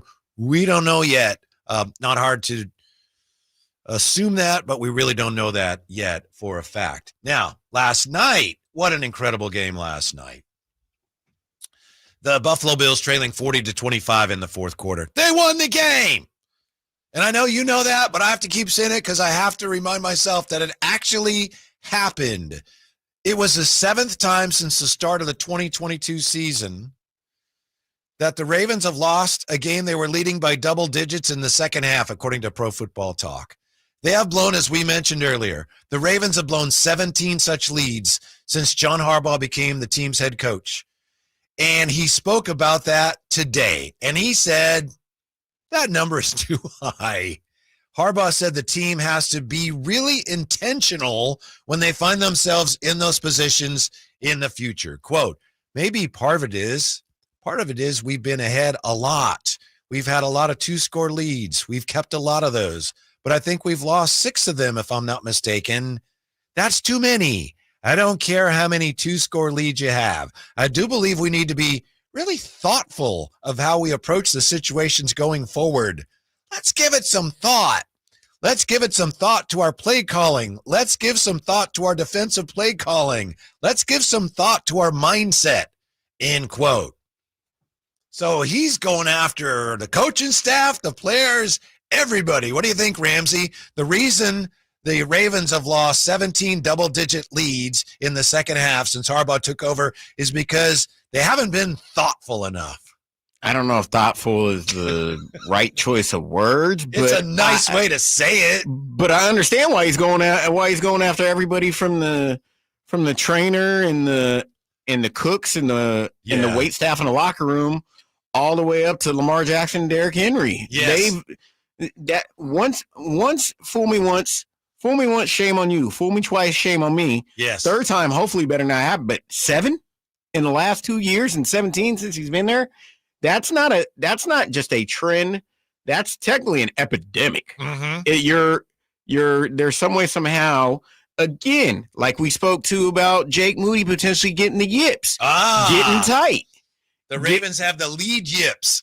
Potentially, there's something in there. Maybe where there could be. Where instead of focusing in, they start to get tight. They start to pucker, and it boils to a head. And they've lost 17 of those 2-score games. It reminded me of I know we talked earlier about how football is more like basketball than it used to be, and that teams can come from big deficits, make them up late, I think, more than they used to. But they reminded me, the Ravens did last night, of one of those basketball teams. You see this all the time, Ramsey, especially like in college basketball in the tournament. Team has a big lead, huge lead. And you can see they start, looking at the clock a little bit and maybe playing not to lose. And then, boop, the game tips the other way. The momentum goes to the other team. And at that point, you've already lost. Even though you're still ahead, it's inevitable that you're going to lose. Now, that was strange last night with, took a number of things, obviously, coming together for Buffalo to come all the way back. But the Ravens, they were complicit in their own demise. The Derrick Henry fumble was one of the keys. And then a lot of people thought they punted when they should have gone for it. I don't know.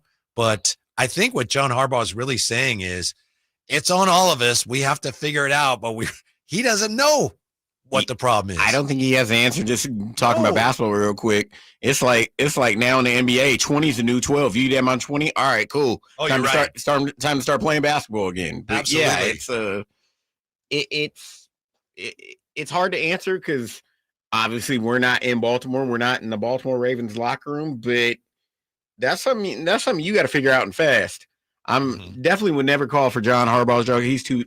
He's too accomplished of a head coach. I think he was on the hot seat maybe 3-4 years ago, but I think he showed that, no, I'm the best coach for this team right now. Yeah, most definitely. I mean, he's definitely quite accomplished as a head coach, but that's an epidemic in the trend that they need to stop quickly, very quickly, because if it happens once, it can happen again.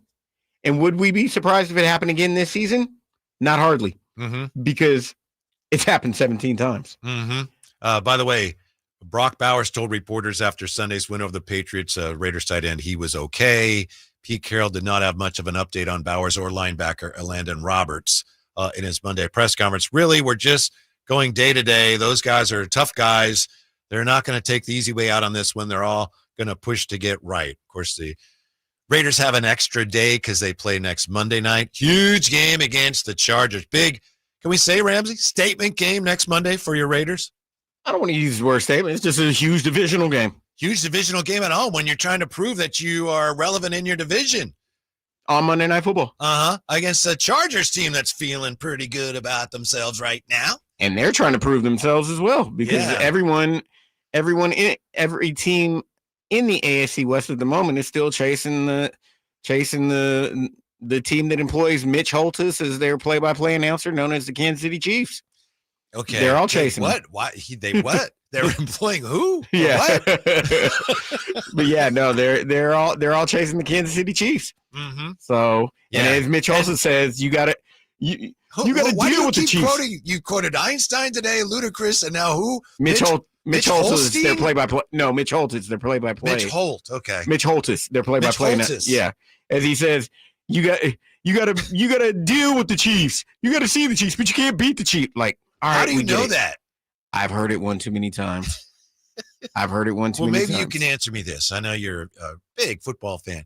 I think everybody in the AFC West won except for one team, and who's the one team that didn't win yesterday or this weekend? That's the team you're talking about, right? Yeah, the Chiefs. Yeah, Kansas City Chiefs. 1 week. Mm-hmm. It's 1 week, but yeah, that's why you got to enjoy it while you can. True. That's why they're in last place in the division at the moment. Mm-hmm. And there's 3 other teams that are in first. Other NFL news today, the Giants announcing that Russell Wilson will start next week against the Cowboys, not Jackson Dart. They really like Jackson Dart, though. I think they just don't want to overexpose him in an early season game against, the Cowboys. But it's only a matter of time before he takes over under center for Big Blue. And who know, I'm not Brian Dable. That might have been the spot because I don't know how much faith one can put in the Cowboys. I personally don't think the Cowboys may finish in last place in that division this season. I don't think. I'm not a Cowboy fan, but I actually thought they played reasonably well and I thought the defense did a decent job. They did, especially in the second half. And I know you're not an Eberflus guy. No, I'm not. No, they played decently, but you got to look at the situation with trading potentially your best player a week before the season starts. Mm-hmm. How does a team find a way to flip the switch and try to take a positive out of that? Because that potentially could have taken the entire wind out of the Cowboys team sail, not just for last week, but for the entire season. I expected to see more of that effect Thursday. So, and maybe, it's just because it was the opener. Maybe there'll be a cumulative effect. I concur, but as we've been saying, it was a divisional game. Yeah, they're going to compete, just like they're playing the Giants. They're going to compete, whether they win or not. We don't know, but it's an NFC East game. They'll compete. Mm-hmm. Yeah, we've got our salute to Geno coming up next. Geno Smith setting a new record in his Raider debut. We'll look at that. Wrap things up here. It's Whitey in for Stiles. Drive Guys coming up. Sacktown Sports. Time to check out Capital Casino, conveniently located at 411 North 16th Street in downtown Sacramento. If you're 55 or older and into that whole saving money thing, T-Mobile has an exclusive phone and internet bundle just for you. Right now, get 2 unlimited phone lines plus 5G home internet for just $30 each per month with autopay, plus taxes and fees. And with 5G home internet, setup is easy with just 1 cord and no technician needed, which is great if you're also into that whole keeping it simple thing. Switch now and experience the best mobile network in the U.S. Visit your local store to start saving. T-Mobile, it's better over here. Based on analysis by Ookla Speed Test Intelligence data Q4 2024 to Q1 2025, Ookla trademarks used under license. Unlimited on our network. Customers on voice plan may notice speeds lower than other customers and further reduction if using more than 50 gigs a month due to data prioritization. Video streams and SD on this plan. Home internet pricing after $20 a monthly bill credit plus $5 per line without autopay. Debit or bank account required. See 5G device coverage and access details at T-Mobile.com. Just announced, Stockton Honda has been named #1 of California's best car dealers in 2025 by USA Today and Statista. This prestigious award is based on thousands of customer reviews and recommendations, ranking dealerships for service, value, and satisfaction. Out of hundreds evaluated, Stockton Honda is proud to be #1, recognized for all-around excellence and commitment to our customers. Visit Stockton Honda, where reputation meets the road. Anytime, anywhere, it's all here. StocktonHonda.com. Get ready for a night out with Jordan Davis. Country in the Park 2 this Saturday at Cal Expo. Along with special guests Mitchell Tenpenny, Locash, Vincent Mason, and Abriana. Make it a family day out with food trucks, games, dancing, and more. This Saturday at Cal Expo with Proactive Pest Control, Fasteners Inc. Tool Outlet, and Red's Pizzeria and Tap House. Tickets at CITPFest.com. I'm Ken Korak with your Green and Gold Report, brought to you by Xfinity. Introducing the 5-year price guarantee. One internet price, 5 years guaranteed. Well, one of the subplots in September will be whether Jacob Wilson could win the AL batting title. Now, he's been around 10 points behind Aaron Judge in the recent past, but if Judge were to fade and Wilson were to get hot, the A's might have their first batting champion since Jimmy Fox back in 1933. Welcome to Dugout Radio, the undisputed home of Boomtown baseball. The Wi-Fi is booming with Xfinity, baby. Our next caller is Stacy. How do you stay locked in on every pitch and play? We stream it all live on Xfinity Internet with low lag, 99.99% network reliability, and speeds faster than a base runner beating the throw to home plate. I stream on my TV, tablets, even my smart fridge. Smart fridge. With all those games, we gotta refuel. Stream live baseball with Wi-Fi built for the biggest moments. Xfinity. Restrictions apply. Actual speeds vary, not guaranteed. Listen to the 49er Rewind daily. Brought to you by Mountain Mike's Pizza, the official pizza of the 49ers. Mountain Mike's Pizza. Pizza, the way it ought to be.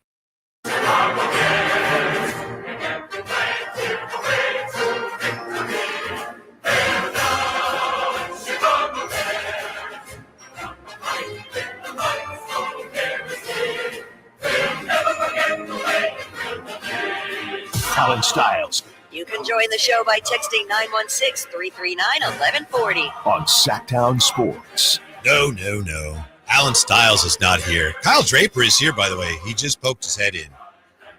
He is contractually obligated to come in for the crosstalk, too. I don't know if he's aware of that. There he is. Whitey in for Stiles. Yeah, so he's aware. Yeah, so the drive guys today, Kyle Draper and Jay Johnson, taking you up to, of course, pregame for the Vikings and the Bears. Football is back, and so is Kyle Draper, who you can see is very excited about getting rolling here after coming back from, do I have this right? Singapore, Bali, and Australia? Were those? Yeah, you're right, big fella. Yeah. You're right. Yeah. I'm happy to see you, man. Yeah, welcome back. We got to have an off-air meeting. Oh, yeah? Yeah, think about it like this. It's the drive guys, right? Usually Yes. Now, imagine if you're married, which you are, you on a work trip for 2 weeks. Yeah. First day you get back home. Shinya's like, I'm going out of town. See you later. I know. So I understand. Allen Stiles show, big fella? I know. Come on, man. I know. Unbelievable. I got the call late last night, and you know you can say no to Jose. Well, that would have been You're not Allen. contractually obligated to do that show. The way it was framed, if I didn't do it, Allen would have to come in, and he's trying to get ready for everything. So I said, okay, all right. So Jose knew not to text me about this, right? You know that, right? Because think about it like this. Think about it, Whitey. Today's Monday. We got Monday Night Football. Shout out to my Chicago Bears. My boy Caleb Williams going to get it done today. That's Ramsey's Chicago Bears, too. Oh, yeah, Ramsey a Bears guy. But it's only a 2-hour drive guy show today. Believe me, I'm aware of that. So I had to think. Do 4 hours. I had to do 4 hours, but I still get off earlier. So that's why I say, that's true. That's true. Yeah. But then you got Ramsey for 4 hours. Oh, me and Ramsey are going to go hang out after the show. For another 4 hours. Yeah. How was it today, man? Good. We kept it moving, with the football, but more importantly, how was your trip? And I know you got a lot of stories. Man. Yeah, I got a lot of stories, man. I got a lot of stories. It was the best trip ever, man. Good. It was life-altering. Wow. If you will. Good for you. Yeah, I did everything, man. Every spot. Singapore was great. Bali was amazing. Australia, I made some friends out there. I made a friend with an 80-year-old Englishman. Wow. He's from England, lives in Australia now, but him and I had dinner and breakfast 2 days in a row, like in the hotel lounge. What's his first name? Stewart. Shout out to Mr. Stewart. Oh, Stewart. Yeah, Stewart. Yeah. Like 80 years old. Like, wow. We were literally the odd couple out there. Yes. Sort of like me and you right now. Sort of like me and you. But I'm only 75. Right. I will say this, though. We need to mark this date down. September 8th, 2025. My first crossover year and a half. Really? Yeah, it's been a while. Well, thanks. Thanks for helping us out. Yeah. Ramsey's like, you want to go in? I'm like, no, Whitey got the show prepared. He's probably good. And then I heard you mention my name. So I was like, let me come on in here. Yeah. What I had prepared here was, let's see, crosstalk with KD. Did you really have that? Yes. You right did not there. write that. Let me see. Did. I need Look at proof. that right there. You really thought I was coming in? I did. All right. I'm an eternal optimist. Yeah. Congratulations. Honestly, I know we kid. Yeah. I thought the Eagles looked, other than the secondary, they look really good. And then you see all the other teams play. The 49ers are just not in that class yet, but obviously both teams with the week 1 wins. Yeah. And, where my fandom lies, obviously. I'm a diehard Eagles guy. Root against the Niners. I'll call it like it is. But I'm watching the game yesterday, and I'm thinking to myself, Niners didn't play that well. Defensively, I thought they played well. I agree. Offensively, they didn't play that well. And I'll be honest, watching that game and then watching the nightcap, those games were on different levels. Mm-hmm. The Niners and the Seahawks, no offense to them, they'll be battling just to get into the playoffs. That was a slog. That was a slog. Yeah. I'm watching Ravens Bills, and I'm like watching 2 Super Bowl contenders. Mm-hmm. There's different levels to it. But after the Niners win, I thought, you know what? What if this was the Eagles in this situation? I would say, you know what? We didn't play well, but all that matters is we're 1-0 after week 1. Mm-hmm. And that's how it is for the Niners. With that being said, look at the moves they made, bringing in Kendrick Bourne. Like, they are a thin unit right now, especially wide receiver and running back. I didn't expect them to lean on CMC as much as they did either, but he was kind of insistent. Right, yes. Yeah. I mean, 31 touches or something like that yesterday for C. And I'm like, if they don't have CMC, they're lost. They are done. They're toast. But, and I'll get into this here in the next couple hours with Jay. I thought, some players, really stepped up and had great games on both sides of the ball. And some other players, we're going to talk about Jake Moody. Got to talk about Trent Williams also. Yeah. As we know, he's a future Hall of Famer, but he was a turnstile yesterday. He definitely was. So we're going to talk about that too coming up. Yeah, and we don't know yet if the Kendrick Bourne signing had anything to do with what they know about Juwan Jennings' health. We see. Yes. We just don't know. What you think of Ricky Pearsall? I thought he was good. He's getting open. The timing seems better. And I say that only because last week, Brock Purdy, and I know when you were in Australia, you're like, scouring the of course. everything. What's Brock Purdy got to say today? Yeah. Sorry, Stuart, I'm going to be late for tea. I've got to see what Brock Purdy had to say. But he said that last season, Ricky P would get open and come back to the huddle and say, hey, I was open. And Brock would tell him, you were open, but you need to get open sooner. Yeah. And it looked like yesterday to me that he did a better job there. I thought he made some big plays. Yeah. And that's the thing. I thought, the final numbers are what they are. I thought he was quiet. He was good early. The offense was good early, quiet second and third. And then when they needed to make plays, tricky Ricky P got open on a number of balls. I thought he was timely with it. But when I look at this Niners team, and I'll have to ask Jay, and maybe you can tell me, when's the last true number one top-off receiver, blow-the-top-off receiver? They're missing that. Yeah. They need a number one receiver, I think. Mm-hmm. Ricky P, I think he'll be a very good number 2. With Juwan Jennings hurt, we'll have to see, what happens with him. That they're lacking a big play receiver. Draper, I got a question for you. I think they have it. He's just injured and out till at least week 6. And Brandon Ayuk. Yeah, I know that's something Jay has been. Yeah. We go back and forth with Jay on that. Jay says he's good, but he's not a number guy. 1, right? But I got to tell you, I was not overly impressed yesterday with your guy Brock Purdy. Thank you. I'm looking at social media. Everybody's comparing this guy to Joe Montana, to Dwight Clark, and all this. He got bailed out. He made some bad decisions. I've seen NBA referees when they toss the ball to start the game, toss it with more zip than he had on some of his passes. Dude, he was lobbing it up there. He was throwing up even the touchdown pass to who was Songus or whatever it was his name. Yeah, exactly. Tonjes. Yeah. Jake Tonjes. Nobody ever heard of this guy until yesterday, right? But even that play, that touchdown, everybody is like, no, if you look at the defender, when Brock let go of that ball, the defender's right in front of Tonjes or Songus, whatever Tonjes. Like sponges, and I'm like, Tonjes. That's not a great throw. I know. That's a bailout pass, and Tonjes bailed him out. Yes. I know Kyle Shanahan said he didn't know if he was throwing it away. And even Tonjes, I heard him on the postgame on the station. He didn't know what was going on, but I guess Brock said, I wanted to give you a chance to make a play. So Obviously, when it works out, you win. That's great. But obviously, if it had been picked off, just think of what we'd be saying today. And the Moody thing, and Jay and I went back and forth on this we got to talk about that. I just don't get it at this point, but I'll bet you that they stick with them this week. Why do you think that is? And I ask you this question because Shanahan realized the mistake with Trey Lance, right? Mm-hmm. Cut bait on that. Mm-hmm. It's like he's stubborn when it comes to Jake Moody. He's doubling down. Like, why wouldn't he? Of course he's going to be. And it's like, dude, the evidence is there. Did you play Richard Sherman? What he said? No, but I saw that. Yeah, you saw that, Richard Sherman. I mean, you look at the numbers. This guy isn't good. Right. And he's going to cost you games. And he almost did yesterday. In fact, we saw it last year during games too. When you don't have faith in your kicker, that changes your whole game plan offensively. And it did change their approach a little bit yesterday. I thought so too. Yeah. And maybe that was a smart move to go for it on fourth down, but they probably would have kicked a field goal if they had more faith in him. Right, exactly. And so Shanahan's being stubborn when it comes to this guy. And, I get with Trey Lance, you trade up to get him, you trade picks, and you double down. You trade him away and say he's not.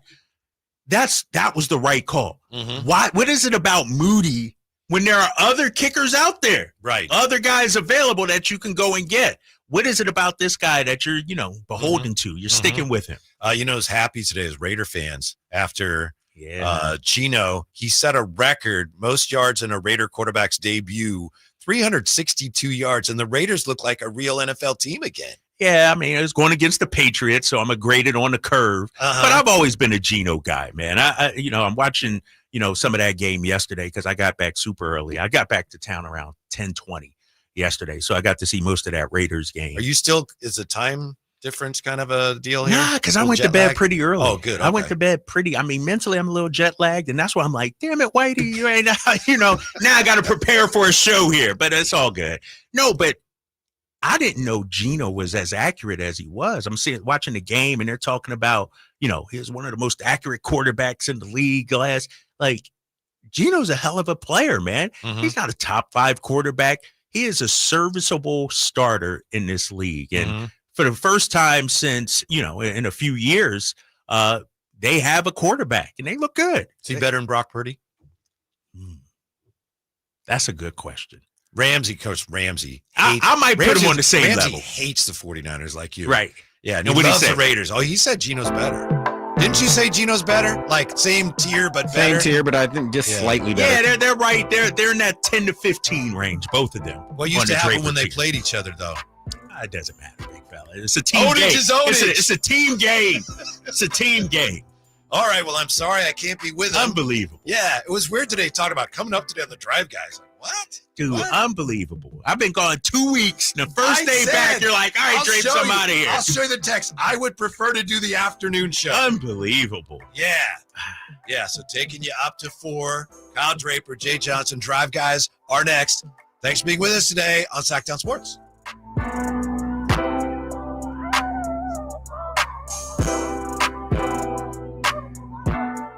Don't forget my podcast. Gotta go.